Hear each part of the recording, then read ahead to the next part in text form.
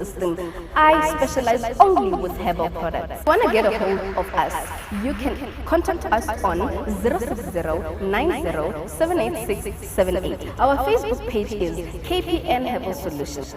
My name is KP Naledi and I am a Township entrepreneur.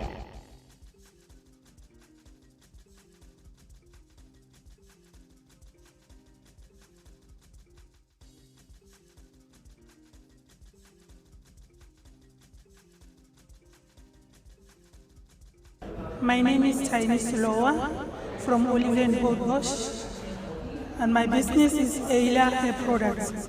Ayla Hair Products caters for black communities. It's for natural hair, relaxed hair, and dreadlocks. What started as an idea has given birth to a business that immediately grew in the leaves that I didn't imagine. I had a problem with my hair. I tried all sorts of hair products. Nothing seems to help. Eventually, I had an idea to do something too personally for my hair. The results were astonishing. And then I gave some to my 4 friends. They spoke well about my product. This was the beginning of the spiral growth. I took my product to local salon for review. And then the reception was overwhelming. I started supplying one of the retail stores in Boulder's Mall, A to Z. And then, given our social media has, I started advertising my product on Facebook, and then I courier Ayla Hair product throughout the country. I have distributors in Lesotho, South Africa, and Zimbabwe. And then I managed to courier Ayla Hair product to Norway, USA, UK, and Malawi also. And then Ayla Hair product is for natural hair, relaxed hair, dreadlocks, and also for beard for men. And then it's tested at University of Limpopo through CEDA. And then it's safer for children from 6 months to older people. And for now, I managed to have import and the export license. I'm busy with the SADC region. And in the near future, I'll go to USA for marketing. I have Facebook is ayla.hairproducts. And then my number is 066-040-7008. And my personal Facebook account is Tiny Silowa. Hi, my name is Tiny Silowa. I am Township entrepreneur.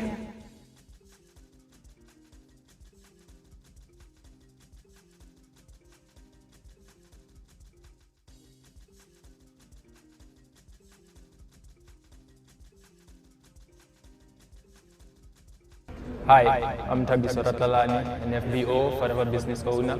I do reselling of the products, so I buy products and resell them and get a profit of 30%. The reason for joining the company would be able to have a financial freedom from a young age. If you want to be in contact with our products, you can contact me on this number 079-719-5650, or you can get me on Facebook or Instagram at Happiness Tlhabane. My name is Tlhabane. I'm a Township entrepreneur.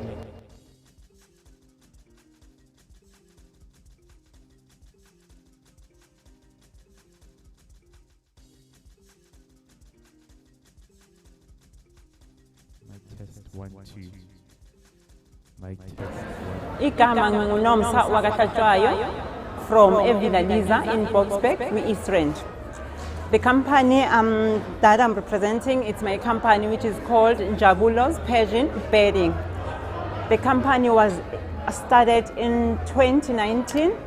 I saw a need because I thought just working for someone else is not enough for me.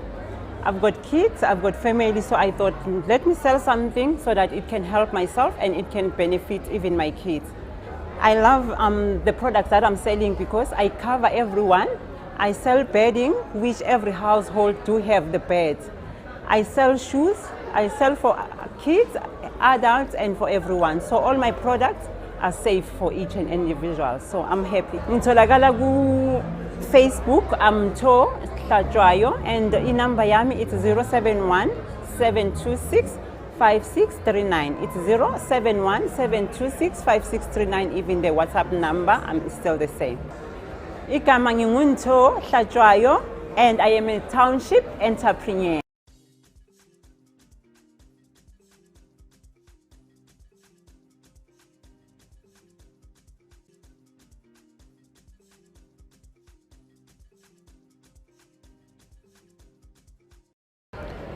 Sure. My name is Vusi, the founder of Zagatu Appliances SA. So what Zagatu is like we are a home and kitchen appliance brand based in Tembisa. You know, so the whole vision behind it is that in 2020, when we went into COVID, people started realizing and started becoming more conscious of their living spaces. And that's where I got the idea of actually forming my own brand of appliances. And then we've got our first product that we've produced. It's gonna come in different colors, different colorways, black, white, grays, black. And in the future, the vision for the company is to go further into the appliance space, go into kettles, toasters, blenders, your air fryers, but that's the vision for the company. That's our 5-year vision. How you can get a hold of me is through Zagatu Appliances SA on Instagram and Twitter, and then my own personal social media is Mabona_V, Facebook, Twitter, and Instagram. Hi, my name is Vusi Mabona, and I am a township entrepreneur.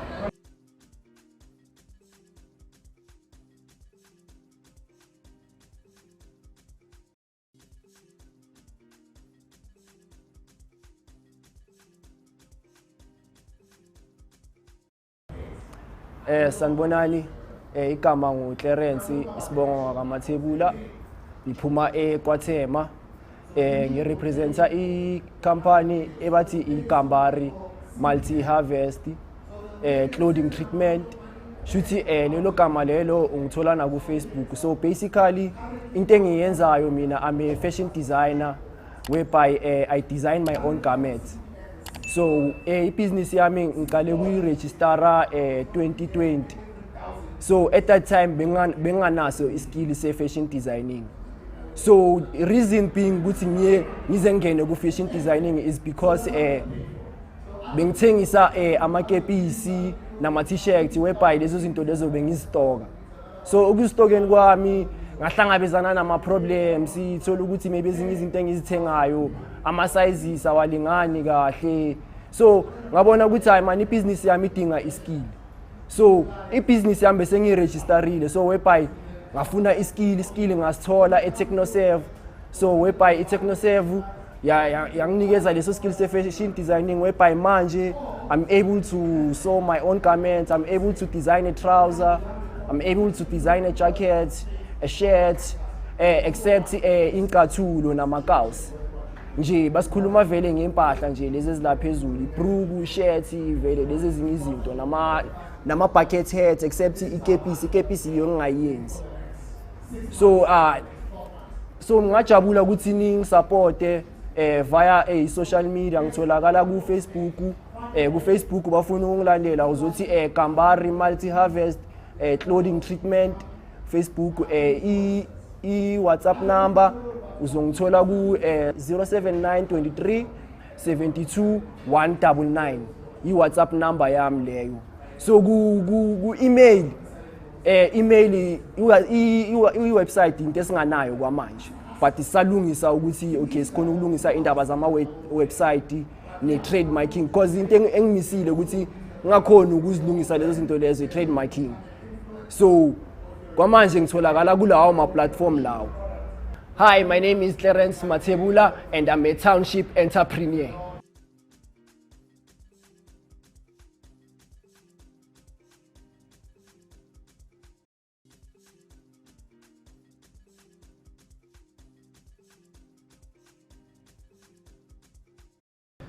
Good afternoon, people. Libitso la ka ke Chimane wa Gagadine. I'm based in Davidson, Kalibito, live in Davidson actually. So what I do, I run a business company which is manufacture leather bags and clothing.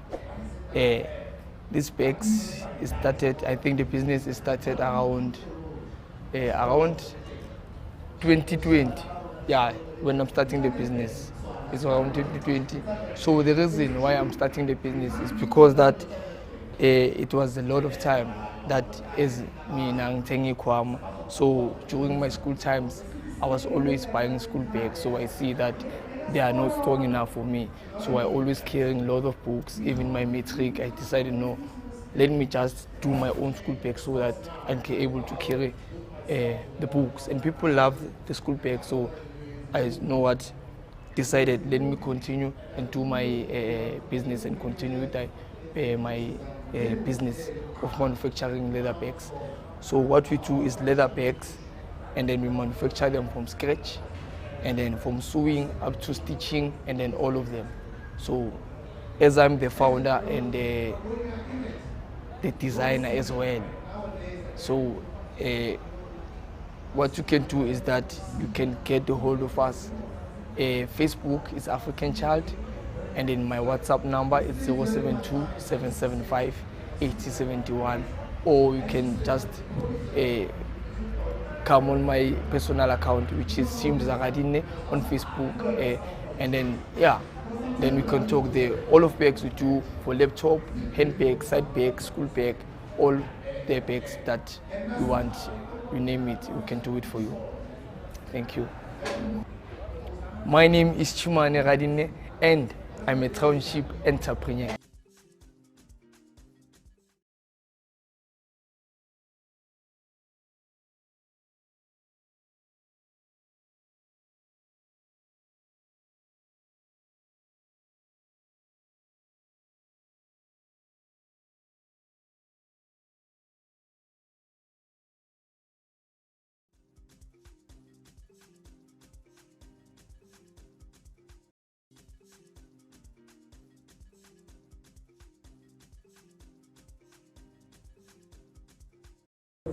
Sanmanani ikamalami Matabiso Kamane. I'm a founder of Kukanya Nomalanga Healing Institute. We specialize in, our main product is Simos, and then all other herbal health herbs. We also have Xiang Healing and also CBD products. The reason of us starting like this business was because of the high lifestyle like esipila manje, which is very stressful. So we thought instead of us like consuming like pilisi and like how expensive it is, it's like to go to hospital, then we come with a prevention way, which is nature heals. So we have like the natural product which they prevent, like and promote healthy lifestyles. So it boosts your immune system and also give you energy. So for me, it also assisted me a lot with anxiety due to the stressful even like work that I'm doing. Okay.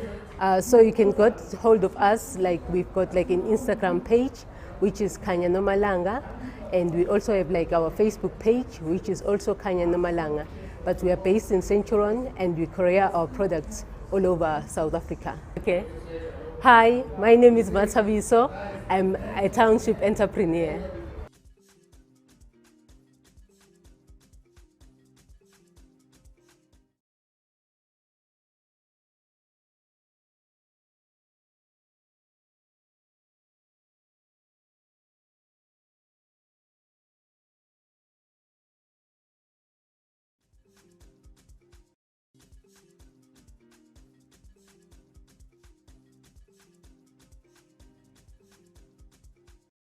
Hi everyone, Nakalibito Kinatumisho in Tlhabane. I am the co-founder of Cloud9 Planet, which is a cannabis-related industry that I'm going into. So these are one of my samples that I have made for myself, and we sell joints, cookies. We're working on other products that are going to come into the future.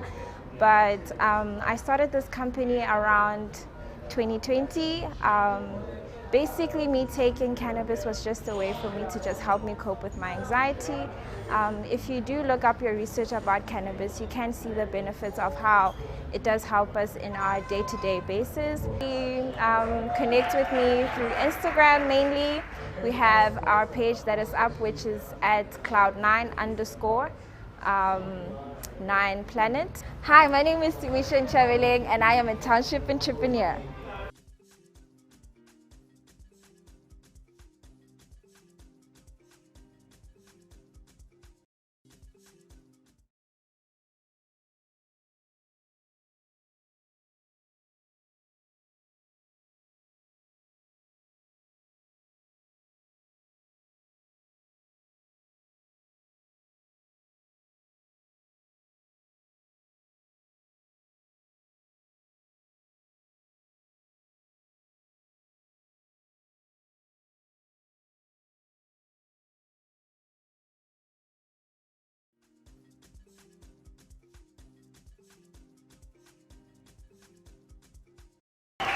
My name is Ondela Zibi. I'm the founder of Rapgen Health Solutions. Rapgen Health Solutions is a company that manufactures health products and cosmetics. Why did I start this business? I started this business in 2019. I'm a pharmacist by profession. So there are a lot of things that I've picked up in the pharmaceutical industry. One of them, the reason why I started manufacturing the cosmetic products is because my mother had a problem with diabetes, and I could tell from the hospital cases that people were getting amputated. They were not told what to eat, and their diabetes was not managed properly. So I discovered about moringa, which is a natural product, and ever since then the diabetic condition is being managed properly. From there, I also worked in government dealing with problems of skin lighteners, and people said that they are using skin lighteners due to the fact that they were having acne, they were having eczema, and they were having spots. That's when and if we know about skin lighteners, we know that they damage the skin and they cause irreversible side effects. So I decided to do more research on how people can use safer products which contain African botanicals. And we came up thus far with the charcoal soap for acne, and we have come up also with haliboma petroleum jelly, which is very effective for eczema. How can you get hold of us? You can get hold of us via social media at Rapgen Health Solutions, which is on Facebook, and our Instagram handle is Rapgen_health. From WhatsApp, you can get us on 082 774 6382. My name is Ondela. I'm a Township entrepreneur.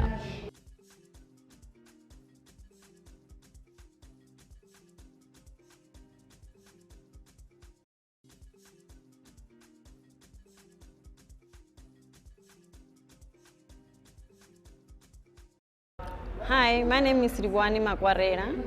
I'm the financial accountant from MFP Consultants. MFP Consultants, we're financial accountants, tax specialists, payroll services. Our services are as follows.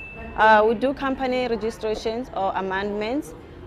We do monthly bookkeeping, management accounts, letter of good standing, COIDA, financial statements, tax PIN, tax compliance, and then we also do the registration of VAT, the tax objections, tender letters and bank confirmation letters, and then we do CIDB upgrades and renewal.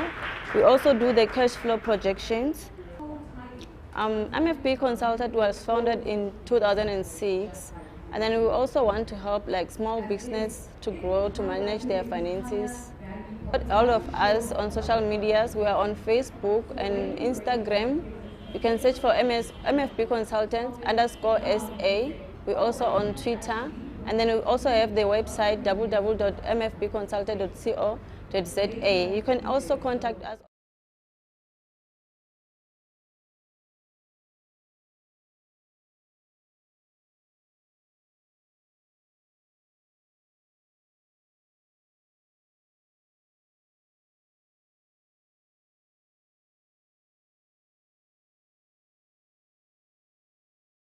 083 998.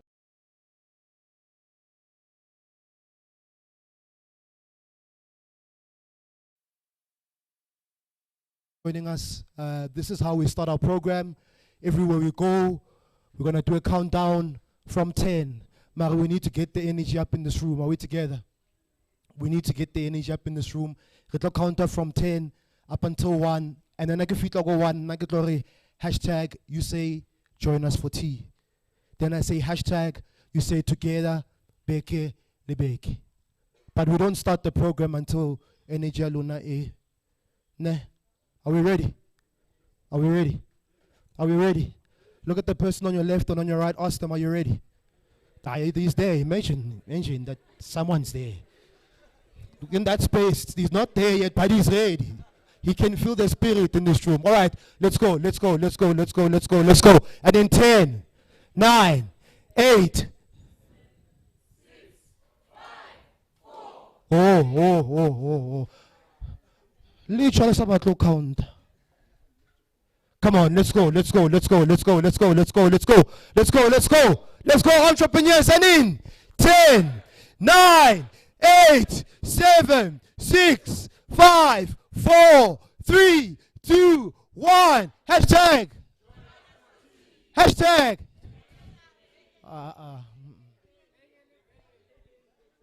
Together, bekeli beke. First hashtag, join us for tea. Yabi tuki, together, bekeli beke. Let's do it one more time, one more time, one more time. As loud as we can. Let's get the energy up. Let's go. 10, 9, 8, 7, 6, 5, 4, 3, 2, 1. Hashtag.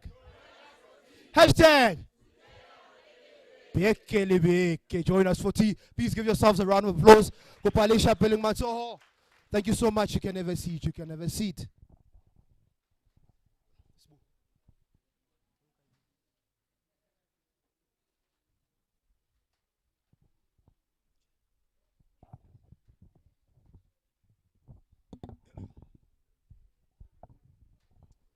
All right, can I see by show?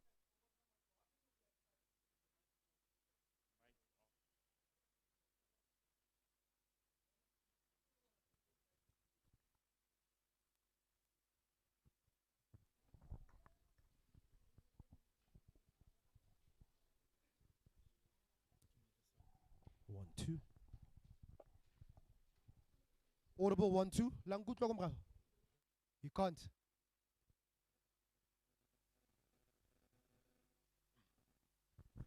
One, two. Much better? Much better. So, show of hands, how many of us, let me see firstly, how many of you are entrepreneurs? Legal or illegal, but you're in business somewhere, somehow you're in business. You're excited to be here? Are you excited to be here? Thank you so much for joining us. Warm welcome to every single one of you. Good morning. It's good to be here this morning with a room full of entrepreneurs who are here to learn. We're going to have a good time today. We're going to have a good time today. We're giving away as well, but people who are going to come up, entrepreneurs, battle pitcher in the business, Tlhabane, and there's a good prize that we're going to give away. Nagalbito, Spusiso is my name.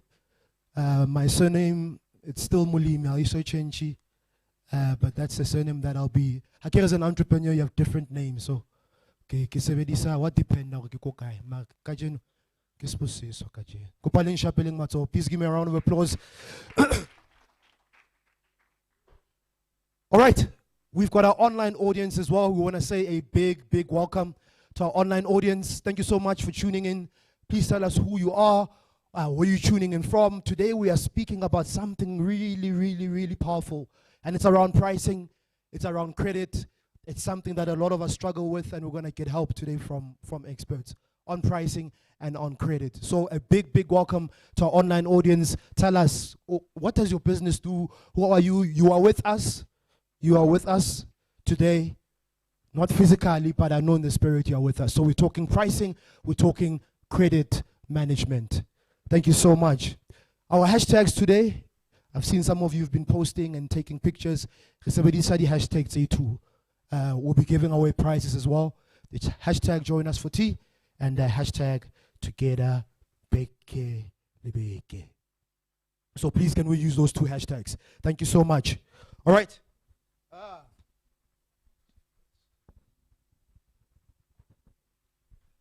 Can we get the merchandise on the screen? Do you see it? Tlhabane. All right, so we've also got merchandise at the back. We've got T-shirts if you'd like one. We've got caps as well, if you'd like one as well, 100, 150 for today. And yeah, and our exhibitors as well. Thank you so much for coming out. Please can we give our exhibitors a round of applause? Come on, we can do more, we can do better, we can do better. Shout out to our exhibitors at the back. Thank you so much for coming through. They always say, and you must remember this, people cannot order if they don't know what's on your menu. Sometimes we push so when you come to an event like this, it's important for you to come and tell people what is it that you do. Because I would say we don't want to. And as Bulelani always encourages as well, we'll see in the video, if I reka from the exhibitor, you can just, take a picture and share it on your social media, tag them, let other people know what they're doing, because together we can go further. Right? Can we get the video, please?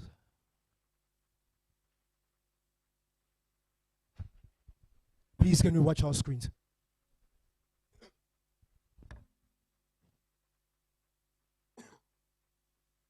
My name is Bulelani Balabala. I'm the founder of T. And over the past 9 years now, going into our 9th year of Township Alliance, we've been able to directly impact over 65,000 township entrepreneurs. And the beautiful relationship that we've been able to form with Netbank over the past 12 months has led us to unpack and unearth some of the most amazing talents from different parts of the country. It has seen over 100 small businesses exhibiting their brands. It has seen over 2,700 young entrepreneurs or young individuals attending these business workshops across the country. When we started T, over 9 years ago, 2015, it was with the sole purpose of, being able to impact small businesses, being able to impact township entrepreneurs. But the 2 main drivers then was to help township entrepreneurs to share information and network. And that being inspired on the backdrop of, an advert I had seen some time back that said that, it shows Sandton sort of coming together from being a bush, and it sort of sees it escalating its growth from being a bush into being the richest square mile in Africa. And I think it hit me at that particular point that in actual fact, you don't need to go to a particular place in order for you to build your own square mile. In actual fact, you can build your own richest square mile wherever you are. And that's the sole premise of T. The townships that have been looked down upon, the townships that are undermined, the township individuals that are undermined could actually build their next level of wealth right where they are. And that is the sole ethos of T. So joining us today, I'm going to encourage you, if you're watching online, if you're physically here at this particular workshop, the most important person in this room is the person next to you. Never undermine them. That's the person who's going to open up your network, because you must remember, we come into a township and we are going to leave. But the people that you then remain with are the people that you have here. And if you build a strong enough network, you might find, Wuti, there's someone here who supplies ice, there's someone here who's got a catering company, there's someone here who runs an events business, there's someone here who's got vans that are either in security or whatever, but they are lying idle. And you find that this is, if you're struggling with transport, maybe this is the person to talk to on the side. And that's how you build a formidable spiderweb economy. We've often heard of other races or other cultural groups building their own spiderweb economies. This is our opportunity now to build our own spiderweb economy. And then the biggest request from us as T is, if you're in this room right now, show us some love on Facebook, on Twitter, and most importantly, show our biggest brand and biggest supporter, Netbank, love, because we are also aim, and what we are about is supporting brands that really support us. So from your pocket pause to your bank accounts to all your financial services, these are the guys to work with, and this is the bank that really cares about the township economy.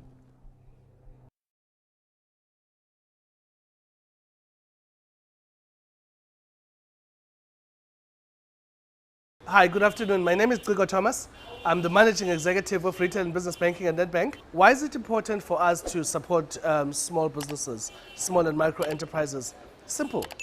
They are the engine that drives economic growth. If you think about the situation we are in South Africa, where we haven't been able to generate GDP growth of more than 1.2% per annum over an extended period of time, a period that stretches more than 10 years now, where's the growth going to come from? The kind of growth that creates jobs, that generates economic activity, that drives tax collection. For us to invest in the things that the government needs to invest in, it's going to come from small businesses being born, being nurtured, being grown, being scaled, and hopefully they become big businesses that can operate at massive scale one day and even operate in international markets. So in many ways, our reason for supporting small business is our belief that the engine of economic growth is the nurturing and growth and partnering with businesses of this nature.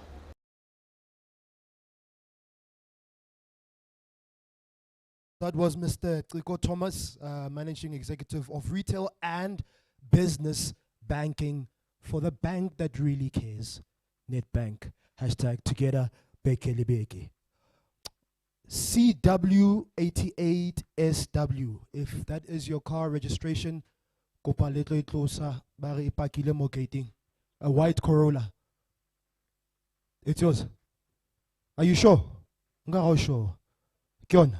All right, my brother. Kopa, we just shifted now so that they don't remove it. All right. Let's move right along. If you have a cell phone, please can you take it out? I just would like us to please humbly do something very quickly.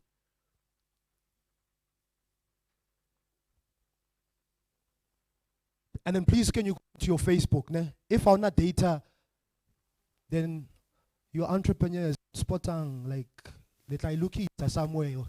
One day let and hotspot when times were tough. Yeah, like it. I like it. All right, and then when you go on Facebook, please type Township Entrepreneurs Alliance. Then when you type Township, it should come up. Here it is on the screen as well. And then once you are there, you will see that today's session is live. What can you see? What can you see? Me.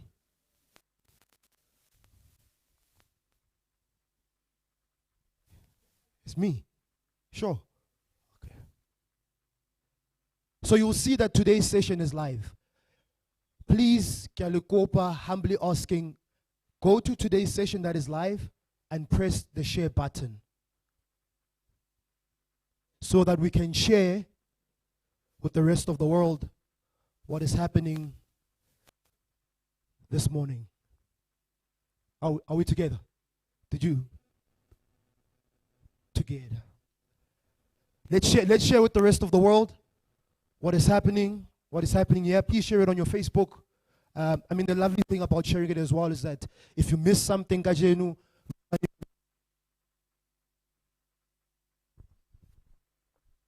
all right? Are we together? We're still sharing. Okay.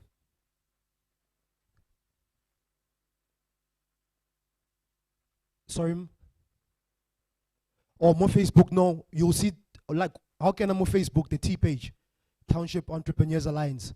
You'll see that today's session is live. You should be able to see me talking to you. And then you'll see share button. Please click on the share and share. Thank you so much. Thank you. All right. Where is Carol? I would like to give away a prize. Who would like a prize? Ladies and gentlemen, who would love a prize? Oh, emisal ito, I would say became prize thing, but as long as it's just a prize, yeah? As long as it's a prize, right? So, we're giving away a couple of prizes. We'll be giving away prizes in terms of our social media as well. The first prize that I'm giving away today is for the first person to arrive. Eish, kabe ke tlile eng. Don't worry, we got the name.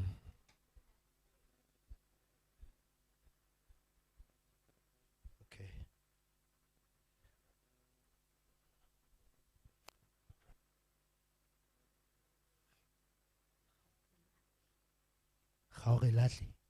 Okay.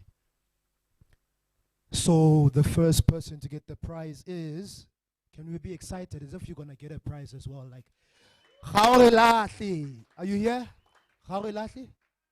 Yes, yes, yes, yes, sir. The first person to arrive. You arrived at 8:40. You're late. Late. Before, don't worry, we've got the list, my man. Plus, 8:40, I was here. Hey. Please, can we give a round of applause? Thank you so much. You walk away with a t-shirt. Thank you so much. You see, because you came early. And we've got a book. This is a book by Mteto Nyati. He's a board member of Netbank. I'm betting on a ducky.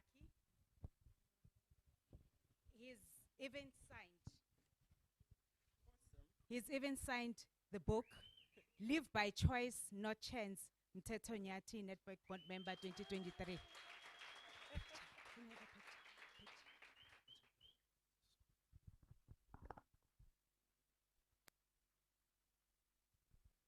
One more time, let's give them a round of applause. Thank you so much.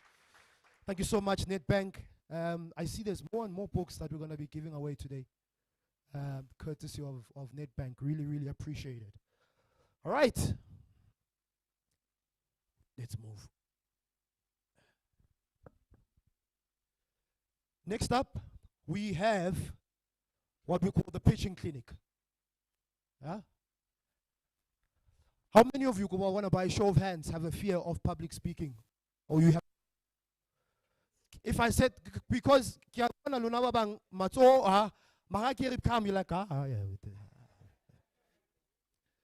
how many of us, I'm trying to help, we're going to help you. You know how important it is, because the opportunity is always going to come where you're going to have to pitch your business. Ne? One more time, show of hands. A fear of public speaking. You have a fear? Yeah, I know.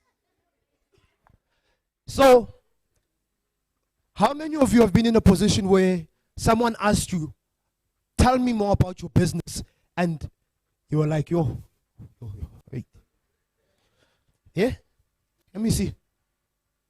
You have to pitch your business. So if I said to you, come to the front now, I'm giving you 2 minutes.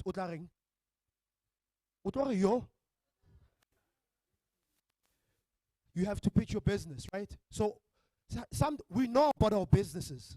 We know. But at times we go there and we go there and we go there. So what we're going to speak about now is understanding. Please write these notes down. Please write these notes down. You have to understand who you are pitching to. Which is the stakeholder that you are pitching to? A lot of the times, we don't do our research. We don't know who we're pitching to. So if we don't know who we're pitching to, we can't speak their language to get what we need from them. Again. So you have to understand who you are pitching to and what they specialize in. Understand the stakeholder that you are pitching to. So do research about them. Yeah? So understand the stakeholder that you are pitching to. Very important. And when you are pitching to them, the question, answer these 4 questions. There's more, but please answer these 4 questions. Question number 1. Already you're telling us the numbers of business. We don't know what you do. So structure. Question number 1. What problem are you solving? Or what service are you providing? Get straight to the point. Sometimes you only have a minute. Ke question out. Yeah? We together. Question number 2. What's your unique selling point? So unique selling point again, what separates you from the other people? Because I swear na fellow rekisang di kuka ke. I swear na fellow rekisang di keeper. I swear na fellow that's in construction or wherever you are. You have to tell us why you. What's your unique selling point? To our online audience as well, this is an opportunity for you to pitch your business online. Tell us what you do. What sets you apart? What problem are you solving? Do you understand your stakeholder? We have question number 2. Ne? Question number 3. What's your story? What's your story? Share that story, online audience. How did you start? Why did you start this business? The last question. What do you need?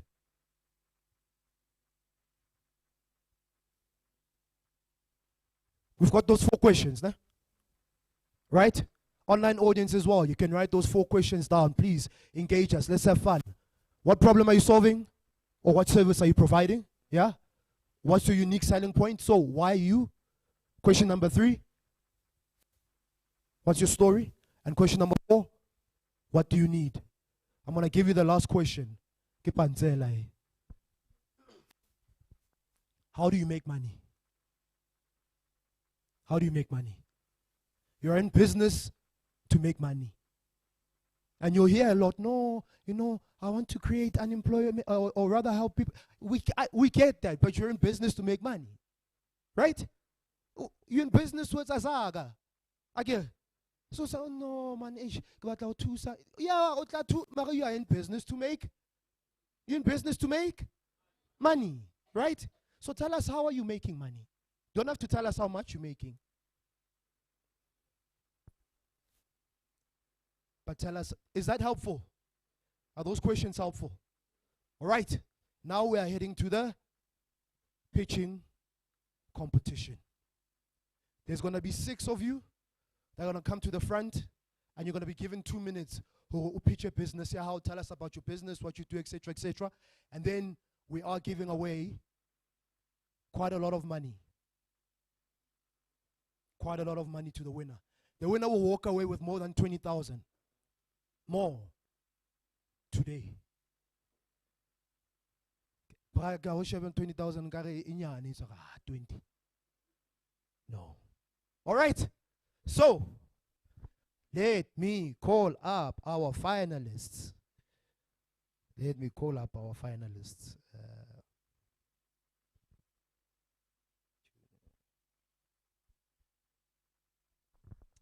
All right. When they come to the front, please come this side, right? Please come this side. If I call you and you are sitting on this side, please just go to the back and then come the other way, because we're live streaming and we don't want to disturb that, and we want to keep engaging with our online audience. The first individual is Llewellyn Vormerens. Llewellyn, are you here? Llewellyn is here. Let's show some love to Llewellyn. Darim Shapeleng Masoho.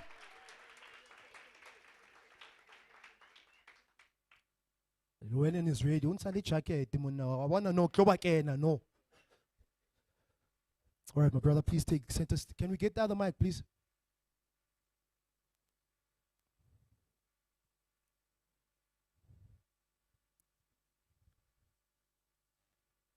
All right, thank you, brother. Yeah, so we'll give you a countdown, eh? But take center stage. That's it, yeah. How much time do you have? You've got 3 minutes. 3 minutes, yeah. So we'll give you the countdown. We'll give you the countdown, and then you go. Mic's off. Is it on? Okay. All right, ladies and gentlemen, let's go. Let's show some love. Let's show some love. Let's show some love. Let's show some love. Let's go. And in 3, 2, 1, action. Good morning, everyone. My name is Llewellyn Vormerens, co-founder and managing director of Bokoni Fuels. Bokoni Fuels is a wholesale licensed petroleum company based in Rustenburg. And what encouraged the name is our province. We are proud to be Banabamo Bukoni, hence Bukoni Fuels. Now, Bukoni Fuels manufactures biodiesel, supplies petrol, lubricants, as well as paraffin. Our current niche and demand product is paraffin, particularly in our townships and rural areas. The reason for the demand is mainly because of our current circumstance and situation with the ongoing load shedding, as well as constant increase of energy prices within our country. Now, the reality of the matter is that our people in townships and rural areas cannot afford solar panels, as we all know that they are expensive, and in fact, they just keep on becoming more and more expensive by the year. I'm talking today, tomorrow, next week, next year. Our people in rural areas and townships cannot afford that. Life is expensive. So, this is how we assist people in our townships and rural areas as an alternative source of energy for them to be able to have a warm meal, a warm cup of tea, like we all desire. So, now what we need as Bukoni and what would assist us if we do win this 50,000 Rand, it would assist us to be able to supply more volumes and be able to reach out to more rural areas. What sets us apart and different from our competitors is that we are one of the very few black petroleum wholesale license holders, and we go into our rural areas. We know the struggle of our people. We know exactly where to go to. So winning this competition would assist us to be able to buy a Bowser. At the moment, we are supplying using a bucket. A bucket can only take about 300 liters. Sometimes it requires us to make double trips. Double trips are costly to the business. You'd find ourselves to a point where we break even, and worst case scenario, having to work out a loss due to costs of travel. So having a Bowser would mean that we'd have additional volumes.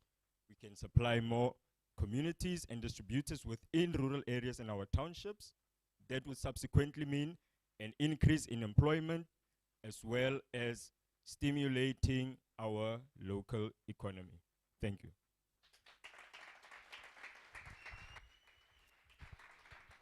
Oh, come on, come on, come on. Let's show some love. Let's show some love. Let's show some love.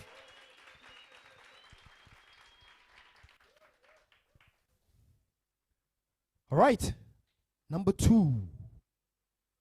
Morekulodi from Mansimela Enterprise. You're here, my brother. You know, you can see man Motala le pitching face. In that you think more than shave. I want to know kilo pitch. I know. Let's show him some love. All right, and in 3, 2, 1, action. Morning, ladies and gentlemen.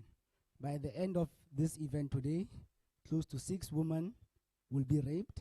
Close to 10 children will be going missing in this country. It is reported that every 6 minutes in South Africa, a woman gets raped or becomes a victim of GBV crimes. So we, as Mansalama Enterprise, have come up with a solution for the problem. We have developed an app called the Salema app.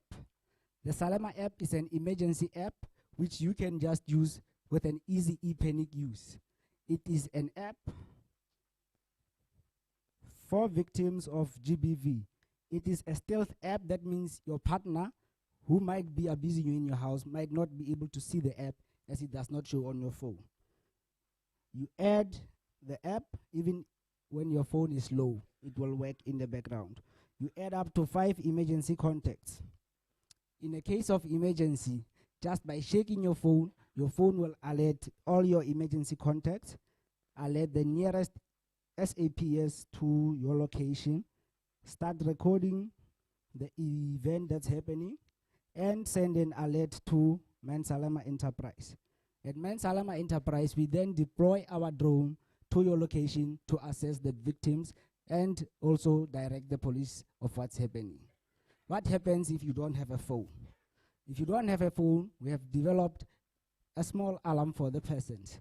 We have what we call the Salema sound, which is a device for tracking you in case your child gets kidnapped. If your child is kidnapped, with this, he has to insert 3 voice commands. For example, if I say blue t-shirt is an emergency code. When I'm kidnapped, hijacked in a crime scene, just by saying blue t-shirt, I'll be activating the Salema voice.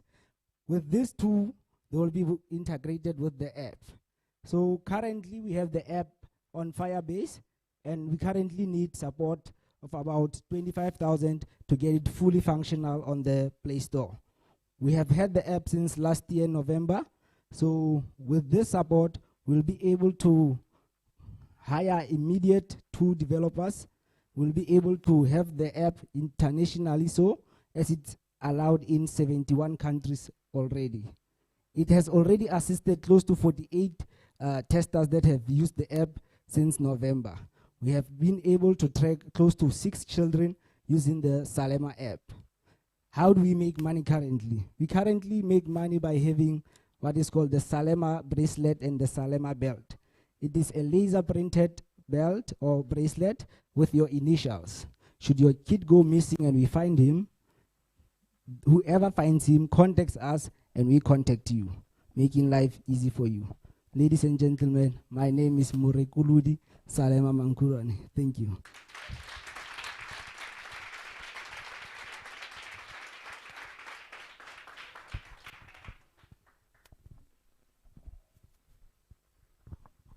Good luck to the judges.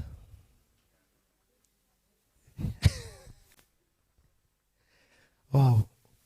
All right, next up, we have Matsepo Muloti from Kibaskin Organic Skincare. Thank you so much. She's coming to the front. Please, let's show her some love.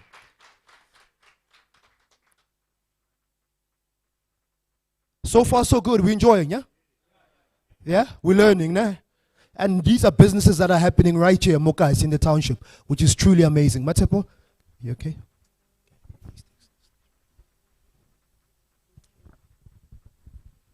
One more time before she starts. Let's show some love. All right, and in 3, 2, 1. Greetings, ladies and gentlemen. I am Matsepo Muluzi, the founder of Kibaskin Organic Skincare. I'm a creative, I'm a spiritualist, I'm a multi-award nominated entrepreneur. I hold a degree in architecture.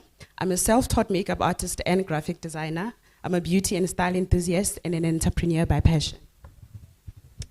Giba is a Setswana name which comes from my late mother's name, Giba Gai, who I lost to COVID in December 2020, and then launched my business 4 months after I buried her on her birthday on the 18th of April 2021. I named my brand after her as she contributed a lot in my passion for the beauty industry. The Kibaskin range consists of 14 organic, cruelty-free, eco-friendly and eco-friendly products, which are both for the face and the body, for all skin types, and for both women and men. Our products target skin issues like pigmentation, acne, dry skin, eczema, oily skin, dark marks, and gives a natural overall glow.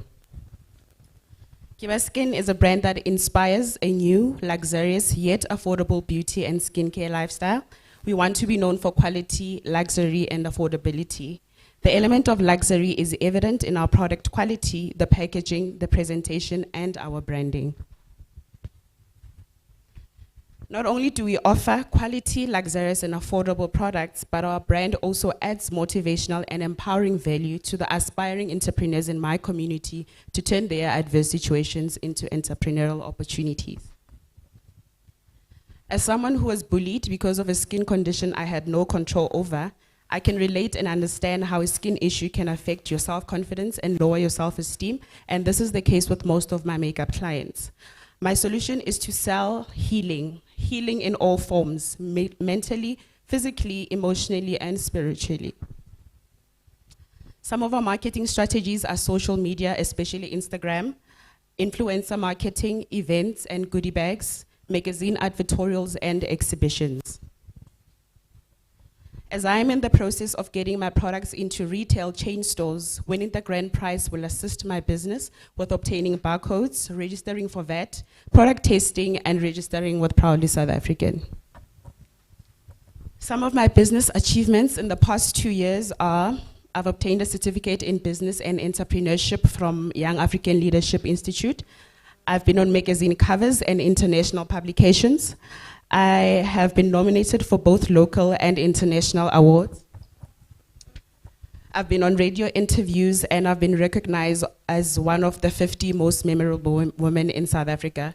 Please do visit our exhibition table at the back, and our social media handle is @Gebaskin on both Facebook and Instagram. Thank you.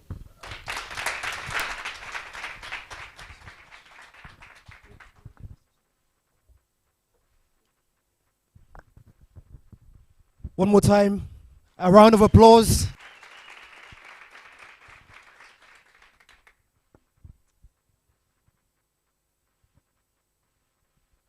We're going to number 4 now. Honest. Honest.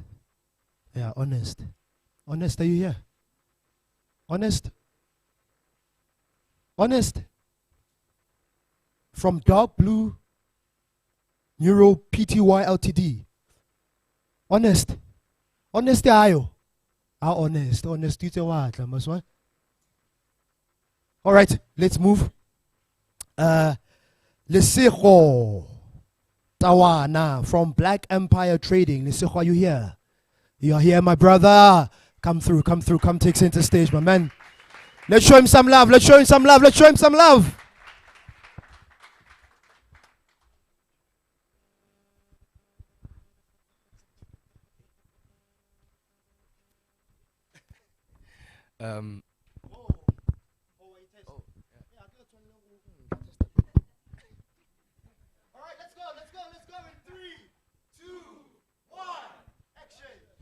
Good morning, everyone. My name is Lesego Tawana from Black Empire Trading and Project. From a small village surrounding Rustenburg in Liedach. I run a branding and designing company and an ice making and supplying company in Liedach. I have a small initiative called the Black Empire Initiative that I run in rural areas surrounding like Moruleng, Lerome, Tatlaganyane, Tuelachte, and Liedach. What I do for my branding and designing company, I design jerseys and metric jackets for students who are less fortunate in schools like Liedach and Tatlaganyane and all those surrounding areas, right? So what I need right now is finances, because I'm having problems with electricity where I stay in Liedach. So now my branding and designing team cannot be fully functional because of that. As winter has approached, it's already here. There's kids from Itumeleng Secondary School that I've already given 50 jerseys so far, that I still need 120 to provide before July. So I need to buy a generator, I need to buy more machinery, and I need to employ more young people from my surrounding communities in Liedach and Moruleng to actually be able to, sorry, can I please have a minute? Right, so I'm gonna need a generator, I'm gonna need a branding machine, a printing machine, and a designing machine again, so that I can be able to finish that 120 jerseys to provide for Itumeleng Secondary School by July, sorry. How I make money from my branding and designing part, schools like Holy Family, Fields, Meridian, I make metric jackets for those schools, sell them for a good price. That's how I make money to sustain my company and pay my employees. My branding, I supply business. I supply Sun City, which is well known in Liedach, and Kwamaritani. I'm having problems because now my fridges cannot operate 24/7 because of the load shedding. Now I'm having melts, and it causes a setback in my company. So with this prize money, I'd actually be grateful to win it so that I can buy a generator, make sure that I achieve that goal of 120 jerseys to provide for the schools that are less fortunate, and make sure that my business is sustainable so that I can make my ice be frozen all the time so that I can supply to those companies. Thank you.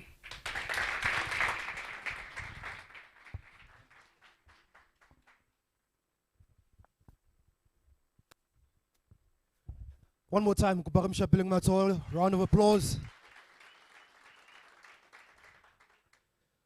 By a show of hands, before I call up number 4, how many of you, your business has been badly affected by load shedding? Your sales have gone down. Sometimes you can't do what you need to do, ne? Because of load shedding, right? How many of you would do with giving away? I was about to say you're giving away electricity. What is it's a solar panel, eh? Mom, this the solar panel, ne? An inverter box. An inverter box. All right. So, inverter box or generator. Yeah? That would help your business, nah? So much, yeah? Well, guess what? Netbank is giving away an inverter or a generator. Yeah?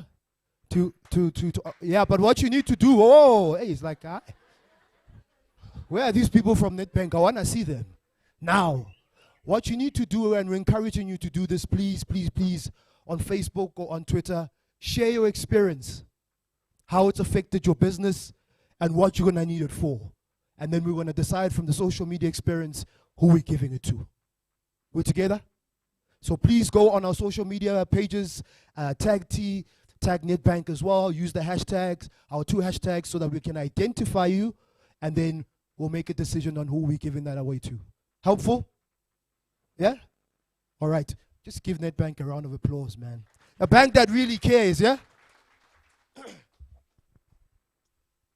All right, we've got 2 more. And then we are done with the pitching, and we're going to hear from our experts on pricing and credit management, etc. But so far, we're having a good time. We're still together, ne? All right. Chisetso, Rampiti from Ramps. Chisetso, are you here? You here, my brother? Please come through. While he's having a sip of water and mentally preparing himself, he's like, no. No. Please, let's give him a round of applause. Please come through the other way, my brother.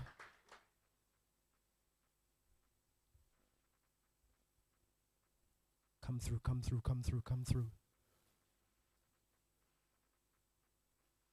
More and more people are joining us. I see it's getting packed. Really appreciate it. And welcome. Thank you so much for joining us.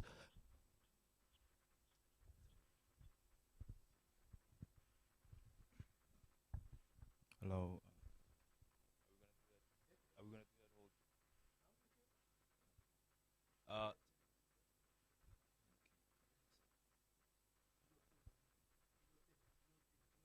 Let's go, and in 3, 2, 1. Hello and good morning. My name is Zagatu Appliances and I'm from Rapgen. I'm a creative director and founder at Rapgen. Rapgen is a full-service creative agency with 9 years combined experience in creative as well as digital projects. We offer a wide array of services ranging from branding, web design, and development, and digital marketing. Now, I want you all to take this moment and envision your dream brand identity, what you want it to look like, what you want it to feel like, as well as perceive. Now, it's my job at Rapgen to make sure that that dream becomes a reality for you. Working with you to build your brand. Thank you.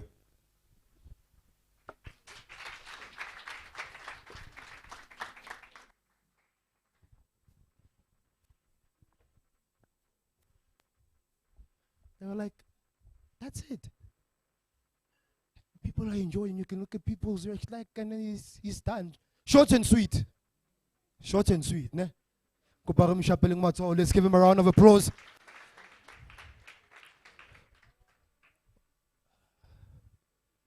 Debza.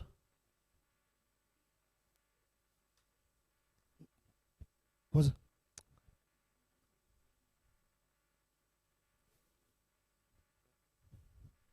Are they up? All right.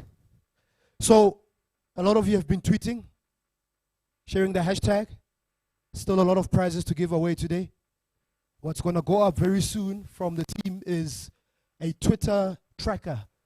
So we're tracking all the hashtags, hashtag join us for tea, hashtag together Beke.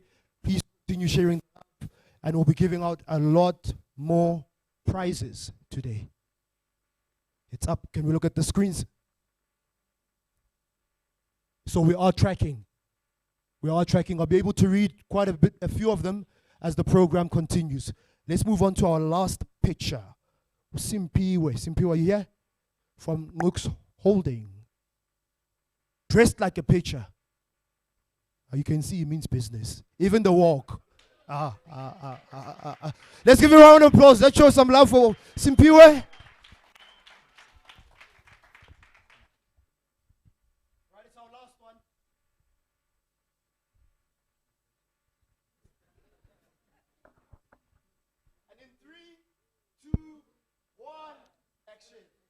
Good morning, everyone.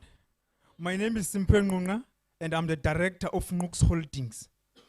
Nooks Holdings is developing a security services to help surrounding mines, businesses, and tax industry and society at large to combat and prevent crime. Nooks Holdings specializes in security services.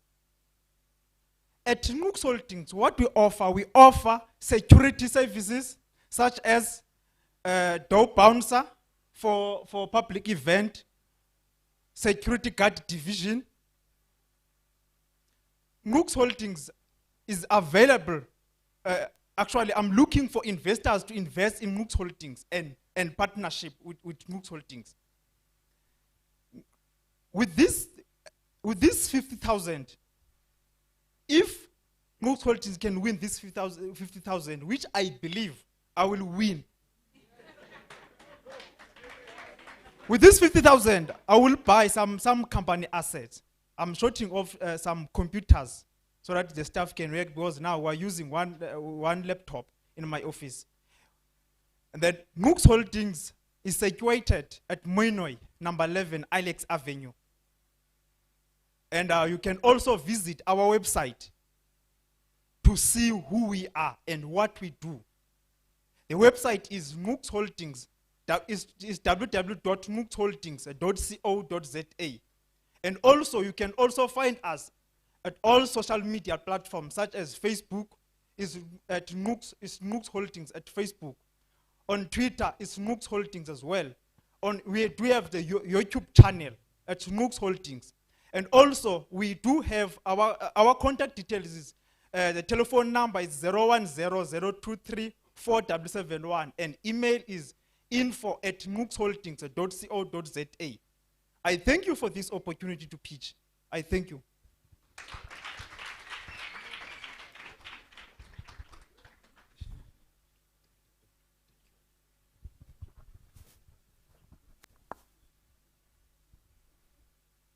This man is, his passion for his business. Even the name, like the way he says it, there must be a... Please, can we give him a round of applause? Sorry, we made a mistake. We've got one final picture. Just his name, her name, sorry. I don't think it's on the pitching list. Apologies from our side. Libito like in Newo, Chabaka. Newo is our final picture. To online audience as well, you've been sharing the love and what we're doing, and people are catching it. There's people from Namibia that are watching what is happening here. So your business is getting exposed international. Sky Lati. When you are doing money and dollars and what. But please continue sharing the love. A lot more prizes to still give away. Hashtag join us for tea. Hashtag together Beke. Our last final picture, Newo Chabaka. Please come on stage. Kuparum Shapiling Matok, can we show some love? Please come.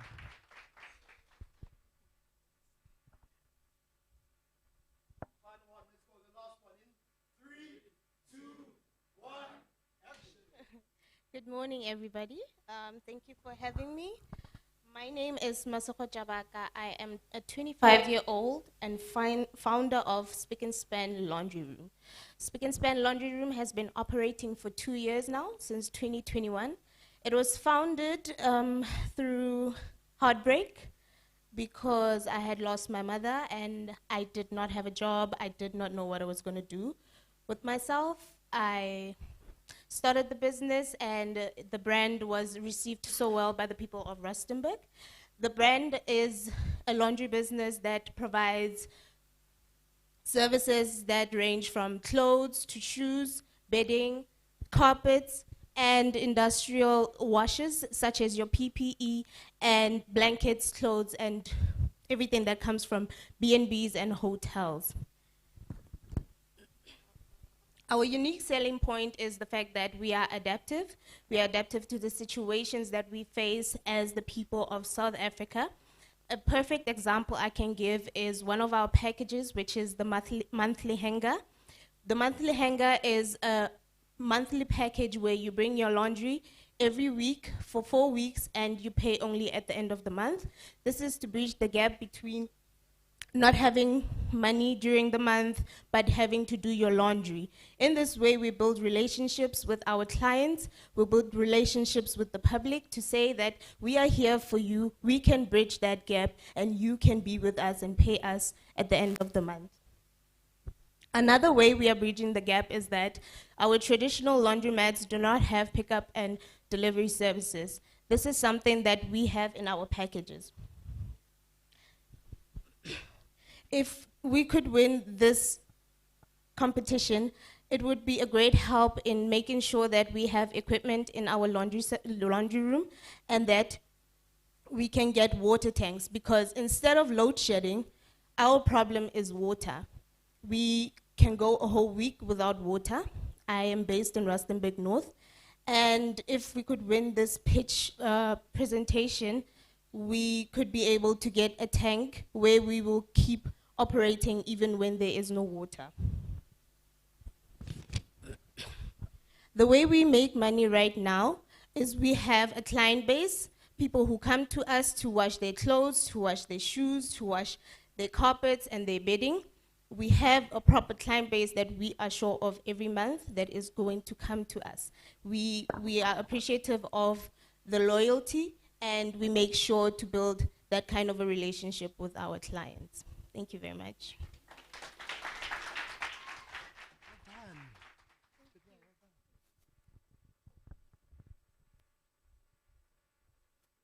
Good luck to our judges. Let's give our pitching finalist a round of applause.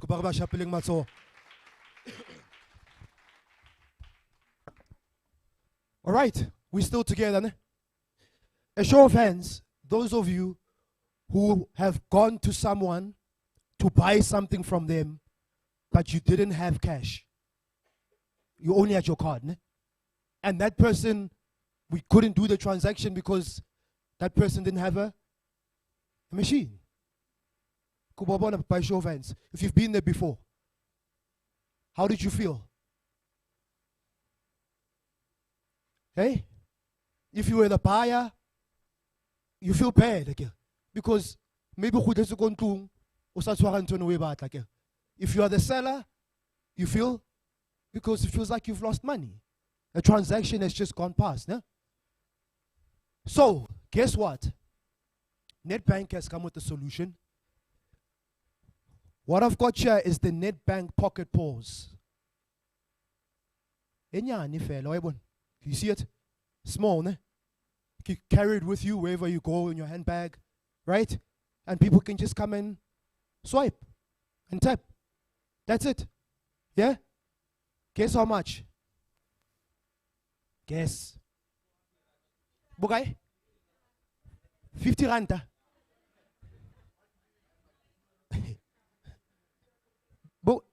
Who said 500? 200? Yeah, 500 is probably a good price, ne? Yeah, but 500. Guess what? Only 79 rand 99 for today.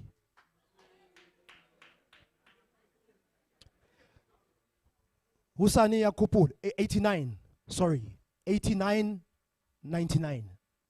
Ba usani ya kupur.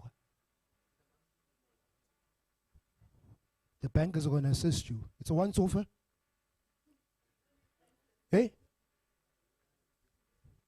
Once-off. Once-off, yeah? But the bankers as well, they'll be able to assist you at the back. Yeah? Usani kibukai. Usani tlabe seili ko dim. Kupa wanna buy show of hands. How many of you are getting yourself one? Bankers, can we see? Yeah? Here are the clients, here are the clients, here are the clients. The bankers, please can you stand? Please can you stand? They are the bankers, they're at the back, and they'll be able to assist you. Get yourself a Netbank pocket pause. Also able to open up a startup account, bundle account, which is free as well. Startup bundle account, which is free. So the bankers are there to assist you, right? Tiswabona man. Little walk ya change. Netbank pocket pause, the bank that really cares. Please let's give Netbank a round of applause. This is really, really amazing.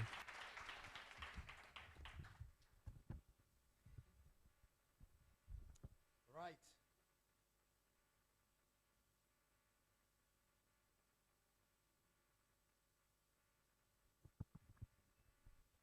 All right, let's move right along. I'm going to bring up our first speaker who said he's shy. He's got a fear of public speaking, but I'm like, no, it's not true. They're not shy at all. Mr. Reddy, Tisan has worked in the bank. He is the head of strategic credit change at Netbank. He's worked in the bank for the past 22 years. So he knows what he's talking about. Over 15 years of these have been spent in credit assessment, ranging from retail to small business to corporate customers. So if you want to find out more about credit, this is the man. His role involves the management of credit systems and change management in the risk space. He's with us today to come and share on how we can do best to manage our credit record, credit systems, etc. Because that is one area where we as entrepreneurs, credit, skoloto, yeah? Let's find out from the expert himself. Mr. Reddy, please come to the front. Thank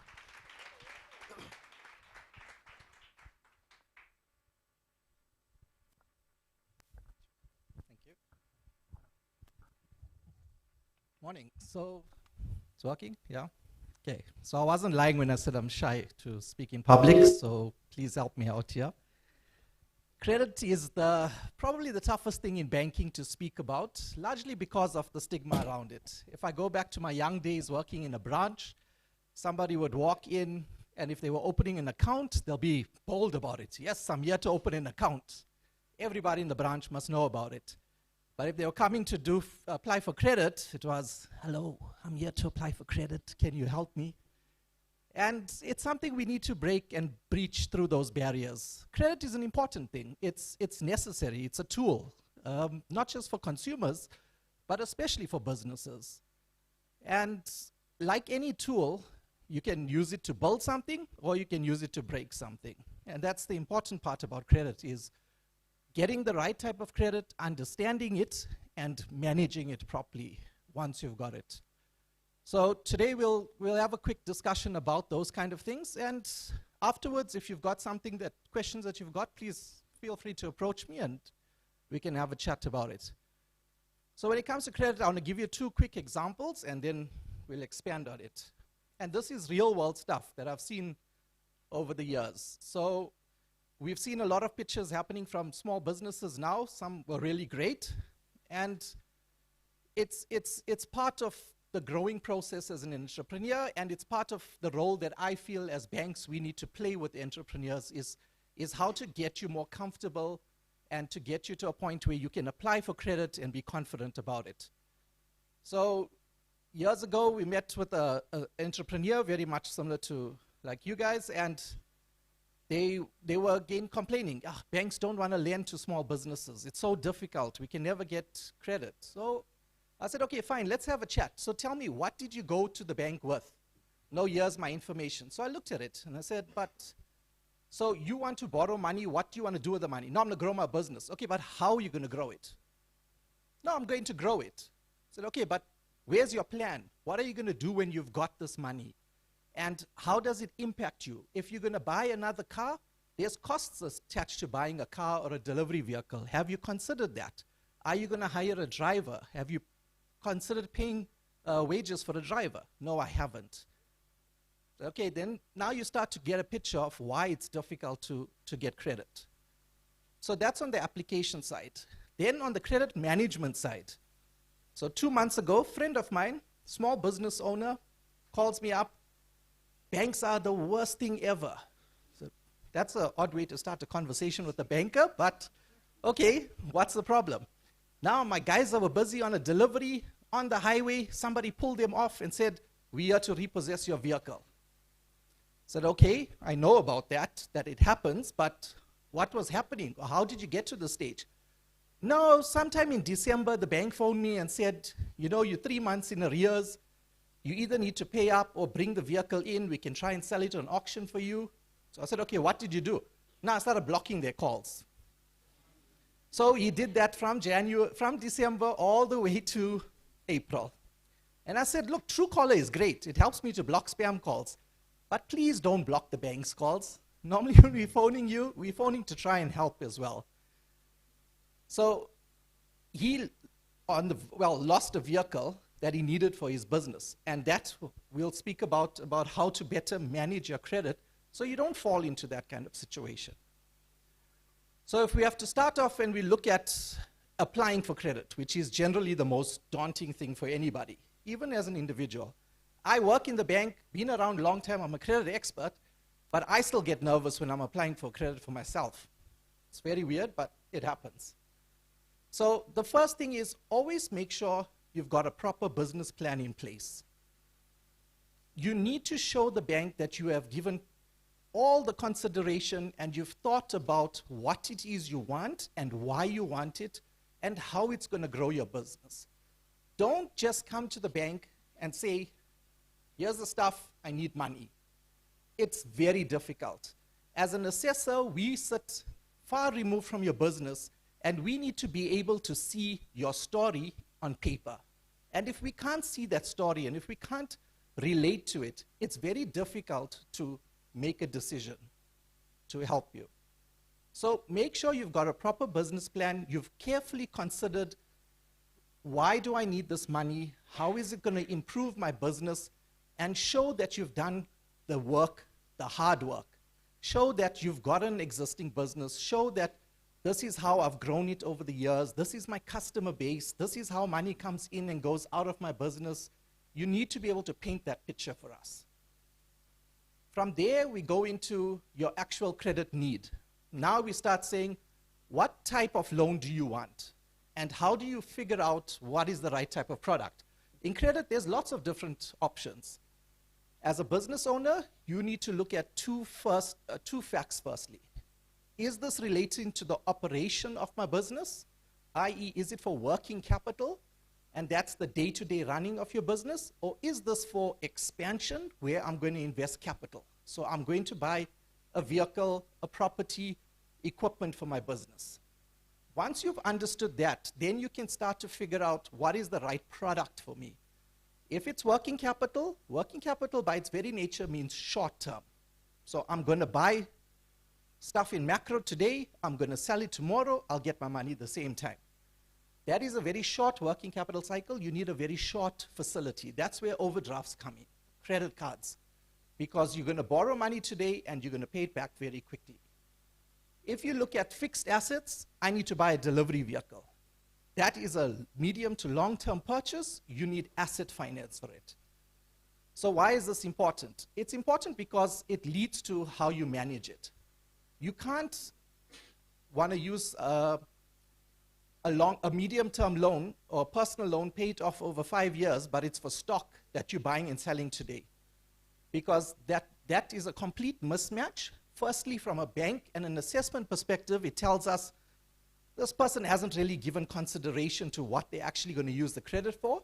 And secondly, it puts you into a bit of a tricky position because you've sold your stock tomorrow, but you've still got repayments for the next 5 years. That's an issue. That then, once you've understood that, what you need to apply for, then it comes down to the trickiest part. How do I show the bank that I can afford this loan? And as a small business, it's tricky.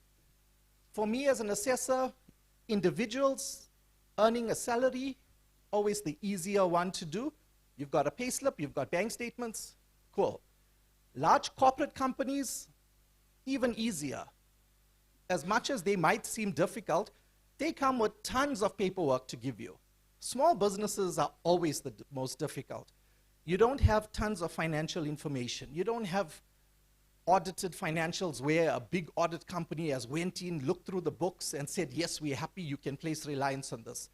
So we need to do even further due diligence on small businesses. I've had customers that come with just a piece of paper and said, well, here's my financials on one page. Lend me money. It's not going to be good enough. You need to be able to show all the evidence. First and foremost, showed now the pocket pause. The importance of that device is not just from a customer service for you and your customers to be able to accept card payments. From an assessment perspective, it helps me because your money is going into a bank account. Bank statements are one of the best things ever for credit assessment. You can, and this is, as an assessor, I'm saying it, you can lie to me on financials, you can lie to me on management accounts. You can even give me a letter from an accountant saying, I earn so much every month. But bank statements is very hard to lie on. That's where we see the truth of what's happening in the business and how strong is the cash flow. So always try as much as possible, bank your money. Let it go through the account. Pay your suppliers through your bank account. That helps to show what is going on in the business from a cash flow perspective. If we start seeing unpaids on the bank account, that means there's a cash flow issue. But if we see that you maintain a good credit balance through the month, on month end you pay your suppliers, you've still got money left over, that shows that the business has a good cash flow. And that is important. Secondly, this is always the hardest one. Register and pay the taxes. We all hate it, one of those, but it's important. I've had lots of times in assessment, and not just small businesses, even on seemingly wealthy individuals applying and saying, I want to buy a new Porsche. Cool, that's nice. Yes, you can afford it. Please can I have your latest SARS tax assessment to show that you've declared the income that you're stating? Yeah, you know, we don't always declare everything to SARS. Not going to happen. That's a decline. So get your compliance stuff in order. Make sure you're paying your taxes. Have a decent set of financial statements. Track your expenses, track your income, and be able to explain and answer questions relating to your business on finances. Very important. Just on that, I'll leave you with one of the old sayings from back in the days, and it still rings true. Turnover is vanity, profit is sanity, but cash flow is reality. And when we look at credit, that is what we're looking at. It's easy to come and say, oh, my turnover is so much. That's great. It doesn't help with how you're going to repay your debt. Profit, nice to have. Again, it doesn't speak to cash. Cash flow is the most important part, and that's what we focus on. So be able to show that, and as part of painting that picture, paint that picture for the credit assessor on how your cash flow is run in the business.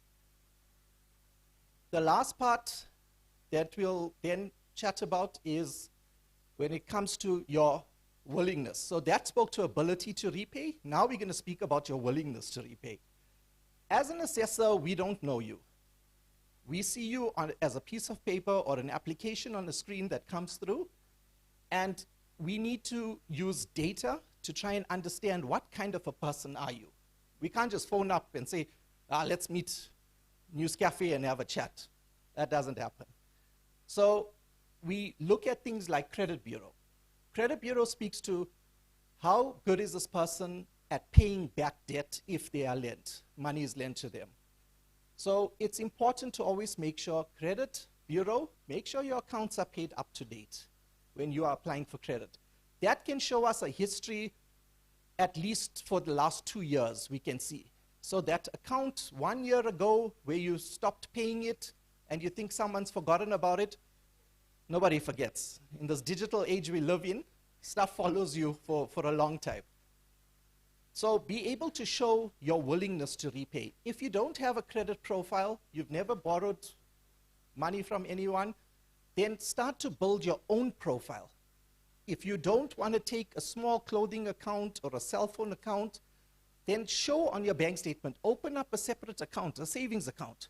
Put a stop order every month that goes into that account and submit those bank statements. Show the bank to say, look, for the last year, I've religiously put so much of money away every single month and it's still there.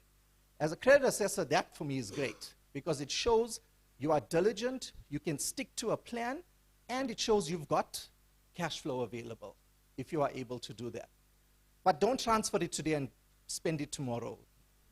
That we'll see as well. So those are the important things when it comes to applying for credit. Now we get to credit management.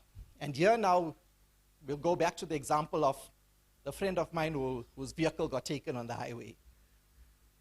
When it comes to management, we all get into tough times. I've also been there. I know what it's like when somebody is phoning you to say, hey, you missed this installment on your account. What's happening? The first thing we keep trying to say to people is, don't be afraid of the bank.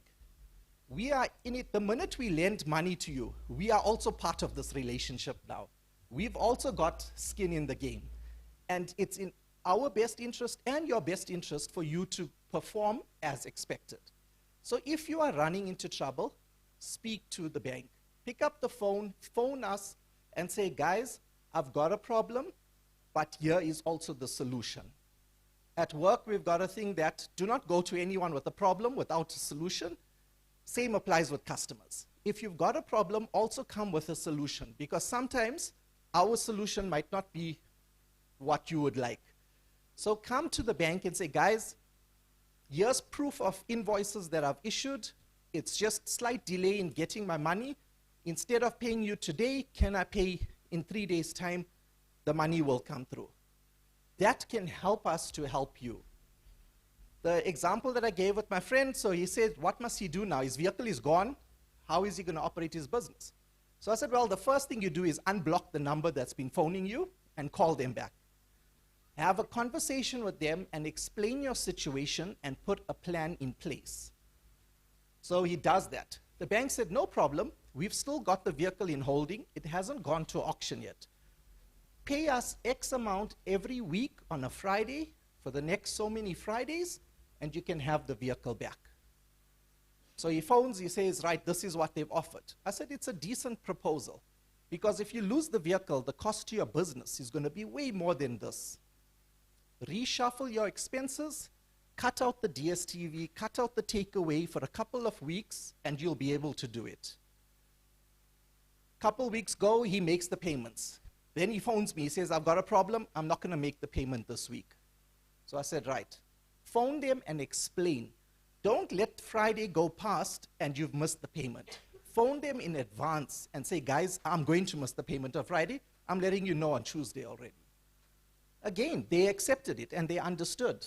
Yes, it costs a bit more because there's additional storage fees, there's additional recovery costs, but in the long run, it's better for you as a business. Eventually, he went through that period. He paid off the vehicle was returned to him, and it's back in work now. And again, I reiterated to him, that's the importance. Don't duck the bank's calls. Answer the call, explain the situation, and have a conversation. And explain what's going to happen and how you're going to fix it. So that is just the important part about credit management. Make sure you pay your bureau, have a good credit record. Credit records you can get to print out once a year for free. So make sure you're keeping an eye on that, what's happening on those accounts. If not for your own benefit, well, it's for your own benefit. But even if you know you've been paying your accounts, also just make double sure, because things go wrong in the reporting process, and also with identity theft, you might have a husband or a wife that you're not aware of that's got accounts in your name, so extra safety. And I think that covers what I needed to chat to. I hope it was valuable to you guys. It's always difficult as a credit person. You probably don't see us often because we prefer to hide behind our computers and not stand up here on stages. So that's why you don't see us very often. But when I do come out, I like to impart some knowledge over there because credit is important and we all need it at some stage. As a small business, you might not need it today for your business because you're happy. But at some stage, you might want to buy a car for yourself. You might want to buy a house for yourself. And it's important to start today to build that track record so that when you apply for it, you don't have to be like my friend on phone and tell me how horrible banks are. You'll be ready for it. Thank you.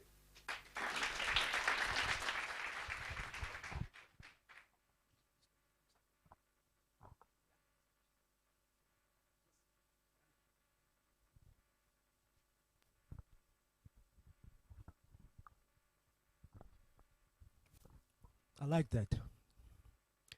Get your stuff together, be ready, then you go to Mr. Ready. Valuable, valuable. Thank you so much. Please can we put our hands together? Yeah, I think you've encouraged us as entrepreneurs to look at our finances more than we do, beyond just spending.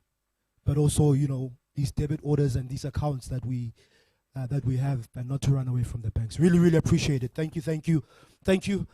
On behalf of T, and this is a gift that we have for you.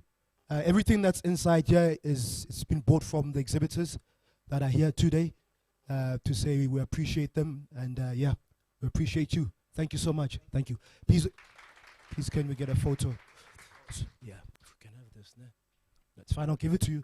You can just look into the camera there, a straight camera. All right, so far so good.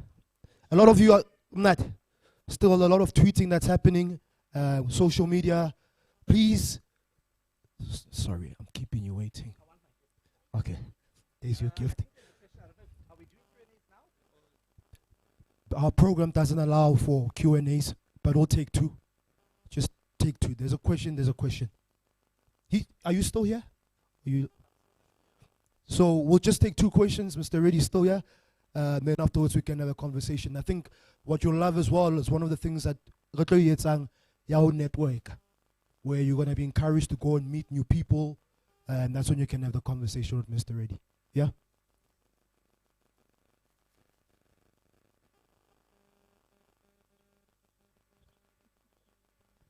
How about he gives you his email? I don't know how.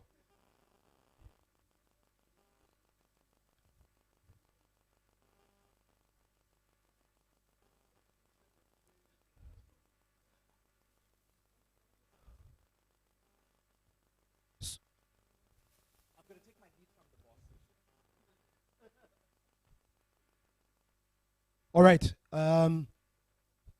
My bosses have said the bankers, I'm also taking instructions. He said the bankers at the back, they'll be able to assist you if you've got questions. Unfortunately, the email can't go out, but they can post.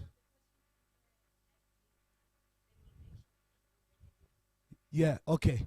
So posting on the live session, that is happening right now. If you've got questions, please do that. It was so valuable. So many questions. Two? All right.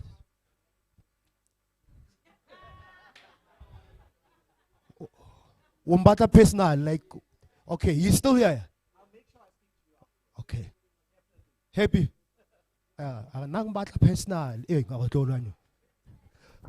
Please come to the front, gentlemen.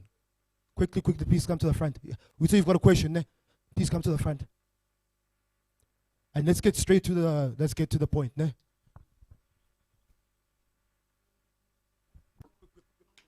Greetings, how are you? Okay, my first question, I want to find out from you, what is the difference between the credit management and the business overdraft? Second question, how do you assist the SMME if you got the purchase order from the mine? Now you don't have money to execute the job. Can you please differentiate and in fact unpack between the credit management and all and the business overdraft, and also how do you assist if you got the purchase order from the mine but now you need money to execute the job? Thank you so much.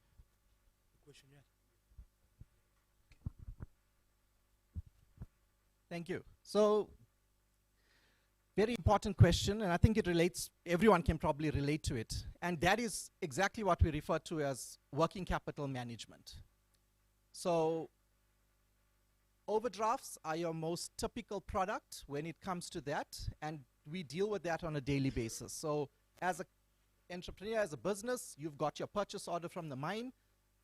They guarantee to say, well, we would like to procure services from you, but we will only pay you 30 days from invoice. Well, 60 days, even worse. That's how they kill small businesses, but it's the business world. So that's where overdraft facilities come in.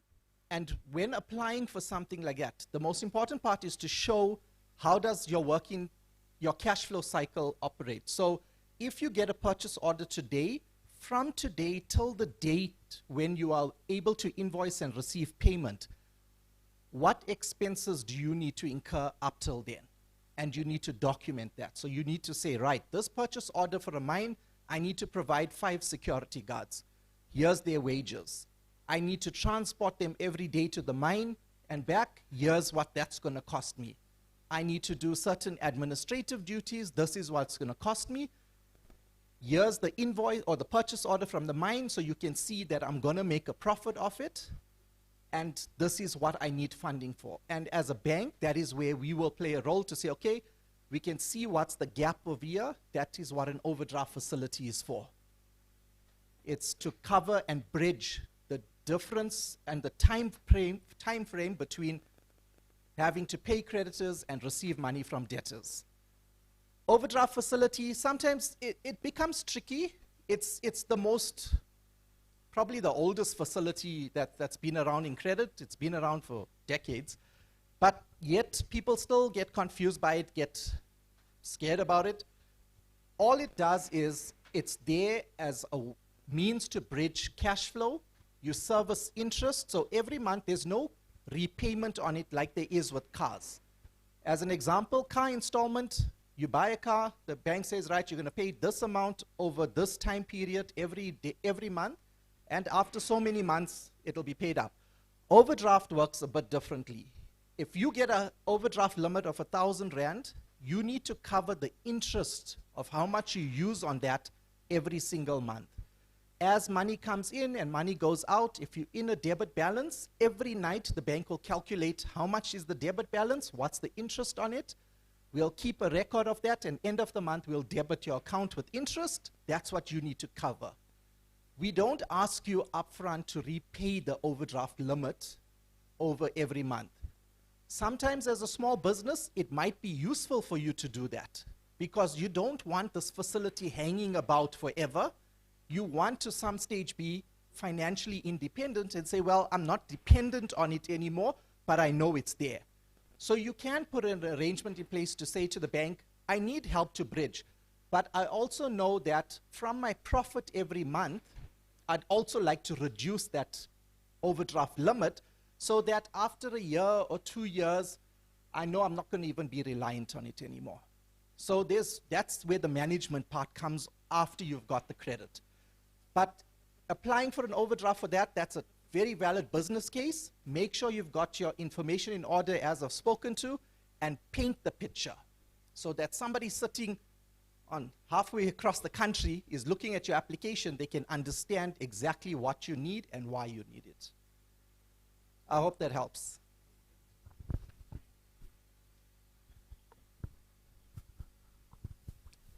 Thank you so much. Please can we put our hands together?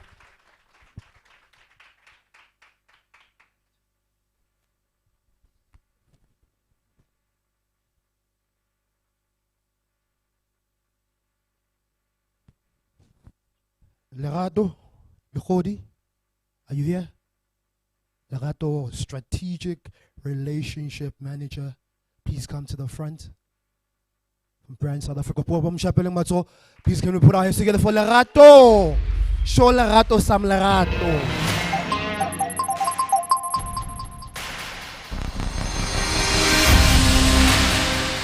The youth are ready.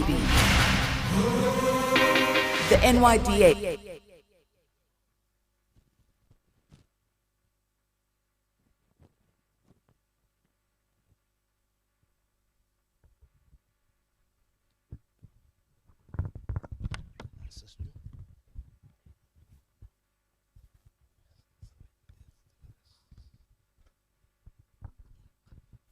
Dumelang. I normally have a very, very big voice, but a Northwest team betrayed last night. I started falling sick. I'm sorry about that. I'm glad that you actually played the NYDA clip when I came through, because part of the message that we want to impart is the value of collaboration. I'm not cut up about it, because it shows indeed it's important to work with stakeholders to get some of the work that we need to get done. My name is Lerato Lugodi, and as they did say, I'm the Strategic Relationship Manager, Go Brand South Africa, and I'm in essence in charge of all our government collaborations in the company. You may wonder, do we know about Brand South Africa? We do? Sir, please do come through. Do come through, come share. So that at least we are, we have a well-oiled machine.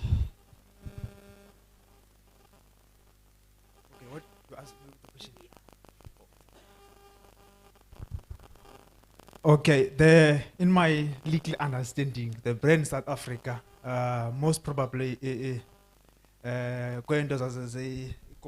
all the local brands, and also support and tourism.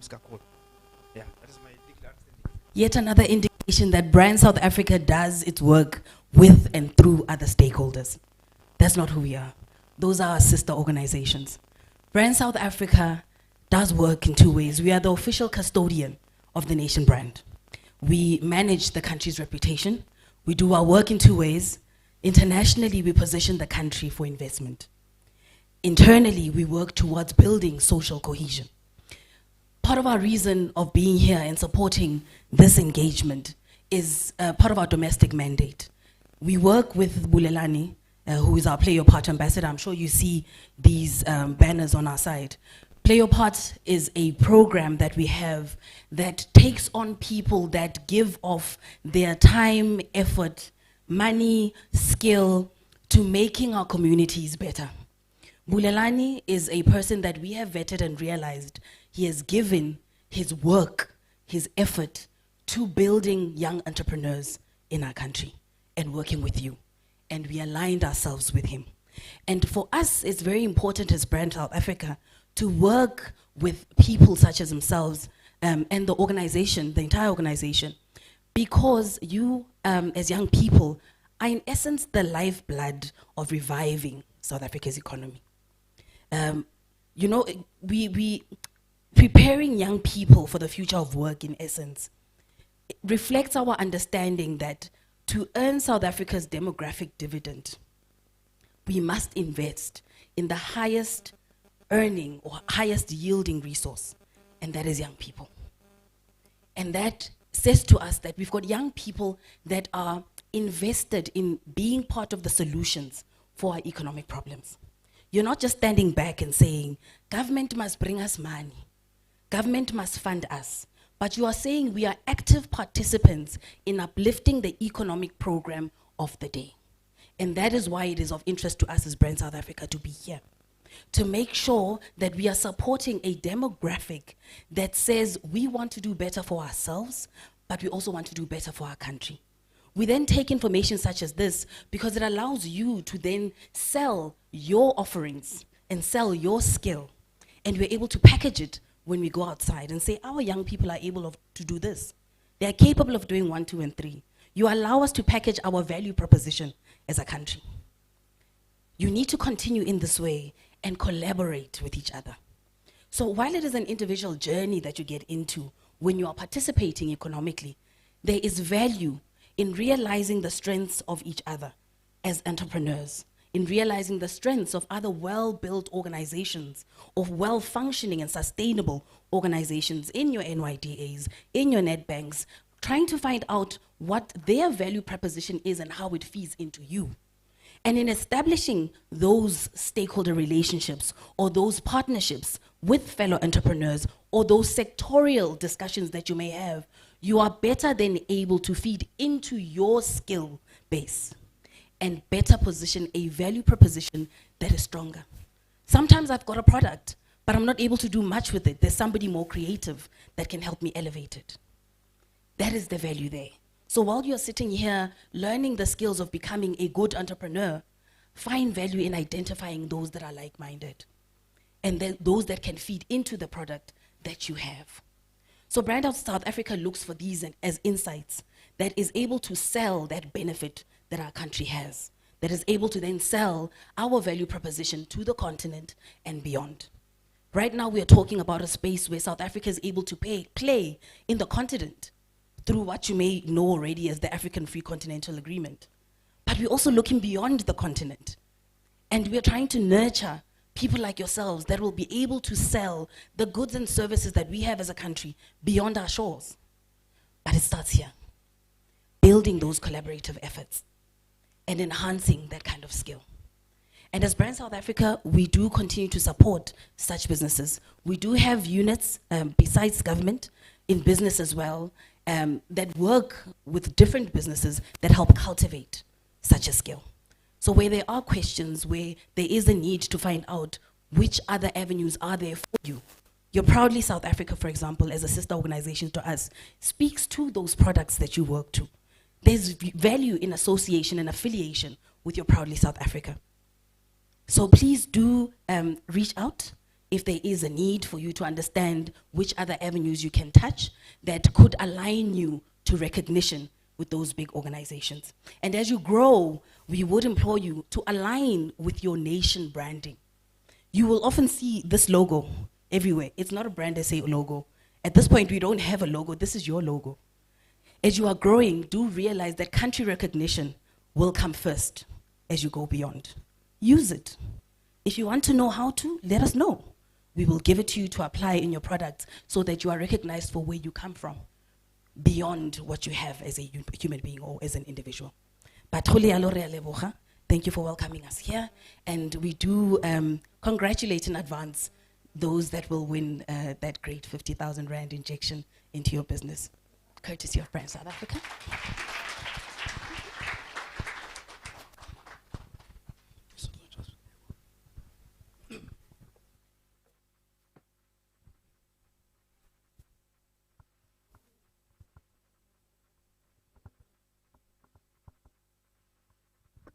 I'm looking for tweets because you are tweeting. Straight after we had mentioned what we were going to give away to, I'll find it. What we were going to give away to entrepreneurs who have been badly affected by load shedding. The tweets started coming, but I'll find them and I will share them. We're still together. Are we still together? Show of hands, are we still here? Are we learning? Yeah? No better place to be this morning than to be here, ne? And we're gonna network. We're still gonna announce who is gonna walk away with the grand prize. The check is there. I'm calculating, this is tight. Really, really tight. If you're sitting next to somebody else who was pitching as well, just be friends with them just for now. Because when we start, we're speaking about managing credit. We're speaking about pricing. And I think later on we'll hear more, especially when it comes to pricing services, which becomes really difficult. Your services. The product then is much easier than a service. Well, how do you price that? You don't want to price too high because you don't want to lose the business. but you also want to price too low because you need to make money. So how do you price an app? We'll find out later as we continue to share. How do you price? Because it's so, so important. Right, next up, Bulelani is going to speak on managing credit for small business owners, just to share his experience and his journey.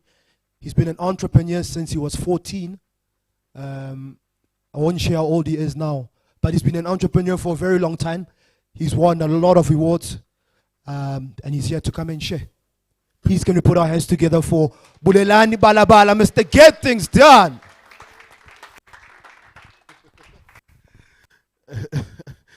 Dumelang.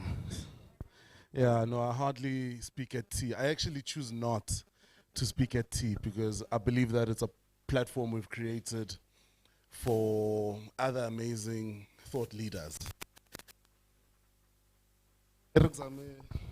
Topic e ya tšhelete le dikoloto akere re bone gore re ka e dira jwang no nyazama phela ntana se thembisa phatsi tsuse.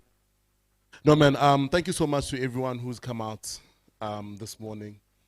We've got some amazing people here, our stakeholder, Netbank, their amazing team. I don't know if he's left, Mr. Reddy, thank you. Our speakers, Nusi, Lerato are here as well, thank you. Special acknowledgement to Dr. Rakudu. Thank you so much, sir, for joining us. The youngest chief, Royal Bafokeng, is with us here today. Thank you. So for me, I hardly ever do presentations, but I did a quick thing, not for you, but for me to remember certain things, because I hardly ever speak. Okay, cool. So my name is Bulelani Balabala. I'm an entrepreneur. I'm an entrepreneur. Sometimes I speak professionally. And over the past 17 years of being an entrepreneur, having started my business out at Tembisa, the topic of the day, this particular day, is one of the topics that are very close to my heart. It's not my subject matter, but I'll tell you why it's close to my heart. One of the biggest things when you engage with any entrepreneur that they talk about is how they need access to capital. Whether that capital is through DFIs, is through banks, is through any financial institutions who would then have criteria, documentation and requirements, and you'd need to fulfill them through either having a clean credit score or, number one, have the right documentation that would allow you to participate in the ring. And most of the time as entrepreneurs, you don't have those documents, and it puts you at a disadvantage. And then sometimes unfairly, these institutions are nonsense, they are whatever, and sometimes fairly you discriminate yourself by not fully participating in the opportunities that are available to you, right? So we're talking about managing skoloto, right? So one of the biggest things that I've picked up, and I think the gentleman who came before me was talking about, and I think for me it's just to simply share from an entrepreneur's perspective, talking to other entrepreneurs, right? And I think some of the things I used to do in my early entrepreneurial journey is, how kolota motu? When you are late for delivering client orders or services, what's the first thing you do? You don't answer their calls. Why? Because utlamfonela hakifetsa. So you don't answer the bank if it's the bank. You don't answer if it's your uncle, your girlfriend, your boyfriend, your ex or whatever. You just simply don't answer your phone. But the biggest challenge with that is that it exacerbates the problem. It makes for an even bigger problem than the one that you have at that particular moment. One of the best ways to deal with any problem or one of the best ways to manage any crisis is by simply doing the work of managing it actively. What does that simply mean? It's not a smart concept. Just grab the bull by the horns. So the moment I understood that it doesn't matter how much I owe any institution, but for as long as I call them before they call me, number one, and I start to familiarize myself with the individual who's always calling me, whether it's in client services or the sort, to the point where they know me, those are the individuals who start advocating for me in that particular institution. Then it makes it easier. No, you guys 128,000 rand. Yes, it's gaining interest each and every month. I'm going to make an arrangement of 3,000 rand a month. Mara, this month isn't so bad. Mara le wena ke re ausflora wa tseba ke nne ko founetseng a wang founela. Ho bontsha gore ke zamile o thola airtime nyana, I'm 10 steps ahead of you in this particular regard. Most of the time, the only time or most of the time we talk to our accountants, our bankers, or our lawyers, if you get to that particular point in instance, it's when there's something to talk to them about or when there's an opportunity. So that's reactive. That's being reactive as an entrepreneur. If you are banking right now with if you are banking right now, you've got a business bank account, you've got what is called a relationship manager. That individual might be dealing with anywhere between 500 to about 3,000 active accounts. But if you are persistent enough, you could then be persistent enough in securing a meeting with this individual. And the premise of the meeting at an introductory level is simple. I've got this account with you. I finally have a meeting with you. My company does X, Y, and Z. Our 5-7 year goals are, to buy a vehicle financed. It would be to buy an office building. It would be to buy equipment, and this is the cost of this equipment. Now, at the moment, we only make 2,000 Rand a month. But what do I need to do to position my finances in such a way that we then start to measure them out so that whether it's 12 months, 24 months, 48 months, I am actively able to come back to your institution and apply for credit. That then is you positioning your growth with a long-term growth perspective. Now, because they also then are working actively with you, it becomes easier for them to motivate for certain things for you within the bank. Now, I share this because I've got a personal experience with, a banker I used to work with many years ago.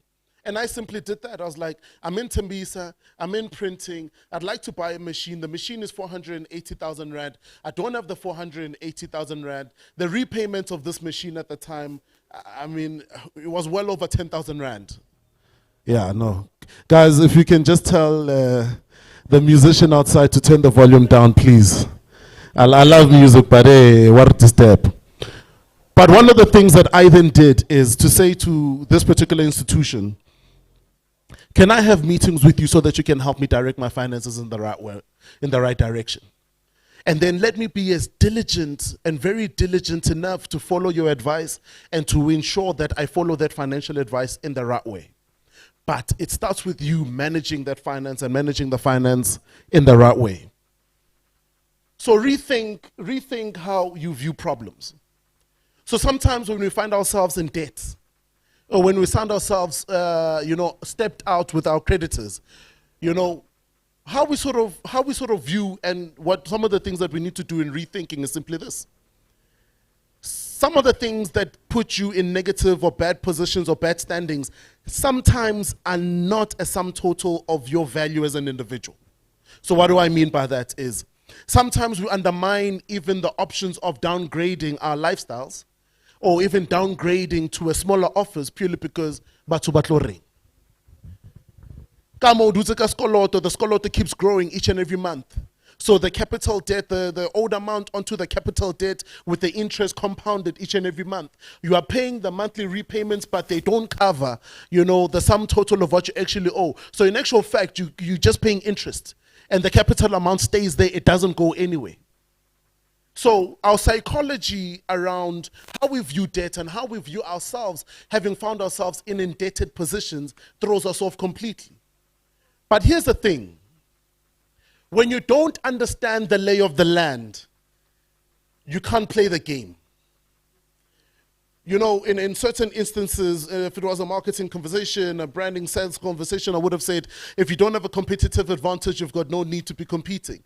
If you don't have the understanding of finances, basic understanding of finances or how the game works, you've got no business trying to, even say that the institutions themselves are not in their most advantageous positions for them to participate and play in the game. So when I understood years ago that there was something called TransUnion, and I could simply go onto their website and simply, after a couple of hours, I could download a credit report. And I could download a credit report for myself and also for my company. That would give me a clear understanding and a window of what my credit score was. That was a game changer. Now then I understood that, okay, cool. So if I need to play the financial game, I need to actually understand the financial game. And what is the financial game? So they won't give me money because they don't know if I will be trustworthy with their money. So I then need to then start with lower accounts to then show them each and every month that I'm able to pay those accounts, and then get longer contractual accounts, maintain them extremely well, even though I can afford them upfront in cash. So it opens me up to then coming and say, I'd actually like to buy a 30,000 Rand GTI. So there, my banker was, well, the issue with you, Mr. Balabala, is that you don't have a credit profile. I mean, even if I can see you making money, and at that particular point, we were making money. We're making very good money each and every month. But we're like, but we can't give you money, because there's nothing on your credit profile that says that we can trust you with money. So what do you suggest? No, we suggest maybe you go open a clothing account. It's seamless. It doesn't cost you anything, but also understand their terms. If you open it up and you're able to pay them back whatever you've taken within 30 days, you could literally take the stuff, pay it back within 30 days, take the stuff back, and they credit, it's still going to appear in your credit profile.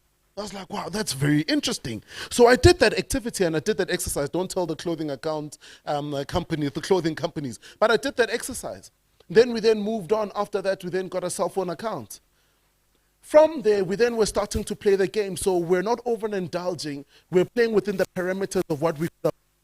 What were we playing for? We were playing for the long game, to increase our credit score, but also to put us in an advantageous position so that when there are opportunities that come up and you need capital funding for a project, or you need procurement funding for a project, and you're going there to apply and they're asking you for a number of documents, and then they then check your credit score, it should not put you in a disadvantageous position, because one of your biggest currencies as a small business owner, as an individual, a human being, is your name. Your name is gold. Manage that credit score like no one's business. But just again, you can't manage what you don't know. Please beam up the presentation. I just want to align my thinking. So I spoke about playing the game. Your name is super, super, super, super, super, super important. You know what the reality as well is? I speak this under the back burner, or the reality that majority of small businesses are in debt. So this then advice then also then speak to one of the things that used to help us, especially from a capital perspective in managing our overheads and our cost of sales, is once every quarter, without fail, I sit, I relook all contracts we have with suppliers. Can they optimize their costs? I sit with the insurance company once a year. We call them up, especially 3 months after they've given us an increase. Listen, man, I just wanted to check. Could I talk to the manager? No, there's no problem, but I just wanted to know, could you guys potentially relook our account? I know that, we've been consistent, we've been paying each and every month. Could you potentially relook our account? And it was an interesting factor, right, that they were able to reduce the cost because they're re-evaluating, right, the risk. So because we are not claiming as much as we should, or as much as we have the opportunities to. Number two, we are paying them well each and every month, which then means that because of good activity, it makes our costs to them much cheaper. And what's an interesting factor is that the same items that are insured for X amount have become cheaper, over a 12-month period, cheaper by over 40%. Why? Because you are actively putting your hand on the pulse of your business. And sometimes I understand that, one of the most expensive commodities being a small business owner is giving away your time. Which is why it's like, okay, ba re biditse hape gore mara re elang, because sonse ke bula shop, sonse ke rekise dilo, sonse ke etse ke re eng. So your time is the most precious thing. Which is why, whether it's a once a quarter for you or once every 6 months for you, it's important to say, okay, cool, what's king? Ke rekisa dikota, boroto ke breka kae? Is this actually the cheapest place to buy the bread? Paloni ke reka kae? Acha ke reka kae? You know, is it cheaper to buy it in bulk than I just buy a refrigerator? Buy 5,000 rand, and then have the things they in bulk because they're non-perishable, meaning that they could last me 2 years without them losing flavor or the quality? Or is it actually cheaper switching over to another supplier? And if I switch over to another supplier, in certain cases, are they switching costs? So in certain cases, switching costs become applicable if you're switching over and it's insurance policies, life covers, or whatsoever the case. Those then might have switching implications. But in a situation where you might not even have a supplier contract, you just have a supplier agreement or you filled in a supplier form, you need to consistently re-optimize the cost. But going back to that other part, rethink. Because when you are asking a blue chip organization for a discount, number one, have you created the traction for them to be able to then reference and say, we know you? Number two, it doesn't make you look cheap. In actual fact, it makes you look like a savvy business owner when you've been able to reduce something that everybody else is paying for an exorbitant amount. And what did that for? You're in a great position to have accessible cash flow to put back into your business. Why? Because cash is king. Majority of the things that you want to do require you to demonstrate that your cash flow projections, your cash flow charts are in good standing. But also over and above that, if you do not have the cash flow to sustain anything you're doing, then you put yourself in a bad space for future growth and growing your business and moving it to the next level. Manage your customer credit. So there are two parts to this conversation. And some of the things that get us into debt is not doing this well. Sometimes what we do is refaba to dilo ka skolot. So not managing that well puts you in a very negative position. So, depending on some of the contracts or some of the deals that you have, sometimes you'll get contracts and deals where you need to sign up supplier agreements with certain suppliers. And then you find that, when you invoice your customers after 30 days, they pay on they ask you to invoice after 30 days, but they pay from 30 days from the invoice date, meaning that you're on a 60-day cycle. So it doesn't make sense for the supplier agreement that you have with the supplier who's giving you consignment of goods upfront on credit. It doesn't make sense that you pay them after 30 days because you don't have the money after 30 days. Which is why most of the time as an entrepreneur, you've got good deals, you make a lot of money, but you never see the money. It reminds me of my conversation years ago, sitting with my accountant. He pulls my annual financial statements. There's no way. 1.1,800,000. There's no way. I'm a millionaire. Minus 587,000. Because it's what the gentleman who spoke, Mr. Rady, spoke up here about. It's all vanity. It's top line amounts. They mean everything, but they actually mean nothing if they're not being managed well, which is why the actual careful knowledge of every single thing that's trickling in and out of your business is extremely, extremely, extremely, extremely important. Now, finances, to most entrepreneurs, seems like a dull conversation. Up until I met a gentleman years ago who taught me that in actual fact, if you wanted to know if your marketing is working, check your finances. If you wanted to know that your sales team is working or not, check your finances. If you wanted to know that you're spending money or you can't afford your salaries, you can't afford your staff, check your financial statements or your management accounts. And the difference between your financial statements and your management accounts is management accounts are, set of financial documents you get from your accountant each and every month. These then give you a monthly picture, a 30-day picture of what you did in the previous month. It gives you real-time knowledge so you're able to change stuff. Your annual financial statement is at the end of the financial year. These are the ones that span out to a whole entire 12 months, whenever your financial year is. Majority of small business financial year ends at the end of February. So at the end of your financial year, this is what you then report back or CIPC.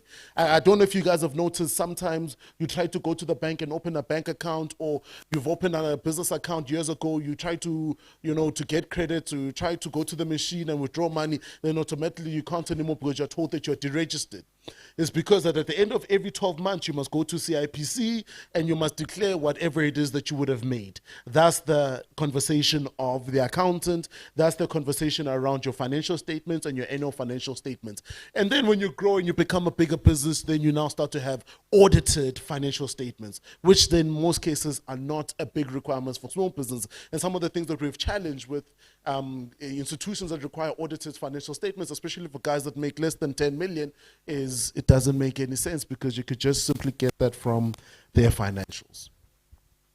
But manage your money. When you give the money out, because when you're giving goods out, you're giving money out to customers. Ensure, number one, don't give out goods to customers Lord, unless you've built a good relationship with those customers, long-term relationships. Over and above the money conversation, some of the conversations that we negate or we avoid, we don't talk about is, if you're gonna be supplying stuff long-term to customers, you need to ensure that you find a way of getting a lawyer to put together contracts so that they're at least enforceable to a certain degree. But the reason why you need to try and avoid it as much as possible is because as a small business owner, to try and enforce legal action on an institution that owes you money, then throws you in the red because you'll spend your money, you know, just in simply consulting a senior attorney. Just in consulting a senior attorney, you've spent your entire capital. Then you've ruined your day. So you need to then ensure. So some of the things that we looked at from a cash flow perspective to avoid this running hand to mouth, red race, you almost feel like you are working, you're delivering the work, Mara, you never have money. Mara, you need to go to the bank and get an overdraft, but you have money, but you never have money. I'm sitting with invoices here, these people owe me, but I never have money. Was to then rethink our deliverables. So some of the things that we used to do is to say to customers, how much of the cost of any invoice, what percentage is our cost of sale on any invoice? Then we understood that our cost of sale, so the cost of sale in this case is the cost that's going to cost me to deliver the product. So if you rekisa di jean and a motor reka jean ka 500, na ke rekile ka bokae? Ke rekile ka 200, akere 200 rand ke cost of sale. Ba bona ke tshore ke cost ena ke tšhelete e costileng gore ke di shopong ke lo reka jean eo. If you become very, very detailed, you'll be able to track how much you paid for the taxi that went into that specific purchase, how much you spent on the petrol that went into that. Then you find that it's 250 rand. Then we then had to ask ourselves, okay, fine. If our cost of sale is 50% of what we are charging, then we'll ask the customer for 50%. Then should we then supply goods and services where the customer requires us to make alterations, we'll ask them for 50% upfront. Once we have the product, before we make the alteration, we need 25%. Before we deliver and we show you the goods are here and we send you a picture, before the driver leaves the house or I leave the house, then you must pay the balance. Then what that then did is it then gives you the cash liquidity to then appease my financial institution that I'm working with to show that there's cash flow moving.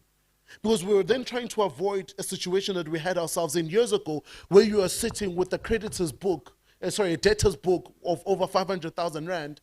None of the people are giving you money because the economy is tough. So if the economy is tough, then let's play in a smart, tough way. Give me the money up front and I'll make sure that I deliver the product to you. And I'll make sure that I consistently deliver the product to you. Then if you don't have the money, it doesn't matter how promising you look, then I can't give you the product.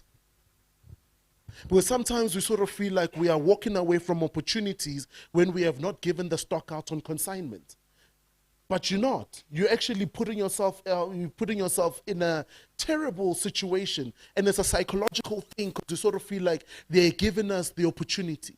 So you don't take that order unless you've got a purchase order and you deliver on it. You don't take that order unless you've got a contract on it. You don't take that order and deliver on it unless they've paid 50%. And you don't deliver the balance until you've got the balance of it. And you manage your customer relationships in that particular way and in that particular sense. Why? Because cash flow is king.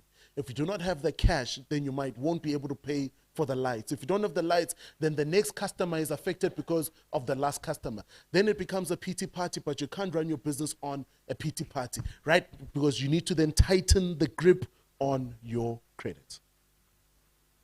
Last slide. What is that? mashonisa or to not to be.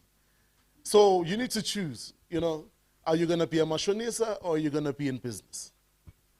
I sort of touched on all of the elements to this, be in business. And if you're going to be in business, then you need to be very cautious and have your hand on the pulse of what's going on. So when I sit with my mentor and I walk into the office, now I know it off by hand. So how many sales did you make? Okay, how many of them are prospective? How many of your prospectives do you need to convert, and what is the conversion length of those prospects, and how long does it take you to convert? No, then the amount doesn't add it up. So before we start our meeting, I need you to balance out the amount. Then you're sitting there, then you're irritated. Then I used to be irritated, but he's like, but his thing was, as humbly as I am, and it's Jew, if I make $1 billion, 1.8 billion a year, and I know every single part of my business, what is stopping you from knowing every single part of your business? You need to know every single part of your business. Know every single part of how the money is going in, how it's flowing in, how it's flowing out. How are you managing your relationships with your creditors? Who are your creditors? You're managing the relationship with them even if you owe them and you don't avoid them in any given case. Last slide. 1 + 1 is not always 3. So sometimes we think that our relationship, especially with creditors, is linear. It's not linear. So, you know the beautiful thing about what they do here earlier on, which is pitching. It's not just to sell the product, but it's to build your confidence. It's to rewire your thinking about standing in front of stages and not just selling your product, but standing in front of stages or in front of anyone and boldly asking for what you believe you deserve. And then thereafter showing up for it. So when we understood this years ago, we then understood that, no, but Rabakolota, so they want their money, they're a financial institution. So how's about I call the financial institution and sit with them and say, "Yatseba ke kolota 200,000, mara ke chaisitse 120,000, nka lefa 120,000 cash up front if requala account." Then you find yourself, then you become a smart business person, a smart negotiator. Then in certain instances we say, no, but okay, you accept the terms. I just wanted to say we don't have the 120 now, but we'll pay it out over 3 months. Do you give us the... Then we then pay it over 3 months. Then we then understand that now we have saved 58,000 Rand or 68,000 Rand by laying out the capital up front.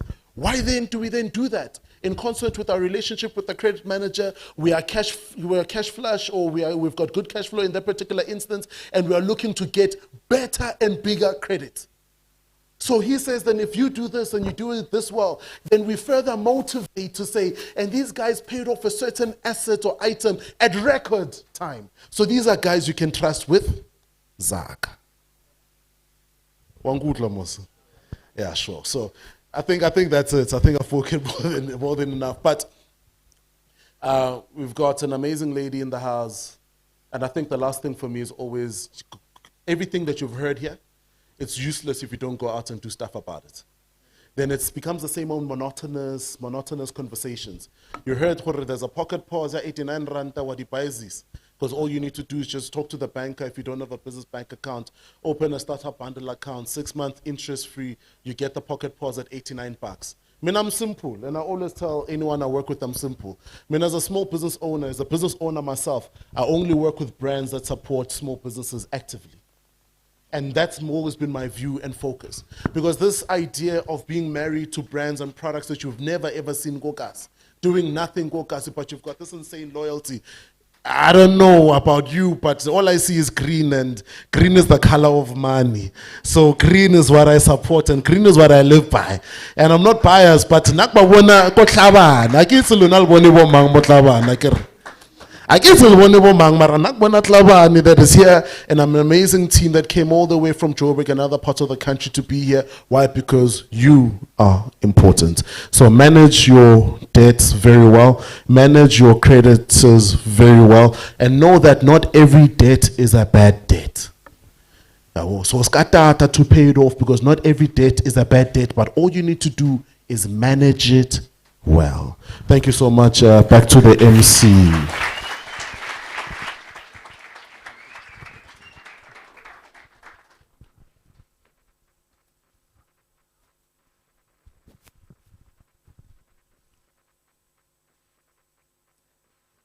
Thank you so much, brother. This man, like, what he's preaching is real. I'm a very, we've been friends for more than like 5-6 years. But when it comes to money and bulelani, but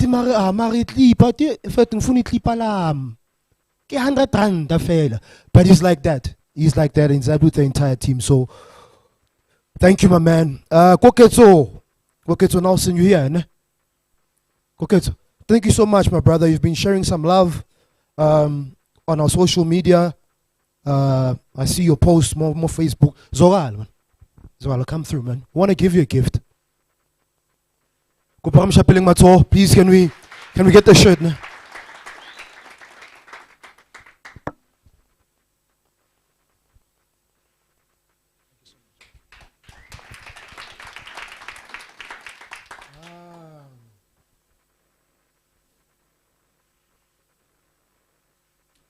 The team has calculated the scores. We have a winner.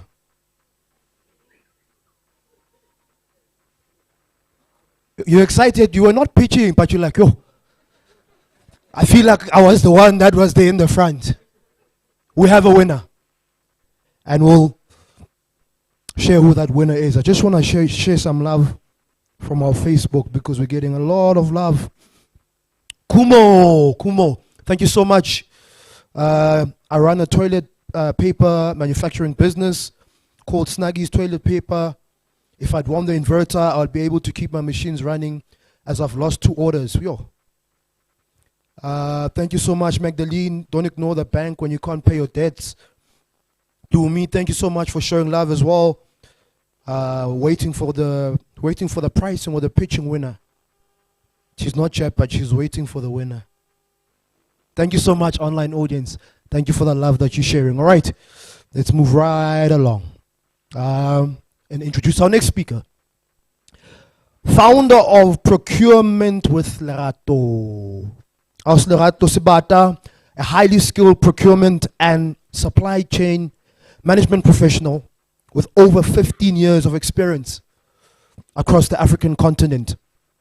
She's the CEO of ROI Group and has worked in various industries, including ICT, financial sector, and more. She also offers masterclasses to entrepreneurs to grow their businesses, and she's won numerous awards. She was also nominated as one of the top 3 performing women in ICT awards. She's in the building to come and share. Aus Lerato, thank you so much for joining us. Please, can we show some love to Aus Lerato? She comes on stage.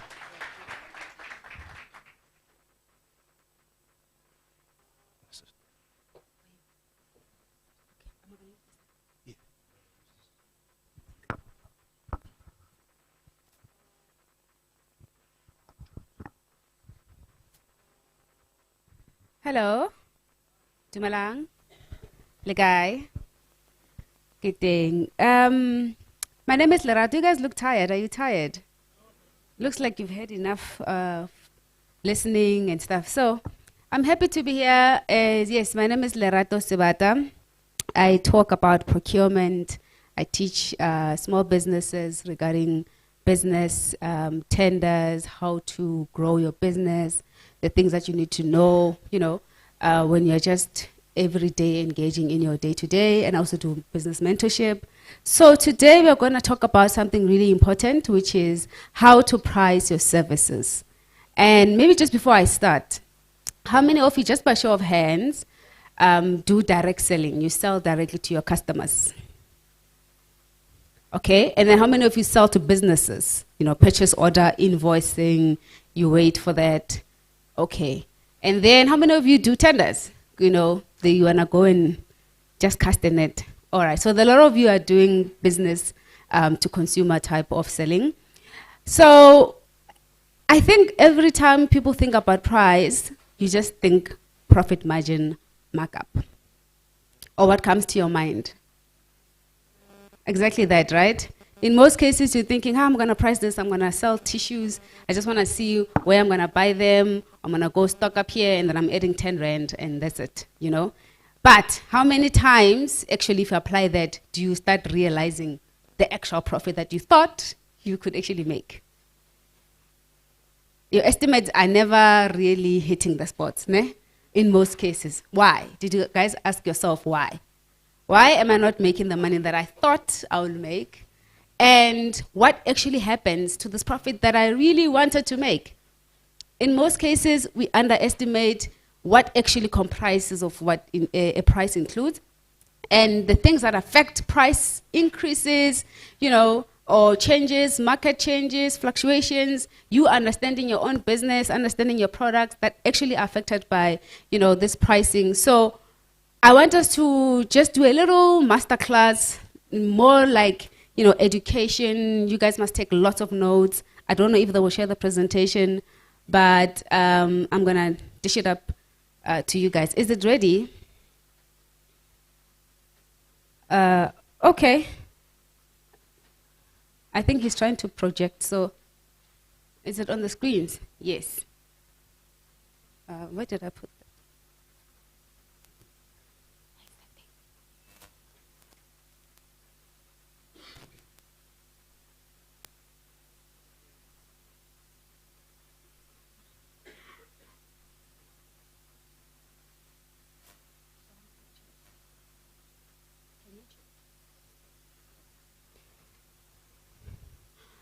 Okay. Okay. All right. Sorry about that. Just going to try and move to the next slide.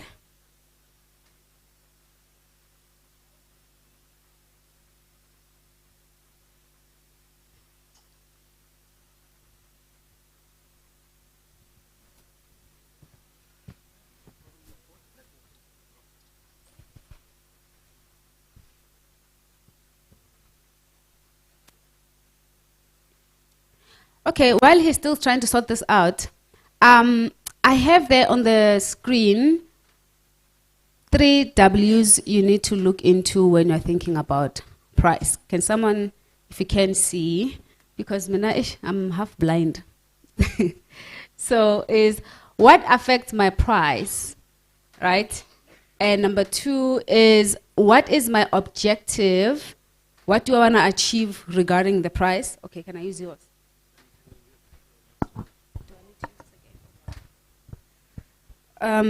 Okay, and what will be my strategy?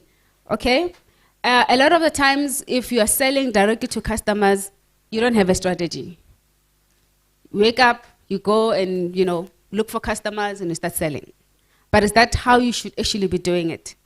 And if you are then going to do that, did you ever ask yourself these 3 questions? And I think it's very important.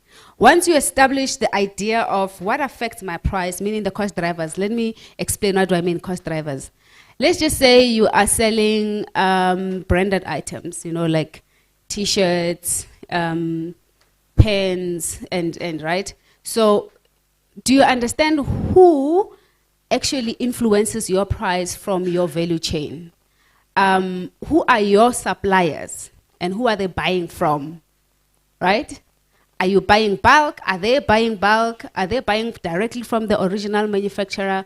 And because it is branded items, what is the biggest cost driver? Is it transport, delivery? Is it material? Is it locally made? Do they get it from China? If it is, then it means if a lot of the items are coming from China, they're not locally made, there's a high risk of exchange rate fluctuations, which now rand, we've seen that it has gone high, right? It's weakened against the dollar. So that means what you anticipated to make is no longer what you're going to be making. Am I lying?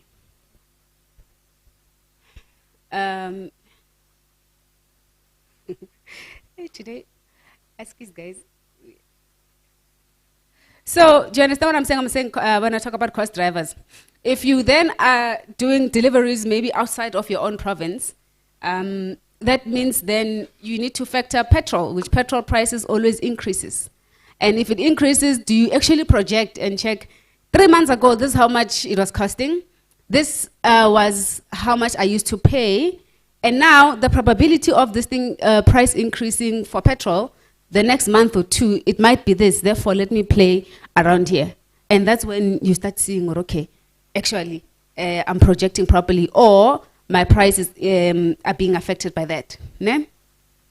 And then, what is my objective? Meaning, what do I want to achieve? What is my profit margin? right? Do you want to then make 10 rand per price or unit price, or you want to make 15% overall when you look at your whole month sales? So you need to be very clear on, how are you going to achieve the and then what will be my strategy? How do I go about it? Meaning, what type of pricing strategies do I use? You know, there are people who thrive in discounts. Everywhere you go is discounts. Or every time the specials, And let's talk about ShopRite, for example. ShopRite runs a lot of specials, ne? But it's different from Boxer. I don't know if here there is a Boxer around, right? Boxer is a more economies of scale type of pricing. They use like macro, you buy in bulks, you buy, So now that's their strategy, right? It's not like we're running promos after promo after promo. You hardly see them a lot of promos, but for sure you get more value if you reka bulk, right? And this is when you need to define that for your own business, that what is my strategy? If I'm running specials every month or every 3 months, it means I'm clearing stock. And remember, the more stock you have money locked into your business that you cannot translate and transfer into cash. So which is a problem, right? So let's go to the next slide. Now we're going to go into the more detail. This thing is skipping. I don't know what's happening. All right, so there is an acronym that I've put here for price, okay? I feel like I need to stand this side rather. This is going to be very frustrating. Let me stand here. I think, this works. All right, P is for profit. So I have the acronym for price, which you need to remember. P means profit maximization, okay? What this means is, in my type of pricing, what do I want to maximize? How much do I want to make at what point? And what is my cutoff, right? Remember, if you're obviously pricing too high, no one's going to buy your stuff. But then you need to understand to what extent am I actually going to cap this. And then R is for research and analysis. In your own businesses, in your own market, you need to do some market research. And I think a lot of small businesses, us who own, we don't do a lot of market research. People in your own industry, in your own market, how many, or rather you can actually identify where do I play? Am I the strategic partner here? Can people come to me anytime, right? And if, let's say you have a business for catering, ne? If you're doing catering, is your catering only known in your location, or you can play with the medium-sized companies that is known outside of your location? So what that helps you is to price according to where you are, according to the market that you are in, ne? And that's what we call a analysis. And then intelligently positioned is you knowing, okay, I may not be a Woolworths, I may not be a Boxer, but I might just be a Mr. Price, for example, right? Meaning my market is these people. You can distinctly make a difference, ne? As I'm explaining. So if you are putting yourself here, then already you can understand, when I then go and sell my items to those people or this market, they're quickly gonna buy. And if you are then doing luxury type of products, or my value services are high, therefore I can quantify why Giri is expensive, then sure, those people will come and buy. So that's you positioning yourself. Then customer value focus. A lot of times I think we don't focus on the value that your products or services actually, customers, they take, that into account. So to what extent can you prove value proposition? If we are all selling tomatoes on the road, what is your value proposition? What is different? Why must people come to your stall versus the next person or the next street? And I think that too influences your price. It's not always about being the cheapest on the road or the cheapest next to your, competitors, but it's about what you bring as a value, and that value will then allow you. I mean, I'm sure most of us here buy at Woolworths to some extent, ne? And we have an option to buy Go Sunshine, right? But there are items that you feel like, I want from this shop, or I want from there, because of their value and the quality of the items. that obviously influences the pricing. Ne? And the last thing I have is elasticity. So elastic consideration is being able to flex the price that you will be charging. It's not all the time that you stick to one thing, but if time and situation calls for you to do discounts, to do promotions, to start introducing tiered pricing, great. So if I do makeup artist business, and I know Lerato likes to speak at events, always wants to be trim and proper, and I come to you all the time, maybe I call you every month, for example.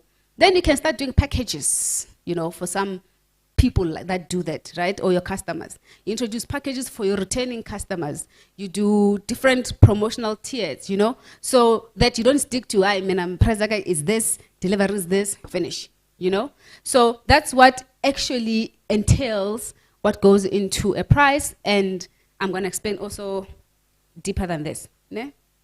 Is there any question, by the way? Not yet. All right, so let me talk about the 5-factor pyramid pricing misconceptions. I call these misconceptions because it's a myth. Sometimes people think this is the only thing that goes into what constitutes a price, but don't fall into this trap. This is what basically the importance about this. Ne? The first thing is underestimating your value of your own business. When sometimes people ask for discounts so much, or you're so desperate to sell, you can just take anything. And obviously you're going to operate at a loss, right? And for the most part, we underestimate the value of your own service offering. No one is going to trust you next time you say, I'm selling this again, or I'm doing this, because you don't believe in your product, or you don't believe in the stuff that you're selling. So you need to create a balance. Ne? Another misconception is assume customer only care about price. That's another thing. Well, I think everyone else would appreciate good service, good follow-up, someone who's kinder, right? A business that knows how to do customer service, a business that understands what is after-sales service also. If someone is complaining, you know how to manage complaints, you know where they can go to log complaints, they can go. So all of that, you're not just interested in selling, but that comes with actually you valuing your products, because this influences that. And then other misconception is ignoring costs. This one is the big one. I think a lot of us that are in business ignore hidden costs. Let me tell you an example. There's this guy who once bought trucks and got a loan from the bank, and then bought trucks because they estimated to make so much when they're transporting coal from here to Durban, to Limpopo, to all of that, right? You make your analysis. But did not factor a lot of hidden costs that actually chowed his money. And he never saw, actually what am I doing here? And that was your insurance. You didn't cater for insurance. You didn't cater for trekking. You didn't cater for the number of mechanical breakdowns that happen on the road. And each time a breakdown happens, there's a call-out fee for the engineer to come or the mechanic to come and fix the car. See, all of that are hidden costs, right? And you keep taking money out. All of us here in business have hidden costs, but you don't sit and actually think about them. And that is one of the things that actually kills a lot of businesses. It's not that you don't have a good business model, or sometimes it's not because you didn't price well, but you didn't actually account for your hidden cost. Your data cost, your telephone cost, your electricity, sometimes even rent. Ne? It starts increasing. You don't factor into your increases annually because obviously your rent is more than what it used to be. So a lot of that needs to be included when you are in considering, because this is very, very important. And then copying competitors is another misconception. You started this, you charging this much, I'm just going to charge that, and then I'll just be 50 rand less, Or I saw somewhere they're pricing this, hi, I'm just going to go for that. You don't know what their strategy is. You don't know if they're doing penetration marketing strategy, maybe, or pricing. Cleaning businesses, everywhere there's someone wants to have a cleaning business or a security business. Ne? So it's very saturated. For you to be considered, let's say to have a purchase order with a big business or a big estate, say, hey, bring your business here, what will be different with you? And then you're like, how much are they paying? You start asking people, Ne? Or I just want to check, you call as if you're a customer, and you know, or you just want to check. And then you start benchmarking. You don't know, that company, they may have 50,000 vehicles nationwide. They probably finished paying their fleet. They're sponsored by Netbank, you know, and there's 120,000 they don't have to spend.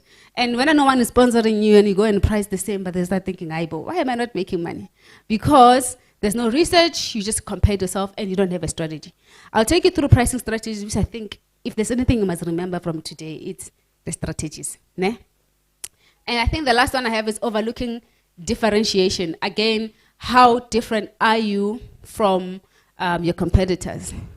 Don't overlook differentiation. What is your unique selling value proposition? Whether your value proposition is through online marketing, digital, just going, you know, crazy, just to get your name known and out there, and what you actually offer that's different from someone else. And remember, it's also being memorable to customers' you know, minds and thoughts and stuff whenever. So you need to think about it. Your marketers always make this example that the power of a brand, ne? And all of this is actually interlinked with branding yourself. Is if I ask you, right, what's your favorite toothpaste? What are you gonna think? Yeah? And then what's your favorite dishwashing soap? That's all that you think about, even if you don't use it. You may be using something else in your house, but that's how powerful they've built the brand. Where you no longer look at price yourself, sometimes when you go, you just feel like. So also it's playing the differentiation thing, that once you're that differentiated, people will come to you and they still start buying. The principles are the same, whether you're big or small. We just need to apply the same principles, because ultimately all of us start business to grow, not to just cut. Ne? Okay, let me go to the next one. So I have here practical tips, right, to price your product correctly. I mentioned knowing your costs, very, very critical. For me, what matters, because I'm in supply chain industry, is when you understand your value chain, you can better know how to price your product. So if you are going to stock at a wholesaler, or you buy directly from the original manufacturers, then you've cut out a lot of logistical costs, right? But if you don't know actually what influences them and to what extent, then you might not be in business for long, you know? And identify your own value, I mentioned. Research your market, understand your customer preferences, purchasing behaviors, competition, and location. Location also matters, by the way. Obviously, what you pay collection, you're not going to pay in Santon, you know? So even, let's say the price of cars, you know, vehicles. Toyota that you buy here is not the same as Toyota that you buy in Durban. Same car, same model, same. Even them, they understand that. VW that's selling in, you know, Gauteng is not priced the same as Morastenbeek. You always get it lesser outskirts, because location matters. They understand the market dynamics, the behavioral, the purchasing decisions and stuff. So limoling in your own space, understand these people that are here that I'm selling or I'm advertising my product, actually what are their behaviors, right? Was pleasure, chelete, or conservative. If they're conservative, then you need to find a way how you can price that they can still buy. And then offer pricing options. This one I like, because these days with Corona, nothing actually still works static. Ne? We all have to find different ways to do things. So if you are only offering your price this much, today you must go and review and think, what else can I offer? As a package, as a flexi, as a premium, you know, you can introduce bronze, you know, silver, premium, what, you know? Packages, do promos. You have to thrive into the business when you are actually dealing with pricing your products. What you do is you allow a flow in the business, and you also allow yourself to continuously make money, you know? And create perceived value. This is a very important one. We're still speaking about it on our way here. If I'm dressed in J, I didn't make an effort today. What value do you think were you going to place me at? I didn't do my hair, and then get very tight, and just a t-shirt. would you have had the same picture that you're looking at now? You see, even with the product, same thing. You need to create a perceived value that this thing looks expensive. This event itself, it's a very expensive event. The perceived value that is here, which is, okay, it's not a perceived, it's a value, right? But we're taking serious. Uko auction doesn't mean just because Uko auction, you don't do your branding, you don't do, you know, all of these banners. It's a serious event. You've got the entire production, you have an entire technical team, you have live streaming. See, it's professional. And that's how also, if now they start selling tickets to say, hey, to come and sell here, tickets is 500, people buy into it, right? If you start doing this and selling tickets. But if there was no effort, is that value? No, right? Also with your business, when you're packaging the products, when you emailing, I always talk about to buy a domain, you know, like the email domain, it's I think less than 100 rand, go a free host. So myself, I work with a lot of businesses and people start sending me emails, Gmail, Yahoo. As a business person, at some point you need to grow, you know, from that. If your business is, or what's your business? Let me ask actually. Oh.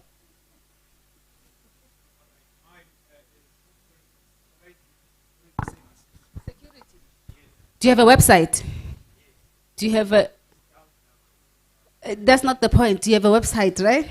And then do you have an email domain? Is it working? Do you have one for yourself, the office, the support, the customer?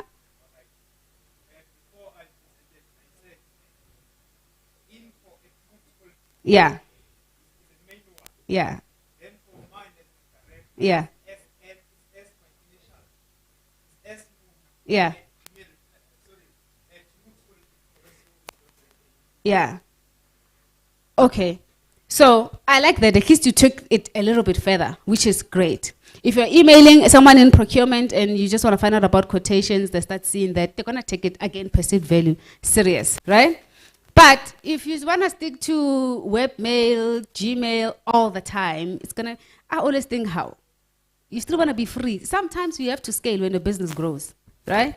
And that speaks to creating that value because you are showing as professional. Even when you start saying, we're charging management fee this much, admin fee this much, and setup cost this much, and then the price of this thing, no one will question it because, wow, it comes professional, you know? So it's part of pricing. When you price a product, it needs to look that great. Packaging, if we are gonna unbox an iPhone, for example, the packaging is awesome because it is the value that they've created. And it comes at a price. Do you get my point? Yeah, so let's move on. Test and refine. Test and refine means experiment different pricing strategies I mentioned before, right? So let's move to the interesting one. Setting a profit margin. I want to ask the crowd, who has actually set a profit margin and they've stuck to that one since they call your business? Or you don't even have a profit margin percentage. You just say, I'm spending 20,000 to buy my stock, and then I'm going to charge profit 3,000. Right now, I'm feeling in your head, 3,000, and then done. Do you want to say something? Yeah. Have you stuck to that?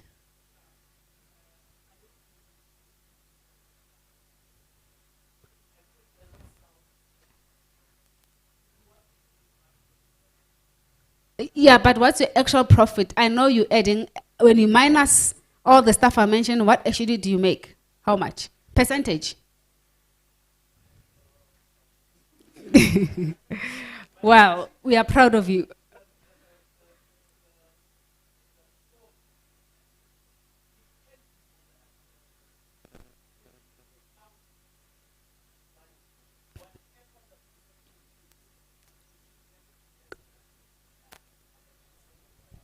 So when someone says, give me a discount, come on, Tluella, and then at that moment you're desperate, what do you say? Whatever the discount is, it won't go below the 100%. So you don't know what my margin is. Yes, of course. So if I'm at 1,000% and you're asking for a discount, if I'm giving you 10%, I'm still making profit. Yeah, but the so point, the rule is yes, whatever, even if I give you 800% profit, for you it sounds like a steal, but for me, I don't go below 100%. okay, that's great because I have that on my next slide to set your percentage that you know you can be set at. Ne? But for the most part, people struggle to actually put profit margins. So the general rule is that whatever your cost of sales, you apply 20% profit margin, right? And this is known by everybody. That's another thing. So if it's known by everyone, and if you have people that are in the same business as you, then therefore what is actually yours? Because you need to survive and thrive in your business. So the do's and don'ts that I have here is when you set a profit margin, let's start with the do's. Negotiate with your value chain, I mentioned. The more you get to closer to where the items are actually made, the cheaper you'll pay and you can charge more, to like his point. Ne? And then quantify your cost and time when you're working on a quotation. There are sometimes you can work with one client back and forth, and then, you know, even if you end up getting the order or you start, you know, selling, but the time that you spend doing that, you need to account for that time. Especially in pitches, that happens a lot when you do pitch. And determine the desired profit based on industry standard.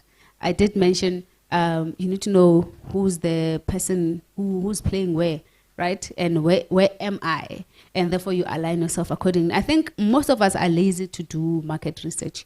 We're Googleanyana, and some things, if they're not on Google, then you end it there. That's why can I keep about this company that that does the household count. Yeah, census. Yeah, I mean they can't rely on Google, right? So they have to actually go, because that's the only way to almost get to the most probable estimate. So sometimes you have to drive around, check if you have to, you know, just for you to understand actually, now where am I and then how can I set myself? And then decide what profit based on your pricing strategy and different services.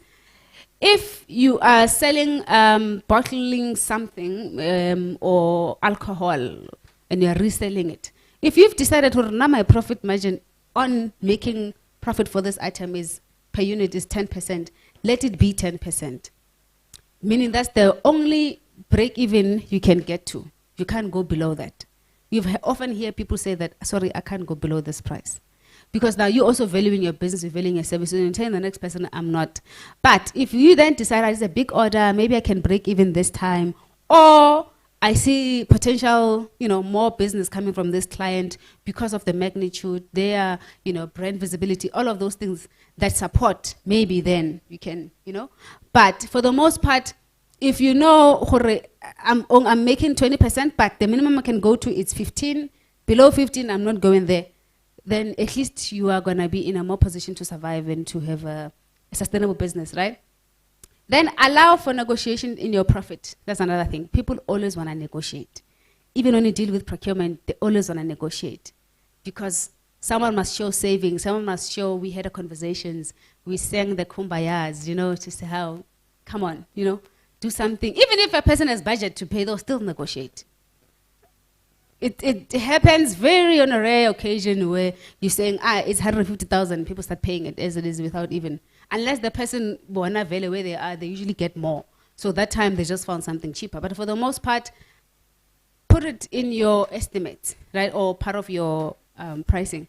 And then look at tender variables, terms, if you are into tenders, but I'm not go there because there's few people who are into tenders, right?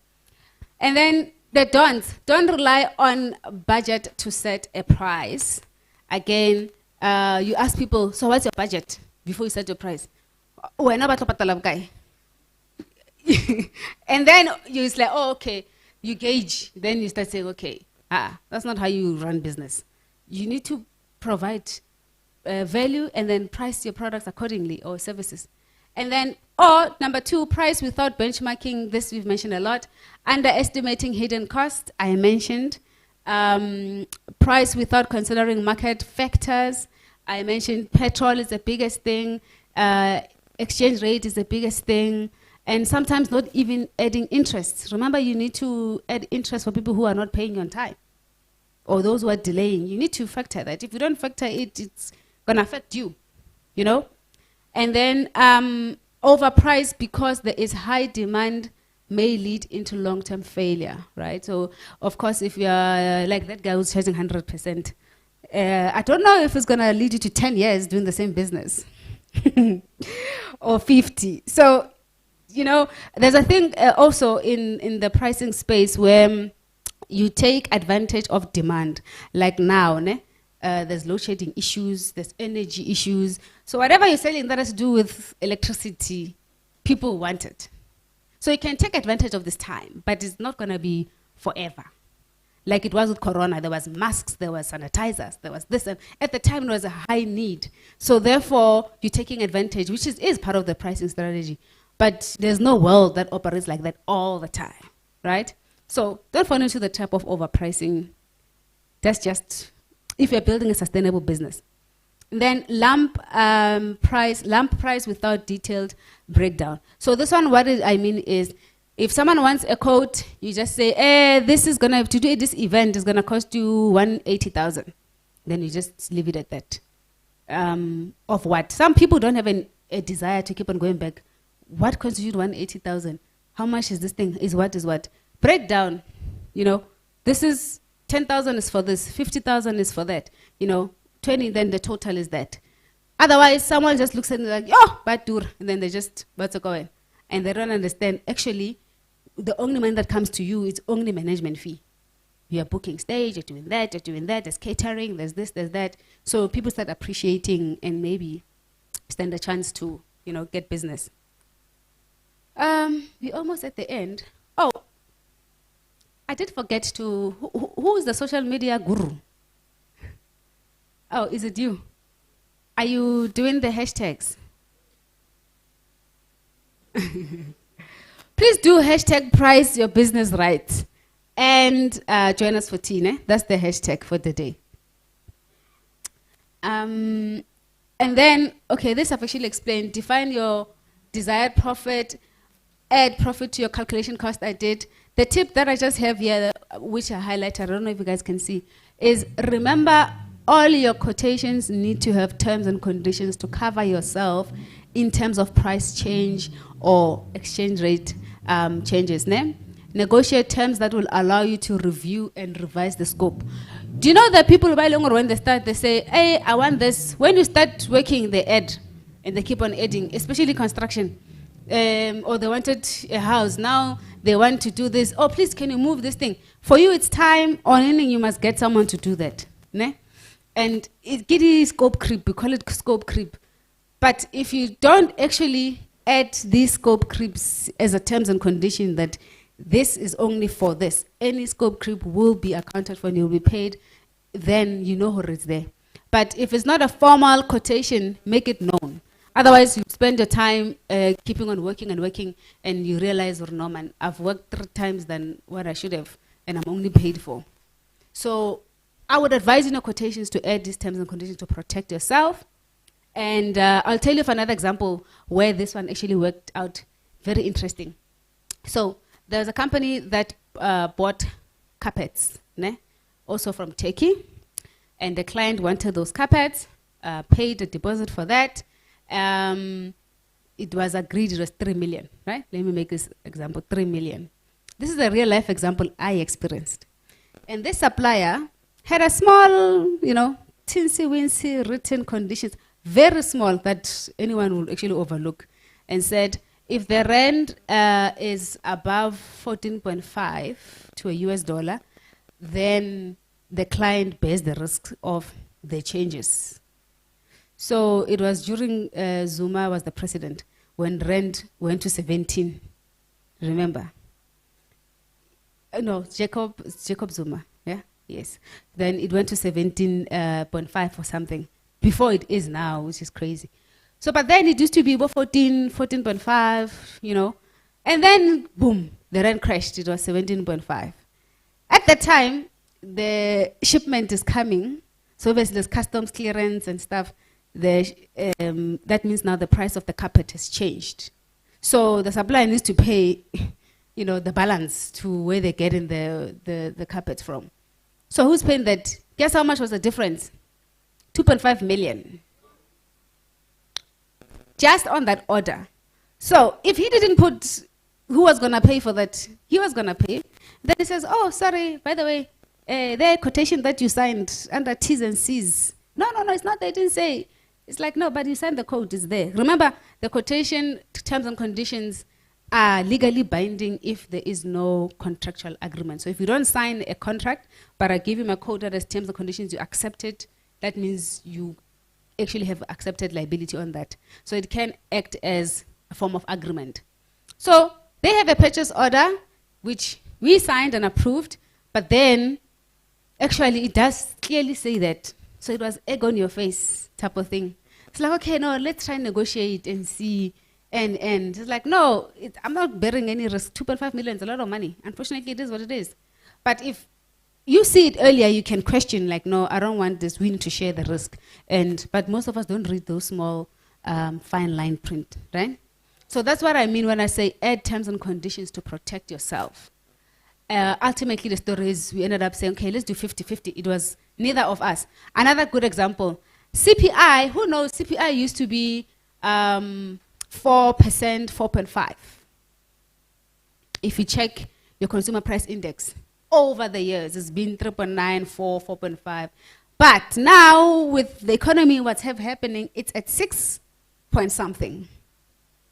So that means, that's why a lot of things have gone up. Interest rates have gone up. Things have just gone up.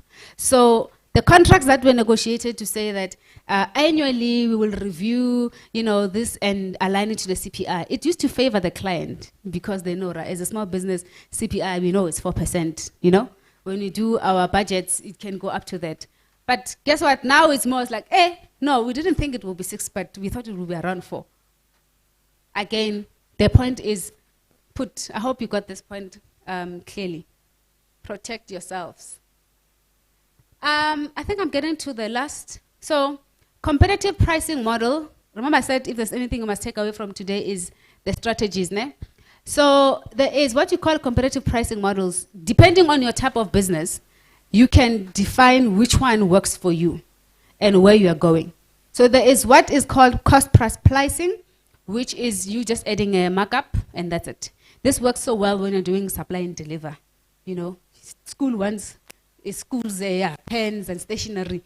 Go and buy, put your markup, deliver. Done. Maybe that's that gentleman's business model, right? He just adds cost plus pricing.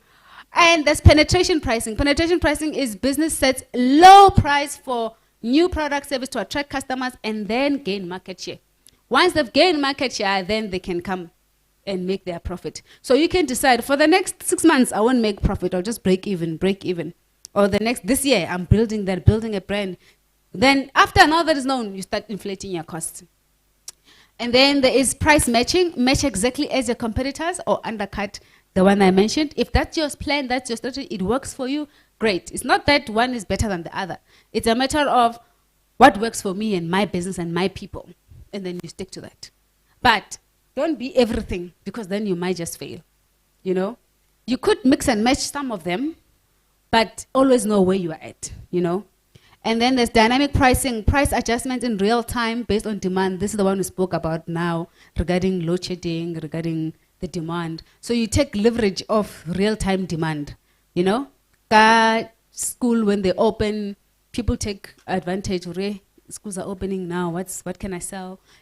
Christmas, it's all those things. And then bundle pricing, offer pricing products at a discounted price when you purchase new together, right? So another tip is, though pricing strategies can be complex, the basic rule are very straightforward.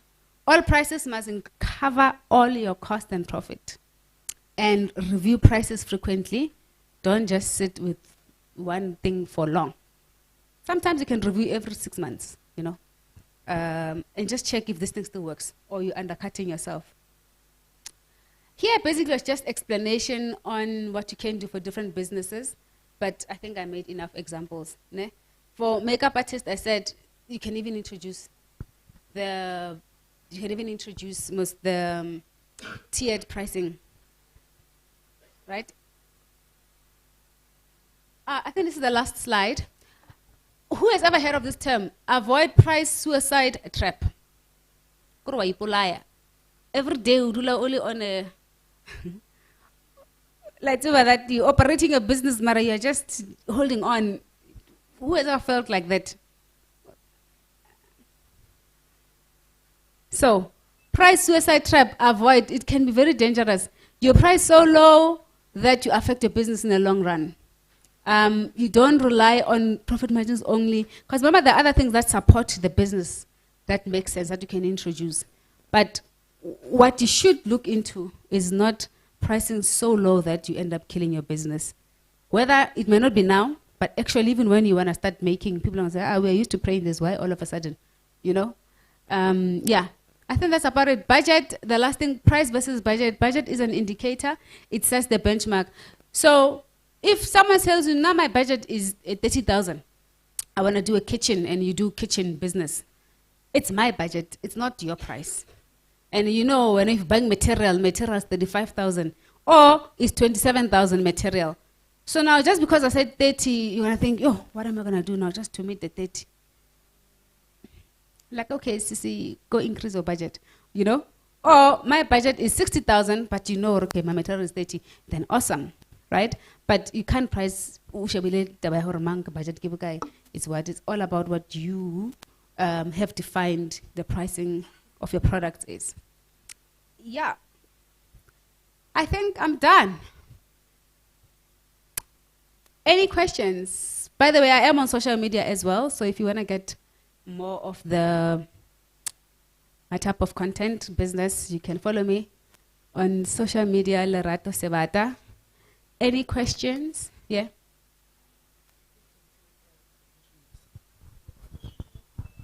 So my question is, in terms of a reseller, if you are a reseller and then, let's say, for example, you bought a bottle of water for like 10 rands, what's the actual percentage that should be taken into place in order for you to say, I'm selling this for about this percent? Is the percentage that should be normal to consumer? And then, yeah, that's my question.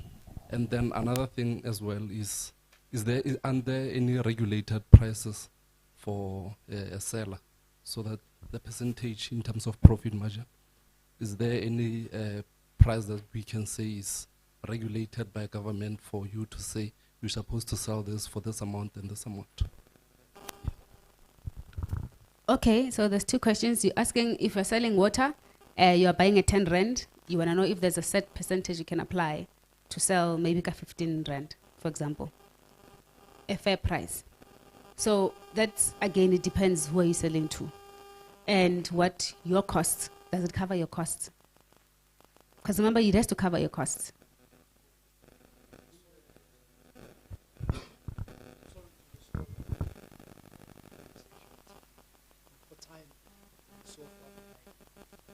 After this, we're going into networking. Mrs. Zagatu is still here, so we have that conversation during our networking session. Okay. All right, that's fine. We'll have the conversation. I don't know if there's anyone else wants to know. But is the regulated pricing? No, but there are regulations around customer, index and price, so that you don't remember there was a time, COVID also, they were overcharging a lot of things, and the president made note. If it's that exorbitant, yes.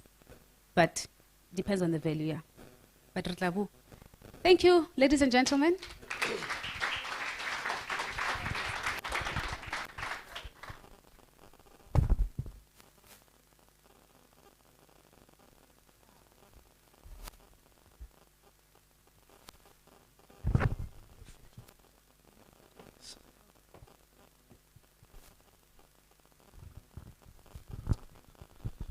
Zagatu, on behalf of T and Netbank, we want to say a big thank you for today. Thank you for sharing. I mean, I was at the back and people are just constantly writing and taking pictures.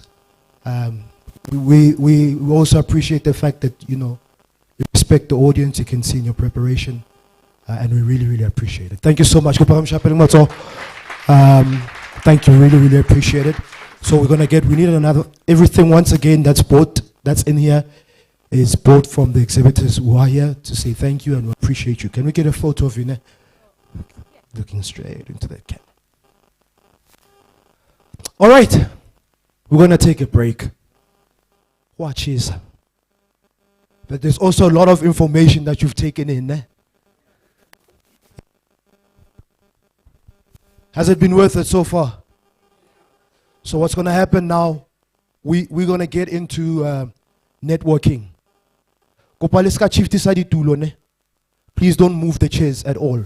Because if we move the chairs, it becomes difficult to come back. We're going to get into networking for about the next 5-10 minutes.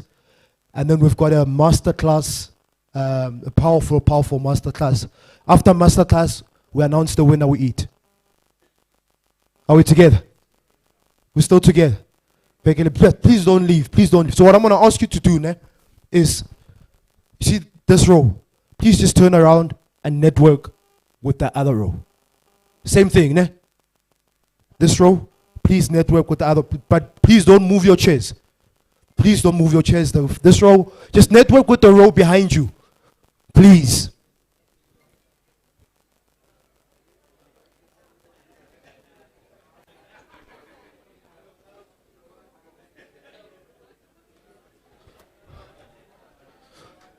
All right. Please what we're going to do, I just got a new instruction. I'm going to ask everyone to please stand up.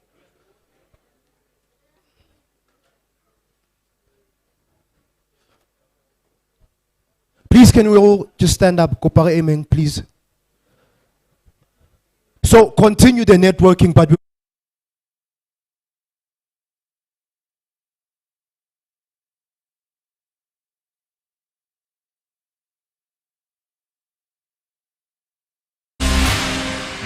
The youth are ready. The NYDA is a credible, capable activist development agency responsible for the plight of South Africa's youth and has been in action since 2009. The NYDA has been planting seeds of potential growth to mainstream youth issues into society and facilitate youth development with all society through integrity and honesty, excellence, respect and humility, professionalism, accessibility to all youth in diversity. We've come a long way, but our vision is so much bigger. NYDA is part of something called a bigger government, and that anybody walking into an NYDA office, even if they may not be able to access an NYDA product or service, we should be able to give them access to a government service. We do have a number of programs that we offer. So young people will come in and say, we need funding to start our own businesses. That's where we come in and assist them. However, what they need to do is they need to go through our entrepreneurship training first so that we can guide them. So that when they get the money, they're able then to spend it effectively. And then what we fund is mainly the equipment, we fund material, we fund stock.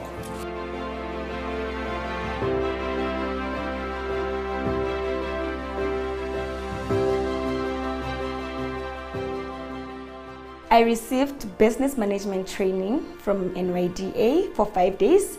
Basically, they were grooming me how to open a business, how to run a business, how to deal with clients, and how to make sure that my books are always on point. But that 5 days actually helped me to understand what business is, what managements do I need to do inside my business. So it basically helped me a lot. I think it's best if we all receive the business training before we can receive the grant, because there's no use running a business without any business background. If I didn't receive that training, I don't think I'd be where I am right now because I didn't know anything about business. Obviously now I have all the basic steps that I need to follow so that my business can be successful. I found out about NYDA many years ago. It was door to door, just a walk in and actually finding out what the NYDA does. Market linkages, well, I'd say it's a program that expands on business that you're currently doing with whatever institution it is. So for example, let's say I'm in the space of mining, so market linkages would expand the revenue that I'm making from that particular client. So the first thing that NYDA assisted me with was entrepreneurship training. I had to go and market the business, especially my main target was the mine because there's a skills gap within the mining industry, and then according to DMR's requirements, the mine has to do like SLP projects. So we wanted to be directly involved in that in terms of making sure that our communities are developed. Then because they would have this challenge that we cannot employ the people locally because they don't have the skill. A business is not only focused on the skill or the core of the business, there's multiple support areas. The Skills Development Program is a program of the NYDA that seeks to assist young people to get into the employment market or who are unable to raise funds for themselves to start their own practices or to start their own businesses. And the truth of young people in South Africa just want to be able to find a job. Yeah? They want the security that comes with employment. They want the social mobility that comes with employment. So as much as we follow a youth entrepreneurship pathway, we recognize that young people are not homogeneous in nature. Therefore, we have a jobs program. Yeah? And then the jobs program, what that's about is understanding you as a young person, your skills, your needs, and being able to connect you with an opportunity. NYDA is a job placement program where we assist young persons who are actively seeking employment on the job market. We assist them with life skills training, thereafter job preparedness training, and then we take their CVs, load them on our jobs database, and assist them by linking them to potential employers. This newly opened office is part of the NYDA expansion plan to take the offices and services of NYDA to where young people are found. This office and the one in the Klein Karoo were recently opened so that we can access the services of NYDA. These offices are part of the more than 50 offices that were opened so that services are accessible to all young people. So it's really a part of our vision to be present in at least every district municipality in the country, to create a center that sparks so many different things in a community. NYDA Newcastle branch is a fairly new branch. It was launched in October 2018, and as a result we have a shortage of grant applicants. As you may know, the presidency launched the 1,000 entrepreneurs in 100 days, and we are actively looking for young persons to give grant funding to. So we are urging all the young persons around our branch to come through to apply for the grant funding.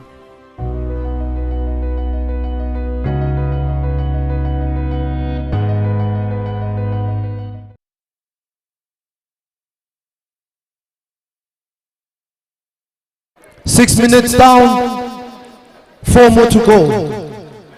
Go feel your target, at least 5 new people, at least, yeah. Please don't move the chairs. Yeah, you know about we got 4 more minutes to go. 6 down. Then we got our masterclass. We're announcing who the winner is, and then the Ratswala. 3 more minutes, 3 more. 7 down.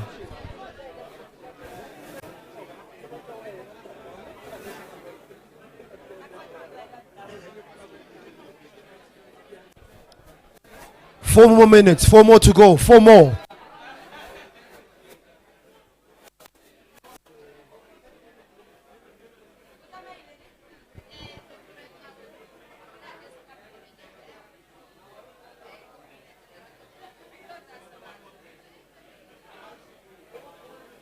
Because you know why? I feel like I've already been on stage.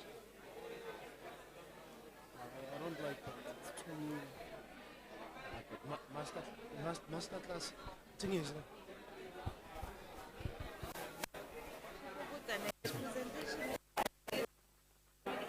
You can ask the team.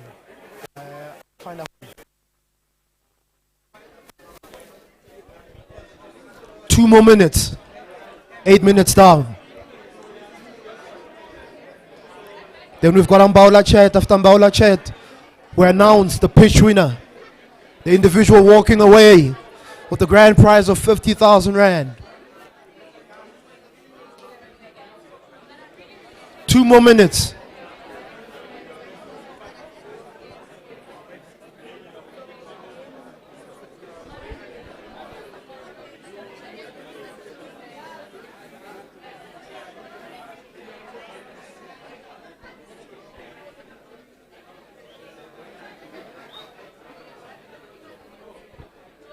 One more minute, one more minute. One more. Nako ya tsamaya. One more minute.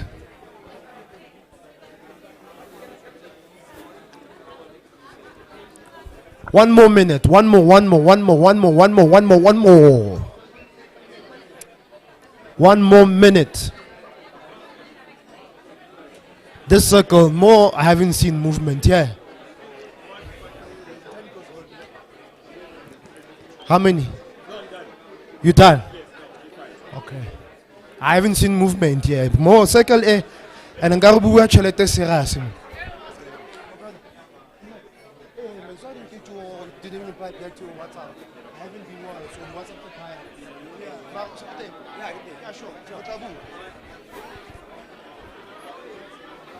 Ten, 9, 8, 7, 6, 5, 4, 3, 2, 1. Time is up. Please, can we have a seat? Our time is up. We'll still have time to network when the session is done.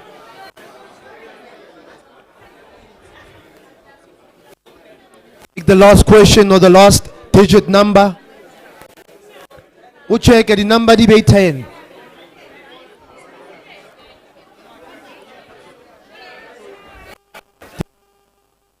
Not 9. Thank you so much, ladies and gentlemen.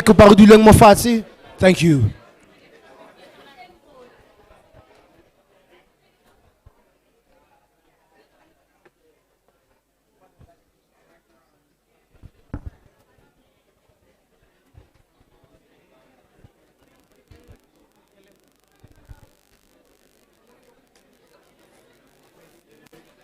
Yeah, sure.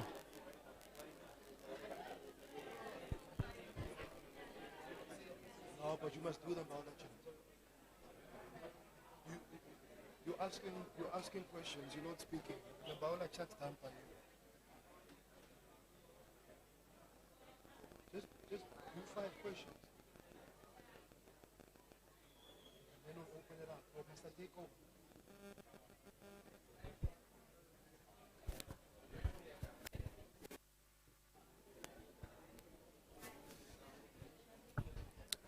Right. How many of you made 5? The circle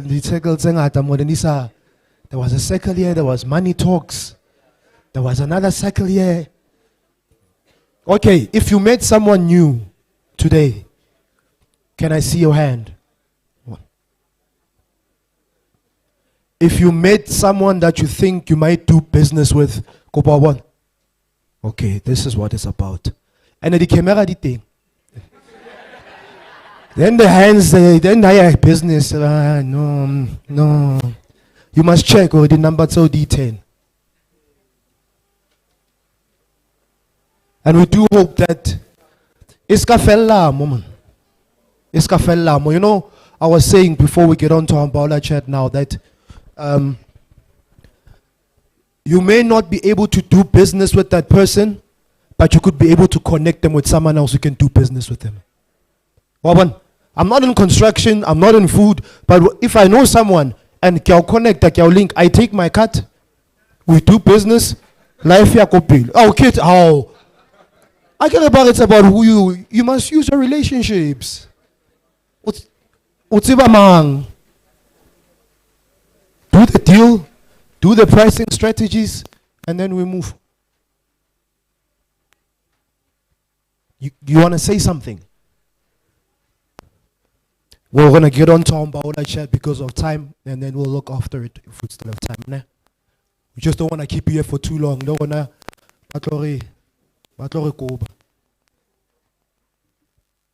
all right. Let's get them Baula chat going.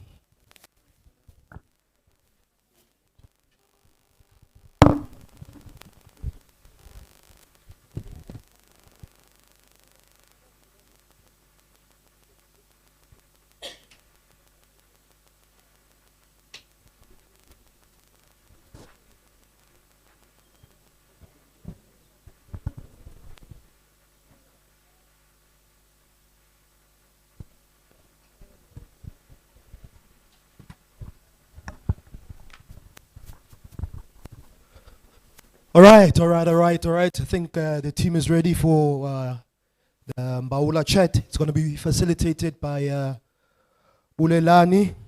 The gentleman that we're going to bring up, Mr. Kazi, founder of Hotla PR and Communications. Rustenburg, spent his entire childhood here, but he will share more about that. A storyteller, chairman of a foundation as well.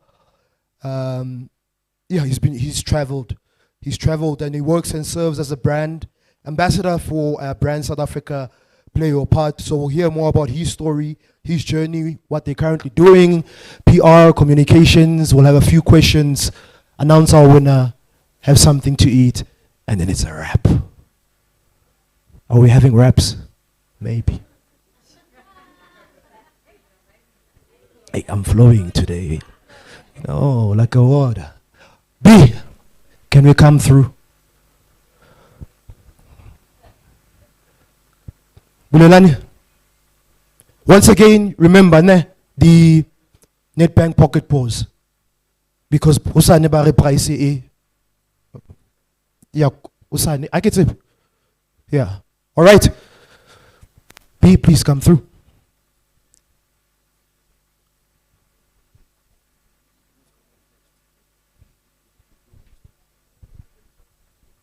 Mr. Kazi?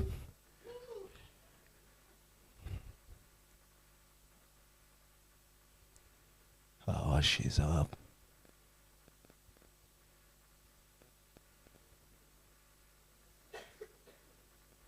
All right, I think he's just quickly finishing off a deal. He's on the phone. He's a busy man. All right, my brother, thank you so much. Please, can we put our hands together for Mr. Kazi? I'll come on, born and bred. Let's show some love.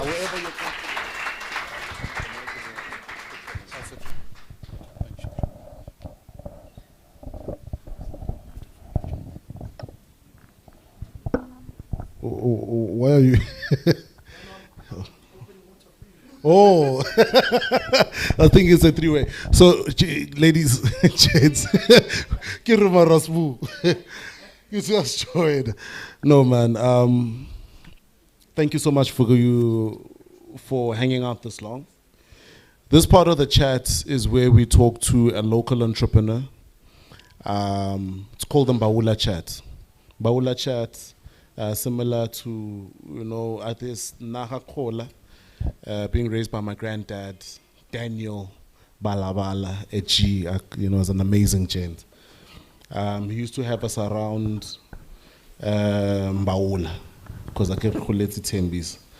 I didn't have a lot of Lali experience, is Lali, So we did it, go Tembisa. Then he tell us stories from childhood, and then there was guidance in terms of how you behave as a young man, what your lineage is, where you come from. So thus we then deemed this the Mbawula chat, and the relevance of having someone local, someone you can point to, someone you can reach out to, someone you can say, Moto Adakamtseba, or comes from the almost similar background as me.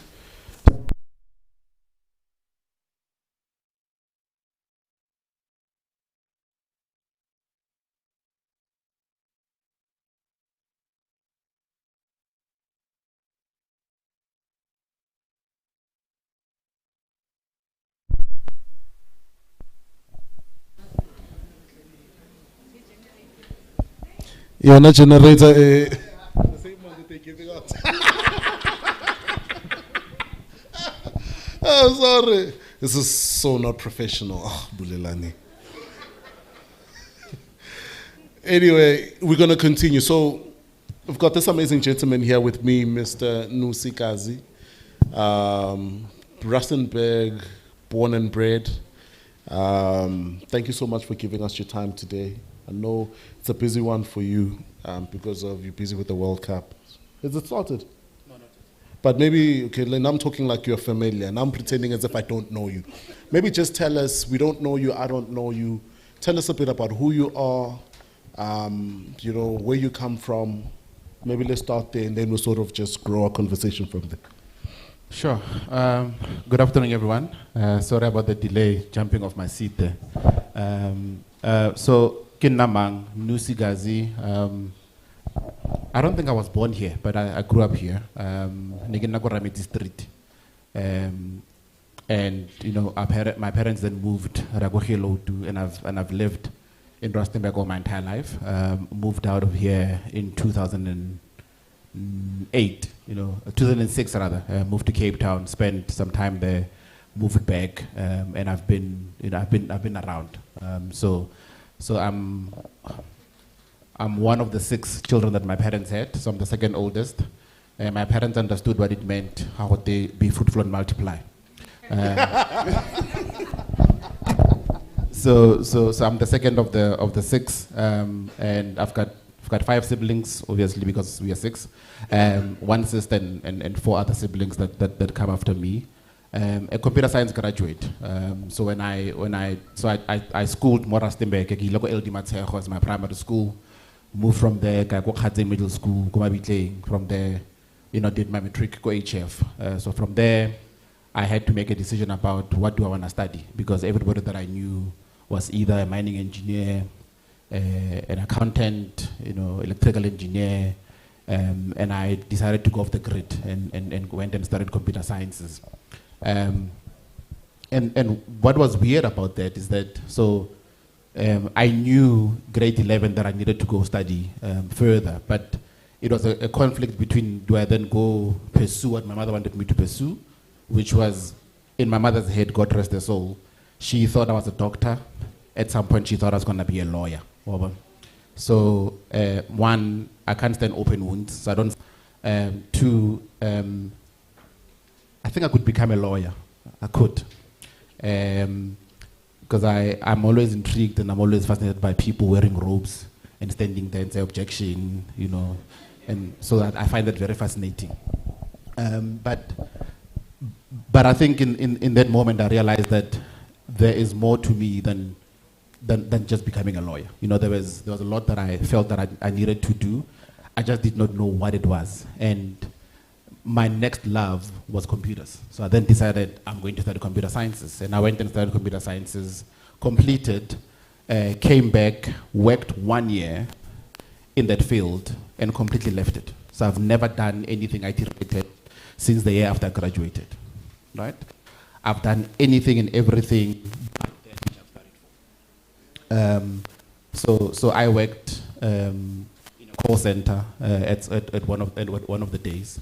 I remember my first job was at Brand House. So for those of you that don't know, Brand House does jewels, right? So I worked, and my one account was JNB. So that's the account that I worked on. And then from there, then moved, and I worked for another company called IINet, which was an ISP, coming out of Australia. So they had a thing called back in the Sun Principle. So follow the sun principle means, because there's a 9-hour delay between us and Australia. So when they shut down in Australia or they go to bed, we are waiting to make sure that the call center works around the clock. So that if you're sitting in Perth or Melbourne and you're calling, at no point should you hear saying, we can't help you, right? So then they opened an office in Cape Town, and I was one of the people that they took in to work in their call center. Left that call center, went and worked for Caltex, the filling station. So they also had a call center there where, all the Caltex now, I think it's now called Estron Energies. Whenever you needed diesel, you just needed to call and say, give out or place out 40,000 liters of diesel. But you can't do that SMS. You now needed to call a call center, and that's where I then worked again. And then from there moved, decided I can't do this whole job hopping thing in Cape Town anymore. Moved back to Joburg. So coincidentally, the 29th of May, just the other day, marked exactly 14 years since I packed up my life in Cape Town, moved back to Joburg without a job but a plan, right? So my plan was, I can't work like this anymore, so I needed to come back home. But now I come back home as how old was I? I think I was about 25, 26 at the time. If my math is horrible. No, it can't be 25, 26. I was born 84, 2009, I moved back. So you do the maths. So moved back to Joburg with a plan, but no job. And I think I spent 6 months of my life unemployed. And then in that moment, I decided something's gotta give. So I then worked for Discovery Medical Aid, spent a year there, moved from there, went and worked for Discovery Credit Card. I got bored in the process, and we'll talk about how I get bored at jobs very quickly. So I got bored at Discovery Credit Card, then moved to F&B, and I worked there as a risk manager. Spent literally 7 months at F&B, and then I left the job because I had 3 other jobs over and above the Discovery job over and above the F&B job that I had. Left that F&B job because it felt a bit redundant, and also the thought of working with other people's money that I can't even have in my pocket also frustrated me to an extent. So then left and you know, partnered with other lady who was running a business where she was buying and reselling computers. So she would go buy 200 computers, and then I would call and say, I need 15 computers. I need to lease them out. So she would then do that. And I got, you know, interested in that kind of line of work. And then she then said to me, because I'm based in La Lucia in KZN, I need somebody who's based in Joburg who's going to run the business for me.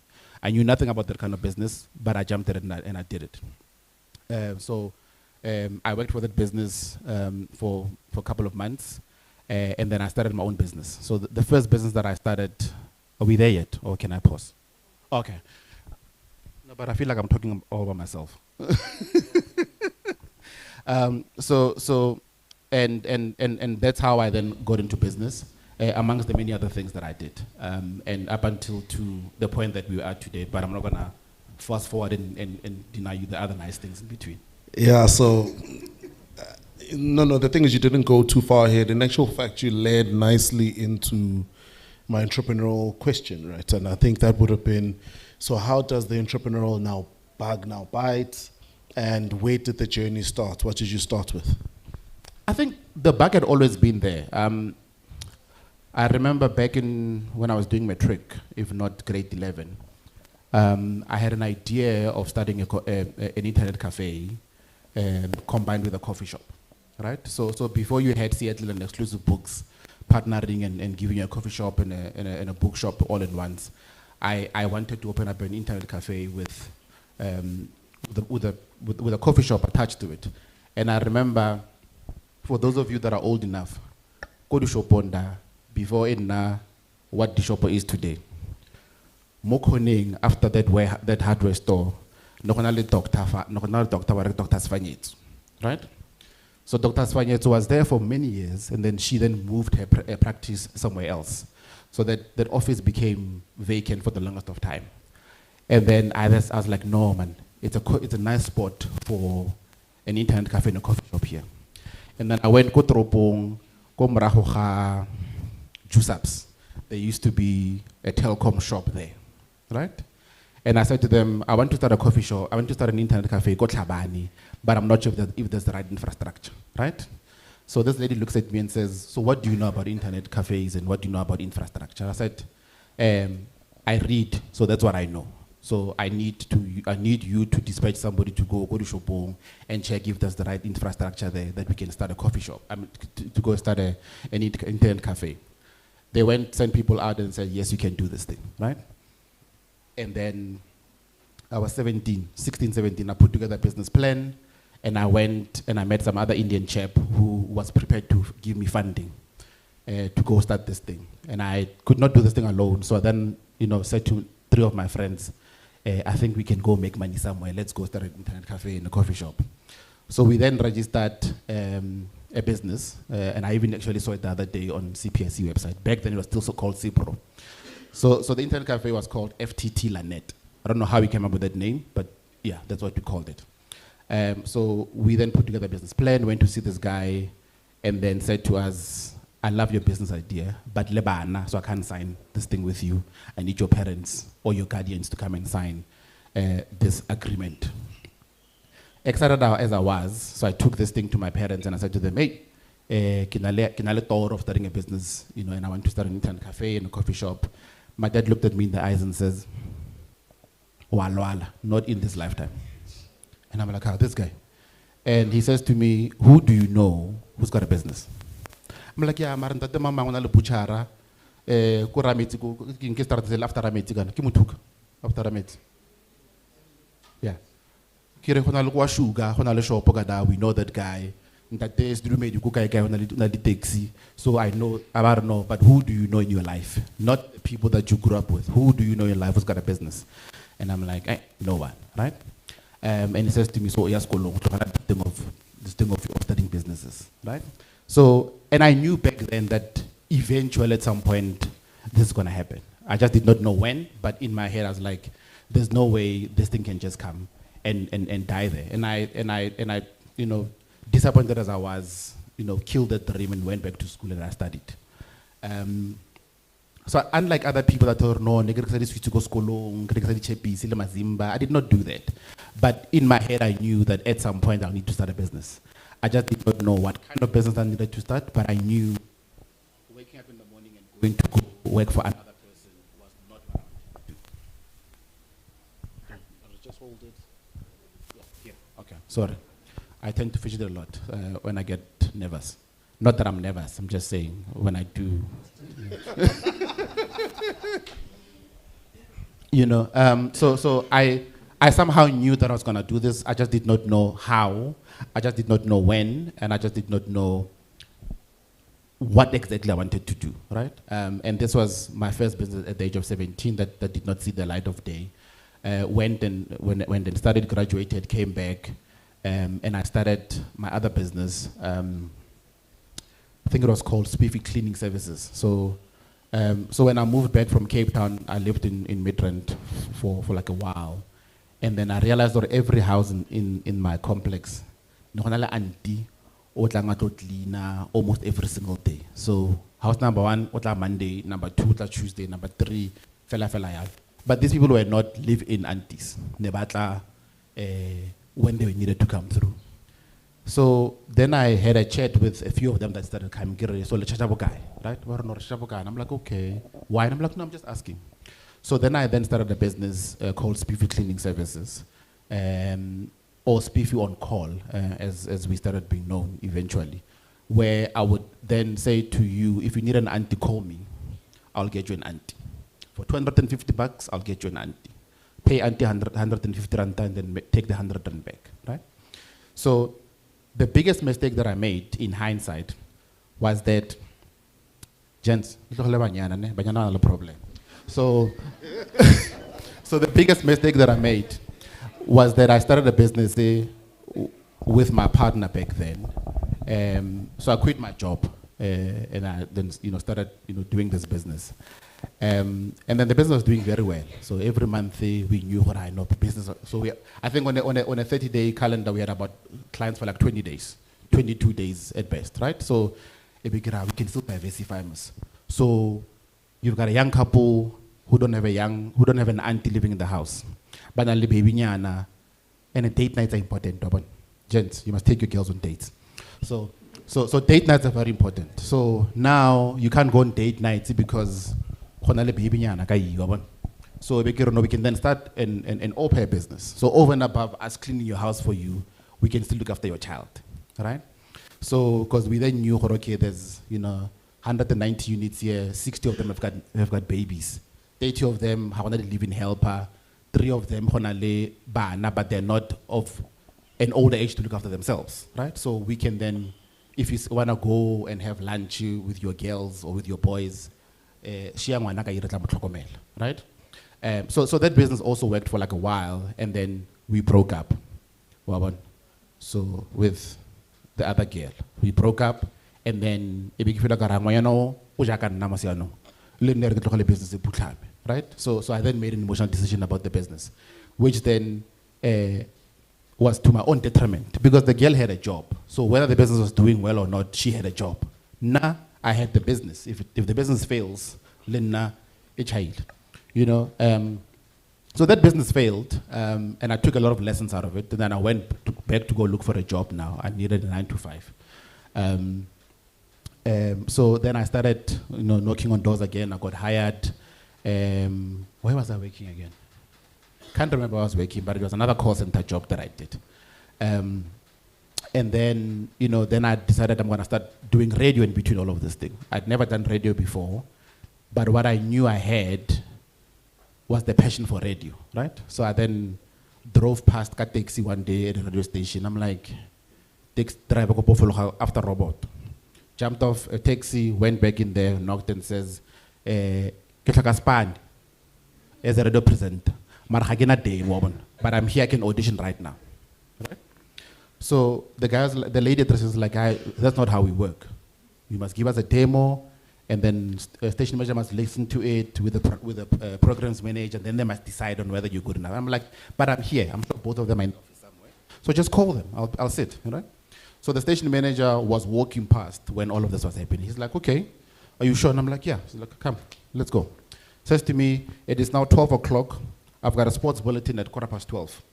I need 3 stories from you. There's an office, in there there's a laptop, in there there's a notebook. You've got 7 minutes. Jumped in there, researched a few stories, wrote them down, said to me, come, let's go. I'm gonna cue you in. When this light here goes red, then you must speak, right? We did that, got my radio job on the spot. Went in, did 3 sports bulletins, cricket, rugby, and tennis.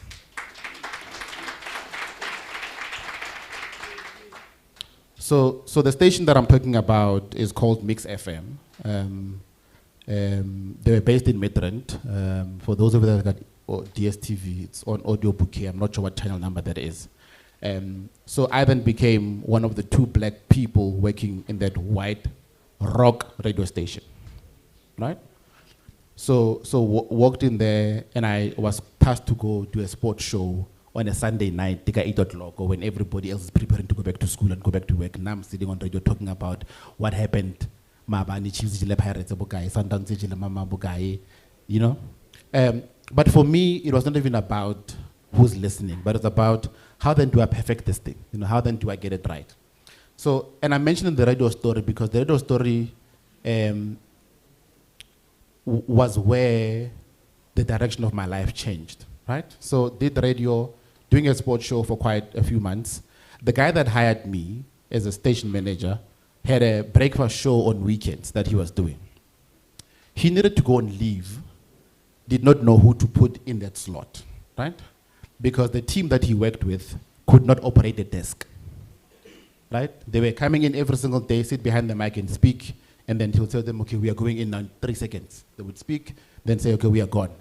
I, in my late shifts, started fiddling with that big board. So what is this? What does this do, right? So I then mastered how to work the desk. So when they needed a stand-in presenter, he didn't want to go for because, I mean, let's empower each other here, right? So black empowerment is very important, but we're not going to empower you because you're black. We're going to empower you because you're black and qualified. So meaning we'll empower you on merits, right? So the guy then says to me, I need a stand-in. I need somebody who's going to stand in for me. So safe, right? So I think you are the best person for the job because the guys that I work with don't know how to operate the desk. I'm like, listen, Saturdays and Sundays are my chill days, so I'll be here. Don't stress. So I come in. The guy went on leave. True story, never returned. When he returned, he was a programs manager, fella, not an on-air talent. Because we took over that slot, right? So then I had a sports show and a breakfast show on weekends. The lady that was sitting there every single day or every single weekend saying, it's now 7 o'clock, here are news headlines. During the week, Monday to Friday, works as a brand manager for Tata Africa, right? So Tata Africa, so they own companies like Jaguar Land Rover, Taj Hotel, TCS, Jaguar Land Rover, TCS, the Taj Hotel, and many other companies that they own around the world. They've got 13 business units or business units in 13 African markets as we speak. So this lady sits in Sentin, manages the entire continent, right? And she's just a newsreader. So her agency were looking for a PR accounts manager, right? For her account. She then says to me, I think I've got a job for you. Says to her client, I've got a guy for you who I think is best suited for this position that you're looking for. One, as a young boy from Rustenburg, I get to work in PR, guys. I've never heard of this thing called public relations, ever. I get to work in this thing. This lady says, no, I've got a guy for you. So gives my contact details to this other lady who's the COO of that company. Her name is Michelle Robertson. So Michelle calls me and says, hey, I got your number from Zbani Bani. Can I see you for coffee? And I'm like, okay, sure. When? No, this day, where? Okay, sharp. I rock up there. And this lady starts telling me her company's history. No, 19 Mamang, who's the founder? Hey, wara, this is what we do. These are our clients. I said to her, okay, Tani, why are you telling me all of this thing? Like, why? What's going on? She's like, no, because we were told we need to hire you because you're the right person for the job. Okay. Doing what exactly? No, we need a PR accounts manager. What is PR? Right? So we're at an interview, so I'm asking all these questions, right?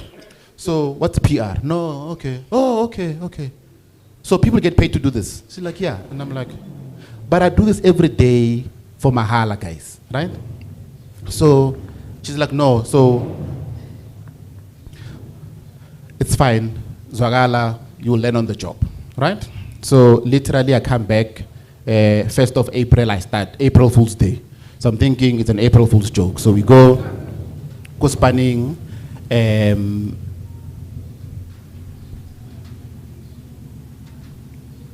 let's try and compete with the noise. So I get go this company, I start doing the work, right? And the first client that I work with is my friend at radio. She then says to me, Monday to Friday, I'm your boss. On weekends, different conversation, right? Yeah, they like loud cars. Yeah. So then, then I learn on the job. So I then start learning everything. So what do PR people do? How do they do it? Wara. And I really immerse myself in this thing. So I then go and look for PR graduates. So go school and study. What is this?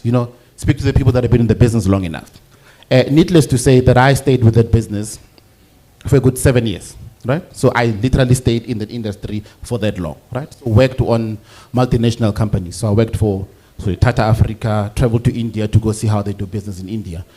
Worked for Coca-Cola, worked for PPC, the cement business. But then then I was the only guy in the team, right? In my PR team. So Manchester City were coming to South Africa in 2013. So when they were here, they needed people to help them with PR when they're in the country. Chief, you love football, ne? Yes, okay. We've got a football client there. Run with it. I'm like, Aibo, okay.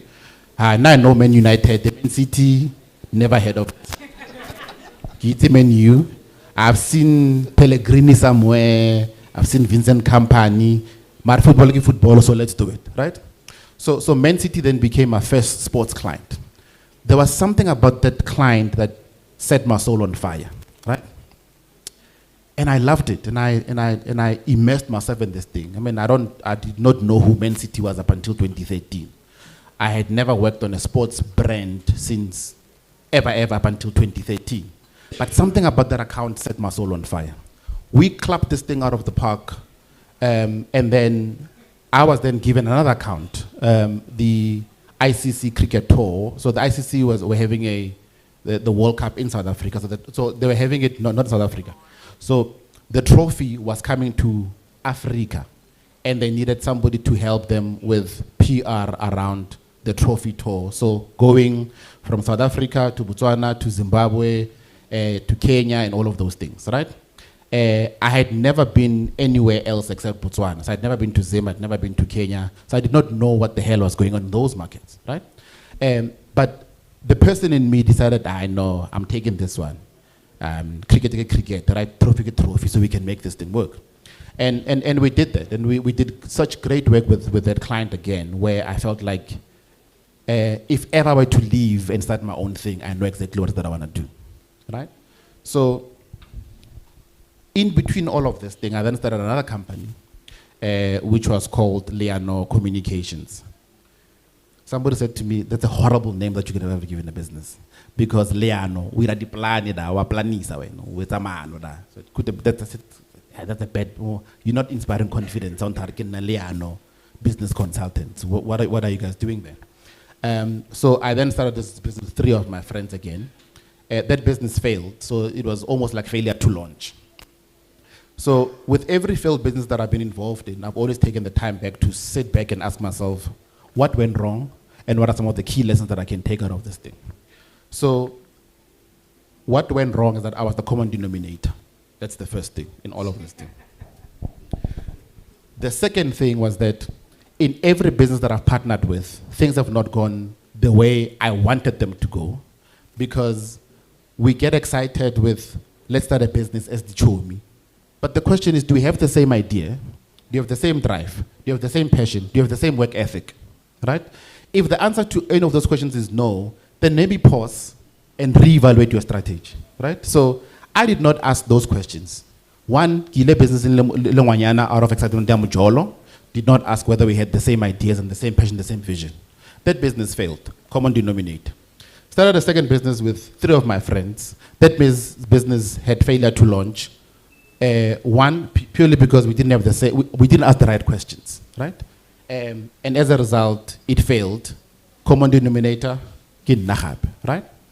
Then I said, okay, so if 2-3 businesses have failed that I've been involved in, what are the key lessons? So maybe Liwani and see if I'll have the same outcome, right? Because insanity is doing the same thing over and over and over again, expecting different results, right? So I've taken a few lessons. I'm the common denominator, so maybe I don't work well with people, or maybe whatever the case is. So maybe let Eric Zamekili one. So in 2016, decided I'm going to start another business.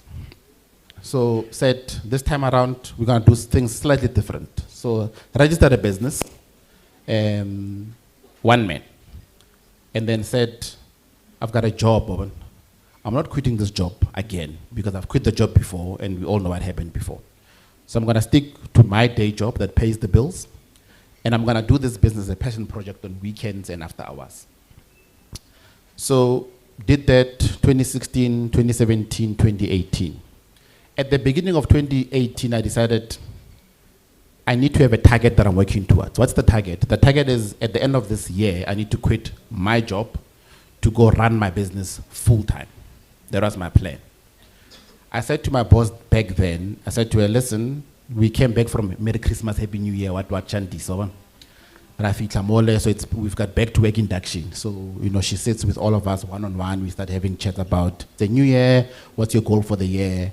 My goal for the year was, Mama, I'm quitting at the end of the year. That was my goal for the year. She says, what do you mean? I'm like, no, you were asking me what's my goal for the year. So I'm telling you, in my head, as I was sitting at home, mapping stuff down, when people were making resolutions for 2020, for 2018, mine was 31st December 2018, I'm out. Right? We laughed at it, but it's a joke. Ha ha ha ha. I started working on my exit plan in 2018. So what was my exit plan? My exit plan was very simple. As a business person, you need to have a plan. That's the first thing. So when people speak about missions and visions, so what's your mission for the business? What's your vision for the business? So my plan was, I needed to make sure that I leave this job that I currently have, number 1. Number 2, get to a space and a point where I've got enough money and enough clients to sustain me for the next 6 months after I quit my job, right? So for me to get to that point, it will not happen overnight or via osmosis. I needed to put in the work. So I worked from 8 until 4 every single day at my day job. And I decided, because I'm committing 8 hours to my 9 to 5, I need to commit 8 hours to my business. Right? So this then became how I did things. So I would go to work 8 o'clock and then leave at 4, get stuck in traffic for 2 hours, get home at 6. 8 o'clock, I put in my 8 hours. Every single day without fail. Right? In the beginning, it was a bit hard. Hey, you know. But for me, it was about laying the foundation, right? And if I was disciplined enough to dedicate 8 hours to my 9 to 5, surely I can dedicate another 8 hours to this thing that I call my passion and my dream, right? So I did that. So in June of that year, I said to my boss, hey,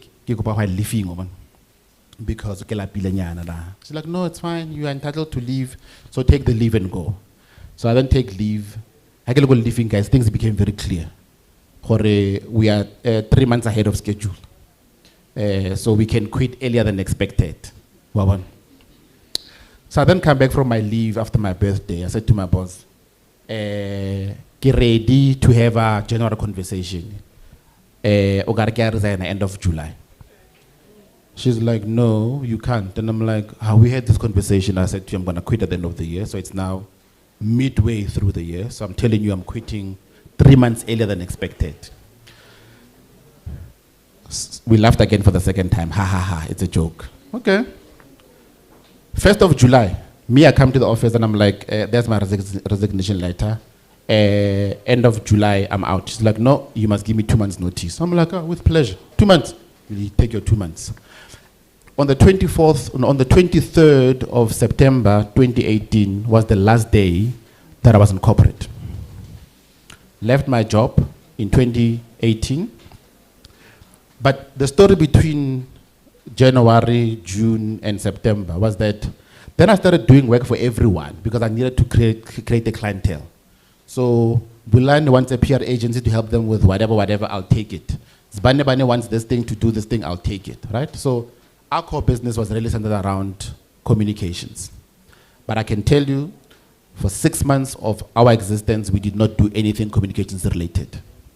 You wanted windows cleaned. We know how to clean windows. We'll clean the windows. You want this thing done. We know. What was the reason behind this? We wanted to create enough capital so that by the time we leave our job, there's money to start working from, right? So in the 9 months that I was employed, I literally cut down my living expenses. So I said, do I need a house? And maybe I do need a house, so the house stays, right? Do I need a car? So I'm sure I can still come by. Sold my car. I don't need a car, so I can sell it, it's fine. So how much do I owe the bank? I owe the bank 70,000 rand. I can get my car sold for 120. It's a good business decision.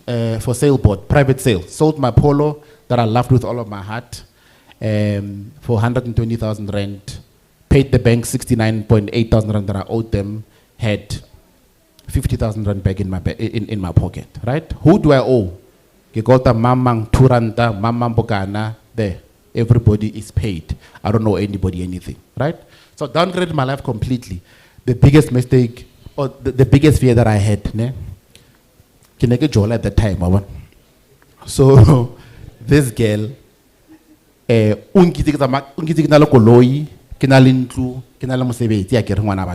what she knows. Skirleke koloi hayo tshwantse anong go khomba ha tsentse go mwana sentse ke motsare kana how do I get a taxi to your house, you know? So I was ready for her to go. Had she come and said to me, hey Maloma, I can't do this Vuyo stuff of yours, I would have understood. You're such a big dreamer. I would have understood, right? So but for me, her leaving was the least of my problems. My why was bigger than many other things, right? So in those 9 months, downgraded my life. So sold my car, went back to using public transport.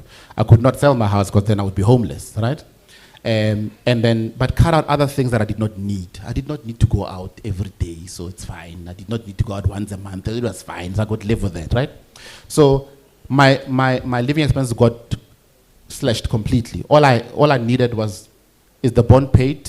Is the electricity in the house? Do you have got enough money to go to work and come back? Yes, I do. That's enough. The rest of the money, one side, right? So saved up enough money in those 9 months to make sure that in the event that I don't have clients whilst in business, I've got savings that I can live off, right? So 23rd of September, quit my job. So did work for everybody. So whether you wanted whatever you wanted, I could make a plan. You know, I would make a plan for you for this thing to be done. And I did work for everybody because I needed the money and I needed to start building a brand for myself, right?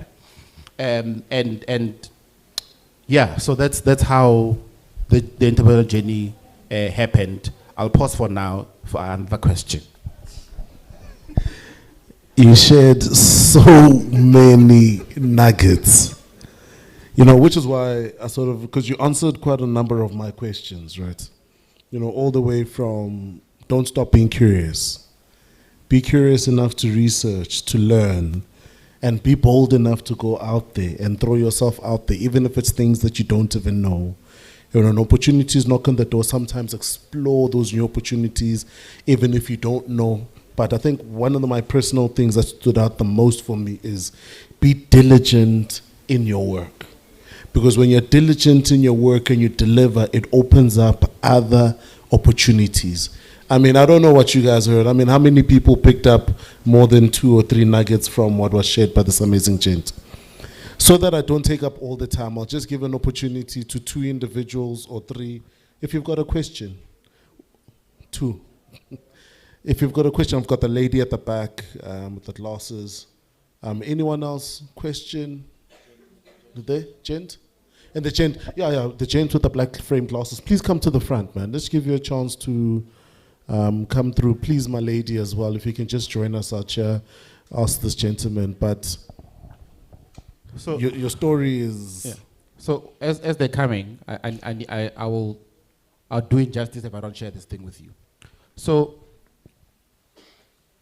in the many things that I've spoken about that I do, so I skipped a very important part. So when I was 18 years old, I lost both my parents, right? So my mother passed away on the 25th of February. My dad passed away on the 10th of October, same year, right? So I remember in the beginning, I said the 6 of us go high. I'm the second oldest.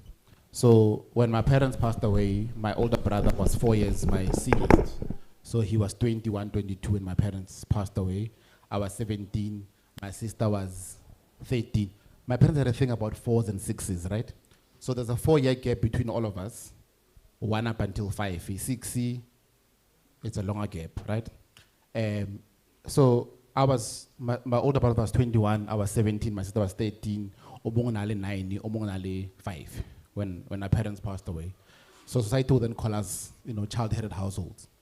So, and a lot of lessons came out of losing my parents, where because we were all on our own. So we then needed to fend for ourselves and figure out how to navigate through this life thing, because no one prepares you for that, right? You wake up one day, your parents are here, you go to bed, you wake up, they're not there anymore. So you instantly become a parent. And no one really prepares you for parenthood, because today I must figure out how I'm gonna get the bread, right?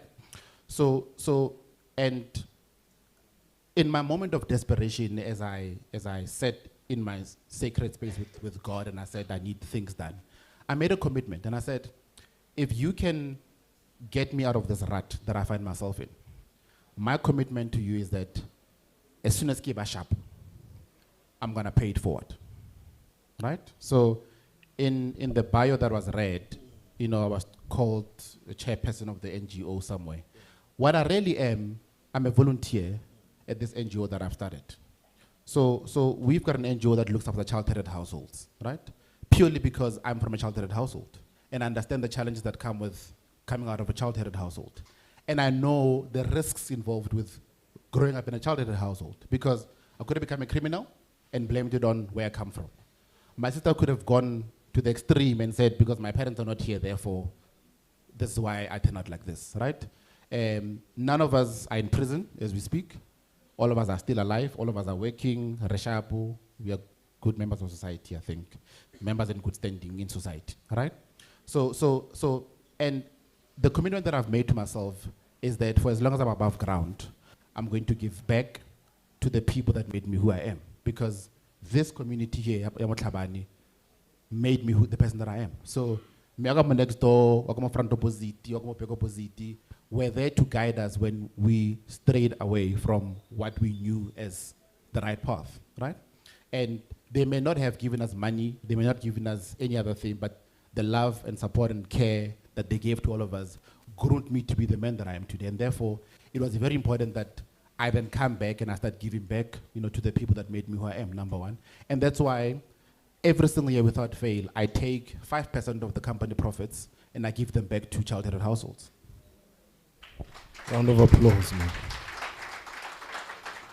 Wow. I was trying to fill the gap so that to avoid radio silence. Yeah, so you can go ask your question.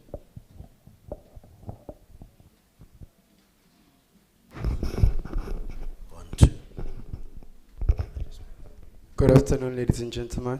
Tlhabane speaking here, an aspiring filmmaker. I shot the film. I produced sound on the short film that was casted in Rustenburg Festival film. It's called Fix. You can check it on Nolan Studios. My question to you, sir, it's according to your experience in PR, rather in multimedia, is it best for someone who is starting to do organic marketing to the business? That's the first question. And the second question, as you know, as you grow in Rustenburg, most times and in most instances, they are not based in media. Their mindset is based in mind. What is the best platform would you recommend someone in Rustenburg to take so that they can see their dream being executed? Thank you.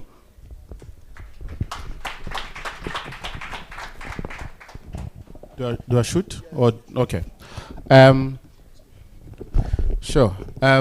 Look, I think there's no rule book in terms of would I advise somebody to do this thing or not, because so don't do it because news is doing it, but do it because there's a passion for it, and don't do it because you think there's money in it, because people that are money driven end up doing all the wrong things in pursuit of money, right? So if your heart is in the right place and if the passion is there for you to pursue the things that you want to pursue, because also what we need to be mindful of is that people know only what they're exposed to. So if all that you know is mining, that's all that you're exposed to, that's all that you end up knowing and end up doing.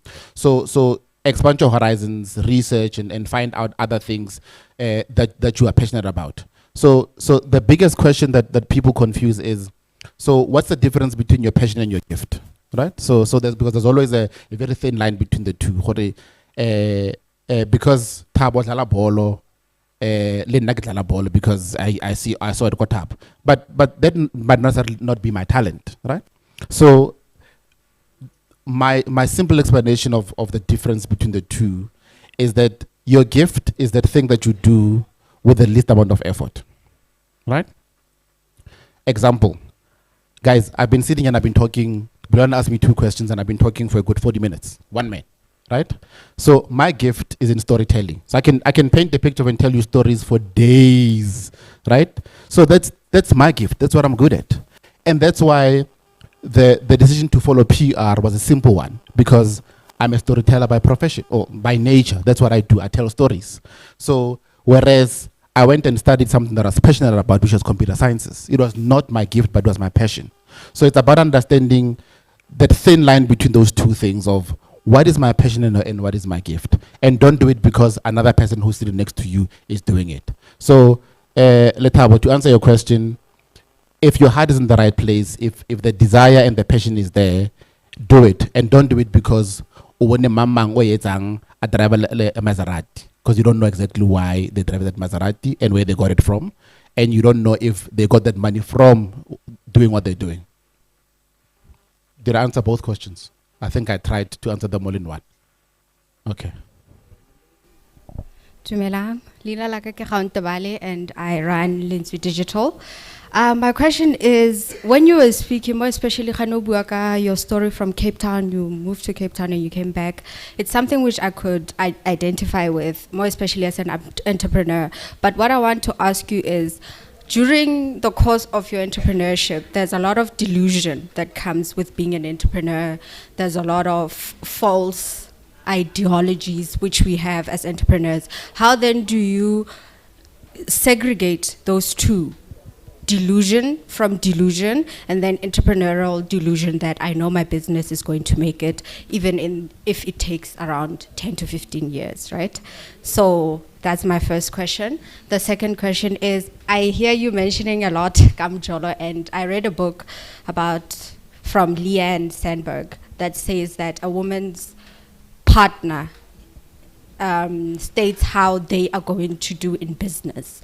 So in terms of especially heterosexual relationships, what would you advise more especially young African female entrepreneurs to look for in relationships, and what to consider in terms of their businesses? Thank you. Okay, so I will answer you. How Ntebal. So I'm not an expert on Mujolong, ne? So I was making Mujolo references as a joke. So I'm not an expert on Mujolo. So don't listen to me because hey, what are every day? So so I'm not an expert on Mujolo. So my reference here Mujolo was really about to bring a lightness in what I perceive to be a very serious conversation. There's nothing wrong with Mojolo. It's a beautiful thing. The girl that I spoke to you about, Kiri, I thought she was gonna leave. She did not leave me. Instead, she married me. Right? So don't take my advice about Mojolo. So please, I'm gonna lead you astray. But to answer your other question about what we're not told about business is that, guys, go business guys. Go business, stress. People don't tell all of those things. You see people in business, you're thinking, I know, they're flourishing, right? So I'll tell you a personal story. So after quitting my job in 2018 to go start my own business, for 7 months I did not have any money coming in. Nope, I had no business, none whatsoever. So meaning I was living off my savings. And then month number 5, those savings started getting depleted. So, and I could not pay the bond. I remember that month. I could not pay AfriHost. I had an internet plan in AfriHost, 199 rand. And I could not pay them for that month. My emails are also sitting AfriHost to get the 9 rand for them to keep my emails up and running every single month. I could not pay them that month. But no one tells you about those things. Opala maspala 250 rand gas. Opala ISP how 179 rand. Ya hor on the internet ga montlu. When that point airtime advance because you need to call people, but how not shelter airtime. So why do much shelter airtime because it's provided in So no one tells you all of those things, and people make it seem like when you're in business you're gonna make money. My business started operating in 2016. I started making money end of 2019. So for 3 years, I get 10,000 rand today, 3,000 rand 3 months later, I only started making decent money 2019. The business made its first million only in 2021. That's when I started making my first million in the business. Right? So if which ties into what I wanted to speak about later on, to say, as business people or aspiring business people sitting in this room, we need to ask ourselves a few questions. One, why are we in business? Right?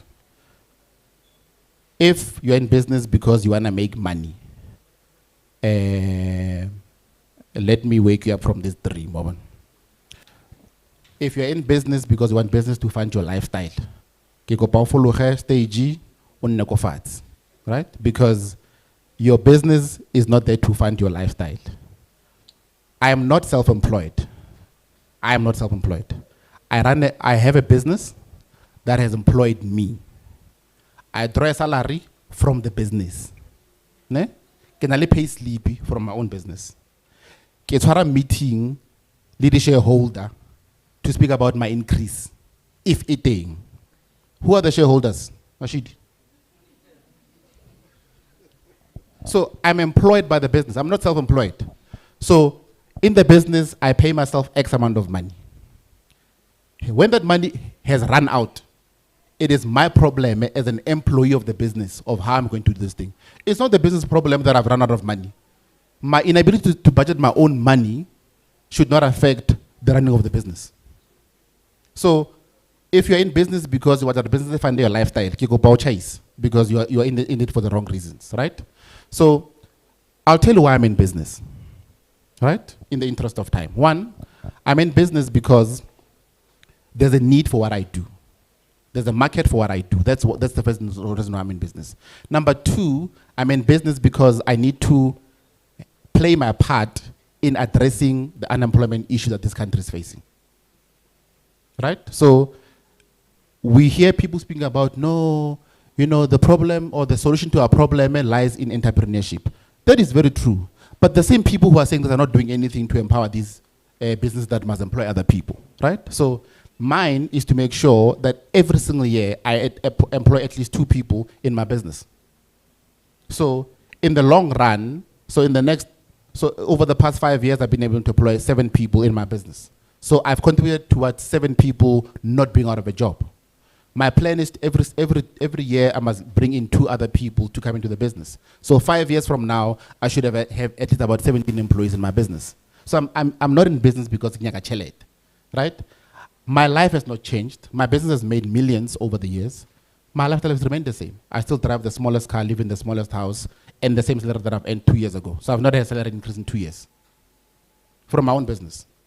Chelta DSTV, le phone, le petrolo. Has a problem business, right? So what people don't tell you is the fact that business you must make sure that the business remains afloat. You are compliant, because guys, non-compliance is an expensive thing to ever go through. Non-compliance is the most expensive thing that any business can ever go through. So if you got a SARS, you did not do your returns, you did not comply with this and that. For you to come back to being compliant, that whole process is an expensive process, right? So you need to be mindful of why are you in business. Don't go open a car wash because next door in the car wash and the car wash seems to be doing very well. You don't know why he's there, and you don't know what his business model is. So therefore, just because it worked Kamo doesn't mean it's going to work here, right? So you need to be very honest about why are you in this business, and what value is this business bringing back to you and to the people that you are supposed to be serving. So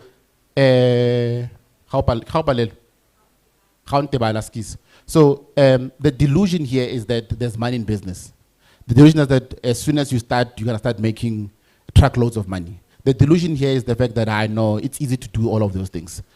It takes time. It takes research. It takes discipline. It takes diligence. So even today, after the work that I'm doing work for multiple companies today across multiple markets, right? What I always tell my clients at pitch level and even post-pitch level is the fact that what you can never be in doubt of is the great work that we are going to do for you as a business, right? So my company name is called Khotla PR and Communications. So I should have started there and really speak about why the name Khotla PR. So Khotla is a derivative of the word Lekgotla. Not the Lekgotla that people are having and discussing motlakasi and all sorts of things, but Lekgotla where the small village just outside the border mall. And I go high on the Khotlanyana, Honala Makotla, so people go there purely because they are looking for solutions. Hore bulalane ma bane ki bona kukile pudia ka koma khetlengage. We bulaile ha sele ke bona. So but ke mutse go le khotleng gore le khotla banna ba le khotla ba bantseng fa ba nthusa go tla ka solution, right? So I then said, as a business, I want to be solutions driven. So so we are sitting here as the council, for lack of a better word. You are coming to us and say, guys, here's my problem. I need a solution. We, as must give you a solution. That's where the name of my business came from. We see ourselves as solution-driven business. So, and that comes from a name. So think about how Ubitangwana, how rela, but I've seen this with people.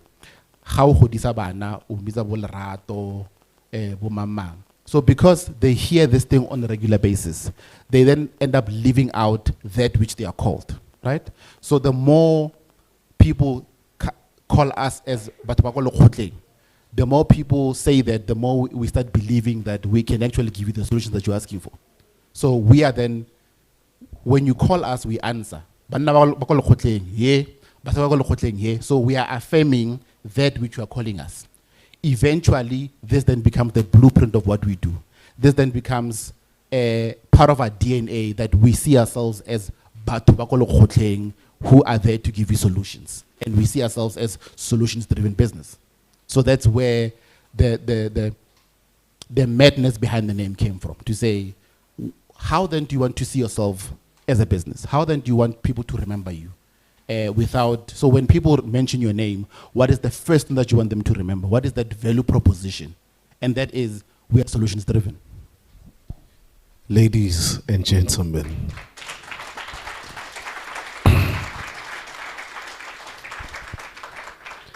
no, let's give him another round of applause. Thank you so much to Mr. Gazi. I don't know if he's still leaving or not, but we're going to have the final part of the program, which is the pitch announcement, and then we're going to grab a bite. But if he's still around, just ask him questions, a wealth of knowledge. Thank you for your time, sir. We really, really, really appreciate it. Thank you. So, I talk a lot, guys. I'm very shy, but when I get comfortable, Ziakal. So thank you for the time and the audience. Bulane, I feel honored to be here. It's very rare that you get to come home and speak to your people, because there's a myth here where a prophet is not respected in their own city. There's a thing like that where you come from will not celebrate you, right? And I feel that I owe you the biggest of things. You've allowed me to come back home. About who I am, because we can relate to each other. Hagiwaga Dr. Sfanyetso, they know exactly what I'm talking about. Hagiwaga Jusaps, they know exactly what I'm talking about. Hagiwaga Khadzeng, they know, right? So thank you for the time and the audience that you've given to me. And I hope Kilifile as much as I've been able to receive from all of you. And I'm hoping that we live here richer than when we came in. And may our businesses flourish. May we come back to our very own people and communities and plow back and really restore this place to what we have known it to be, number one. Number two, we need to come back and reinvest in our own communities so that we are then better placed, so we then leave this world better than we found it, right? So I always say to people, the money that I have, the things that I have, they mean nothing to me if I'm not able to pay it forward for the next person. So I'm hoping that Tlhabane richer than when we came in, and then we'll then be able to go back into our own communities and plow back and make a difference. And may your business succeed. May you surpass that which you want to achieve. And yeah, so let's build this community, let's build this country, and let's invest back in our own township economies. And let's not go back when we should be buying from each other. Let's not go out there and support other people when we could be supporting each other, because you're only as strong as the people around you. And we're not in competition, guys. So the pie is big enough for all of us. I always said to people, I said last. So I always said to people that the pie is big enough for all of us. If we learn how to share this pie, it's big enough for all of us, right? So when I've got something that I can't do, I'll always outsource it. So I'm horrible at digital marketing, horrible, right? But there's a lady that I work with. Whenever I get a client that wants a whole thing, I take the job, I give it to her. She makes the money. When she gets another business, and for something that she can't do, what I want back as a payback is for her to open the door for the next person. So we were networking earlier on, we exchanged business cards. Let it not just be for fun, but think about what else is the next person sitting next to you doing, and how else can you refer more business to them? Because if I win, you win. If you win, she wins. If all of us win, or if each one of us wins, then the bigger community wins, because none of us are self-made and none of us are here for ourselves. Right. Thank you.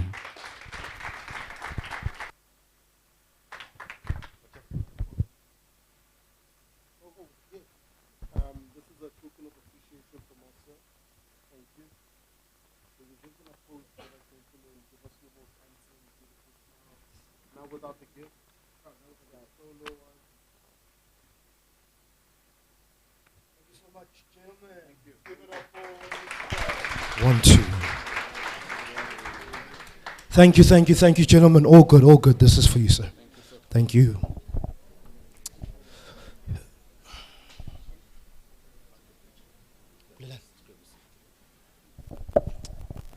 All right, we've come to that part of the program where we have to announce who the winner is. Let's start.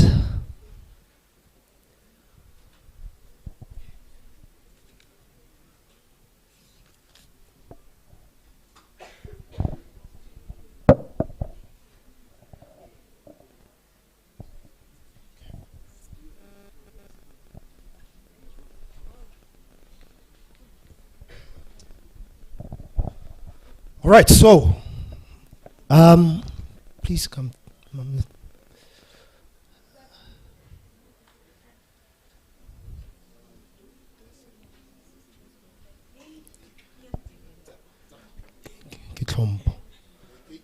To be so no ways. All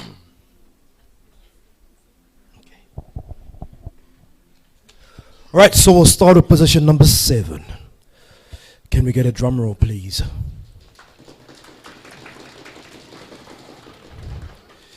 T-shirts. T-shirts.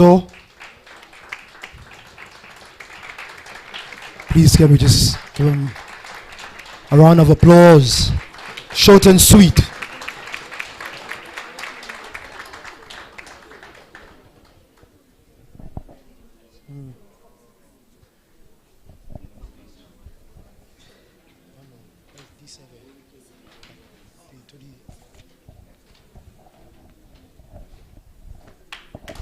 Congratulations, my brother. Please just take center stage. Yes, sir. Look into the camera. All right, let's move to position number 6. Drum roll, please, for position number 6. Position number 6 is Simpiwe. Simpiwe.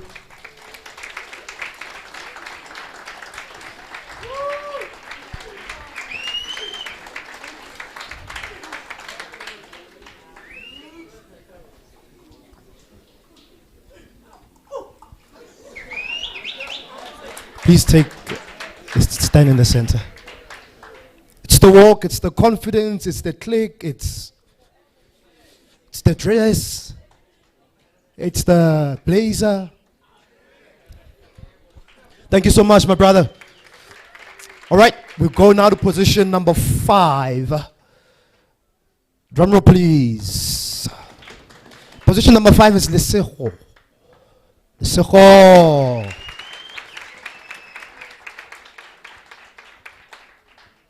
We're getting closer and closer.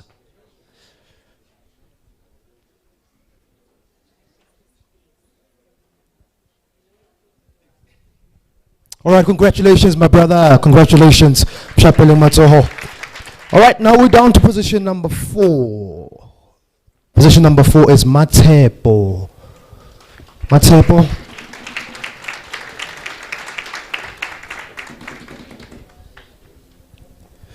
All right. We're heading to what's position 3 is? It's bronze, ne? Bronze and silver. Congratulations one more time, Matepo.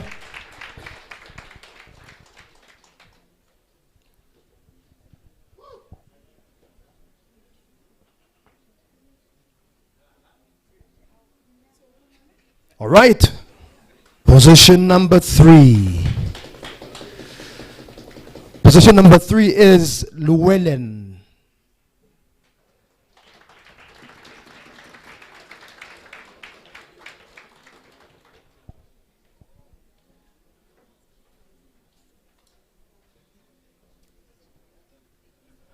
Congratulations, my brother. One more time, a round of applause for Llewellyn.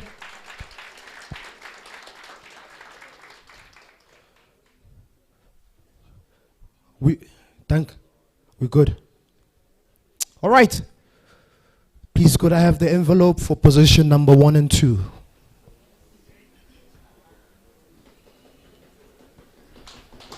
Position number 1 and 2 is, can the 2 finalists please come to the front? Kopabate Nkopeli.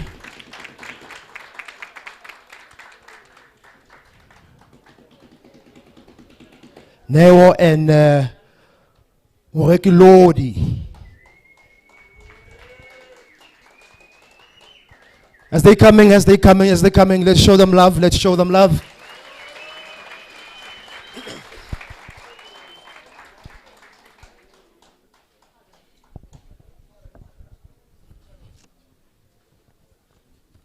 Sure. No, don't stand next to each other. Yeah. It's quite intense, right? All right. Please come to the front, Jen. Please come to the front. All right. So I will announce the winner.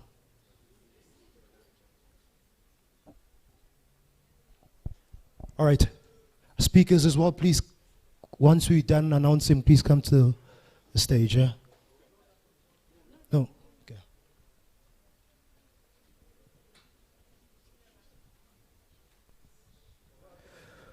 All right, so I'm going to announce the winner.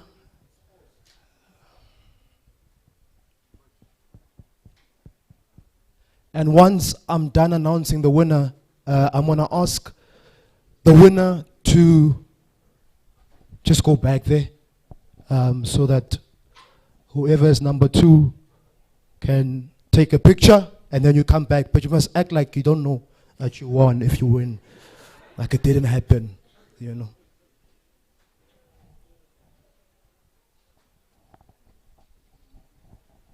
All right, so let me announce the winner. Ladies and gentlemen, the winner of the pitching competition that walks away with the grand prize of 50,000 Rand is Neo!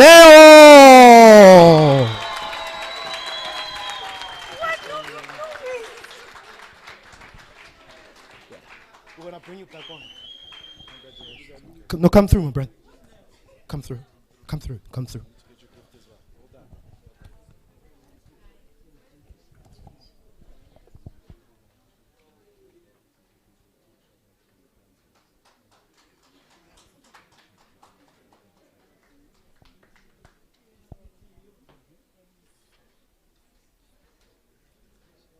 Congratulations once again. Congratulations, my brother. Please let's show him some love.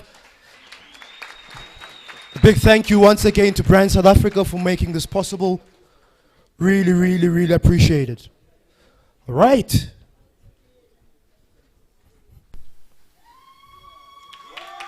The winner is Neo!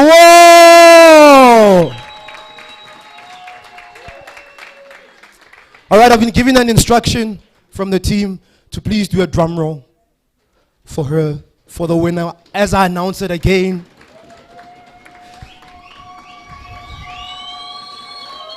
Ladies and gentlemen, the winner of the pitching competition, walking away with the grand prize of 50,000 is Neo!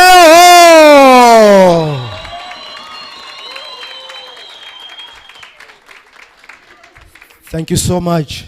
Thank you. Now please stay on stage. A picture.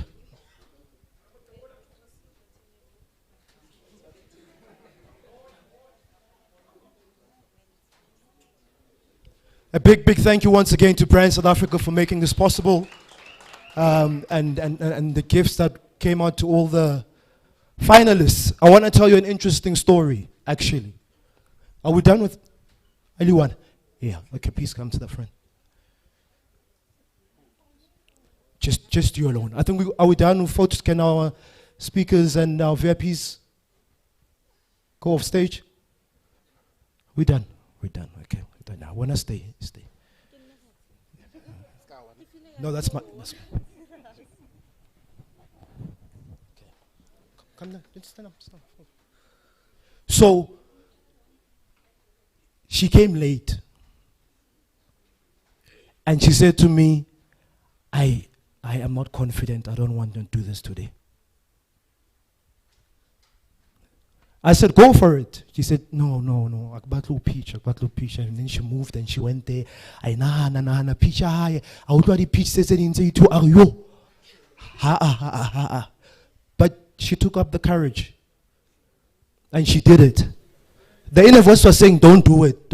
But she eventually convinced herself and she did it. So, congratulations. What would you like to say to other entrepreneurs who are in the building?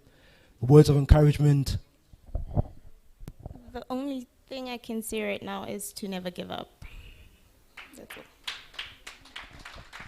Never give up. Congratulations once again. Yeah, it's because you won. You can take the mic again. And thank you so much to everyone and the production team for this amazing event.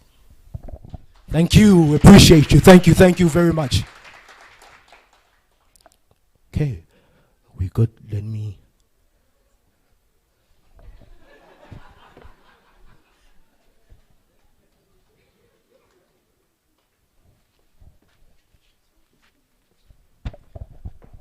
One more time, a round of applause.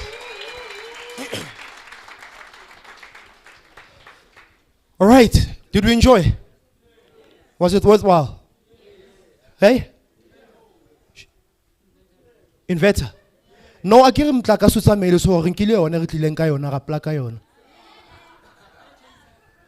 We are gonna be, the social media team is gonna be looking through the socials that came through today. And then, should you be the winner, the team will be in touch with you. Yeah? Yeah, should you be the winner, the team will get in touch with you and will get a plan to get it to you.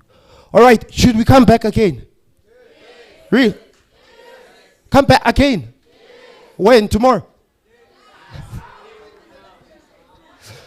To everyone that came today, guys, and we really appreciate it. Really appreciate it. Thank you so much.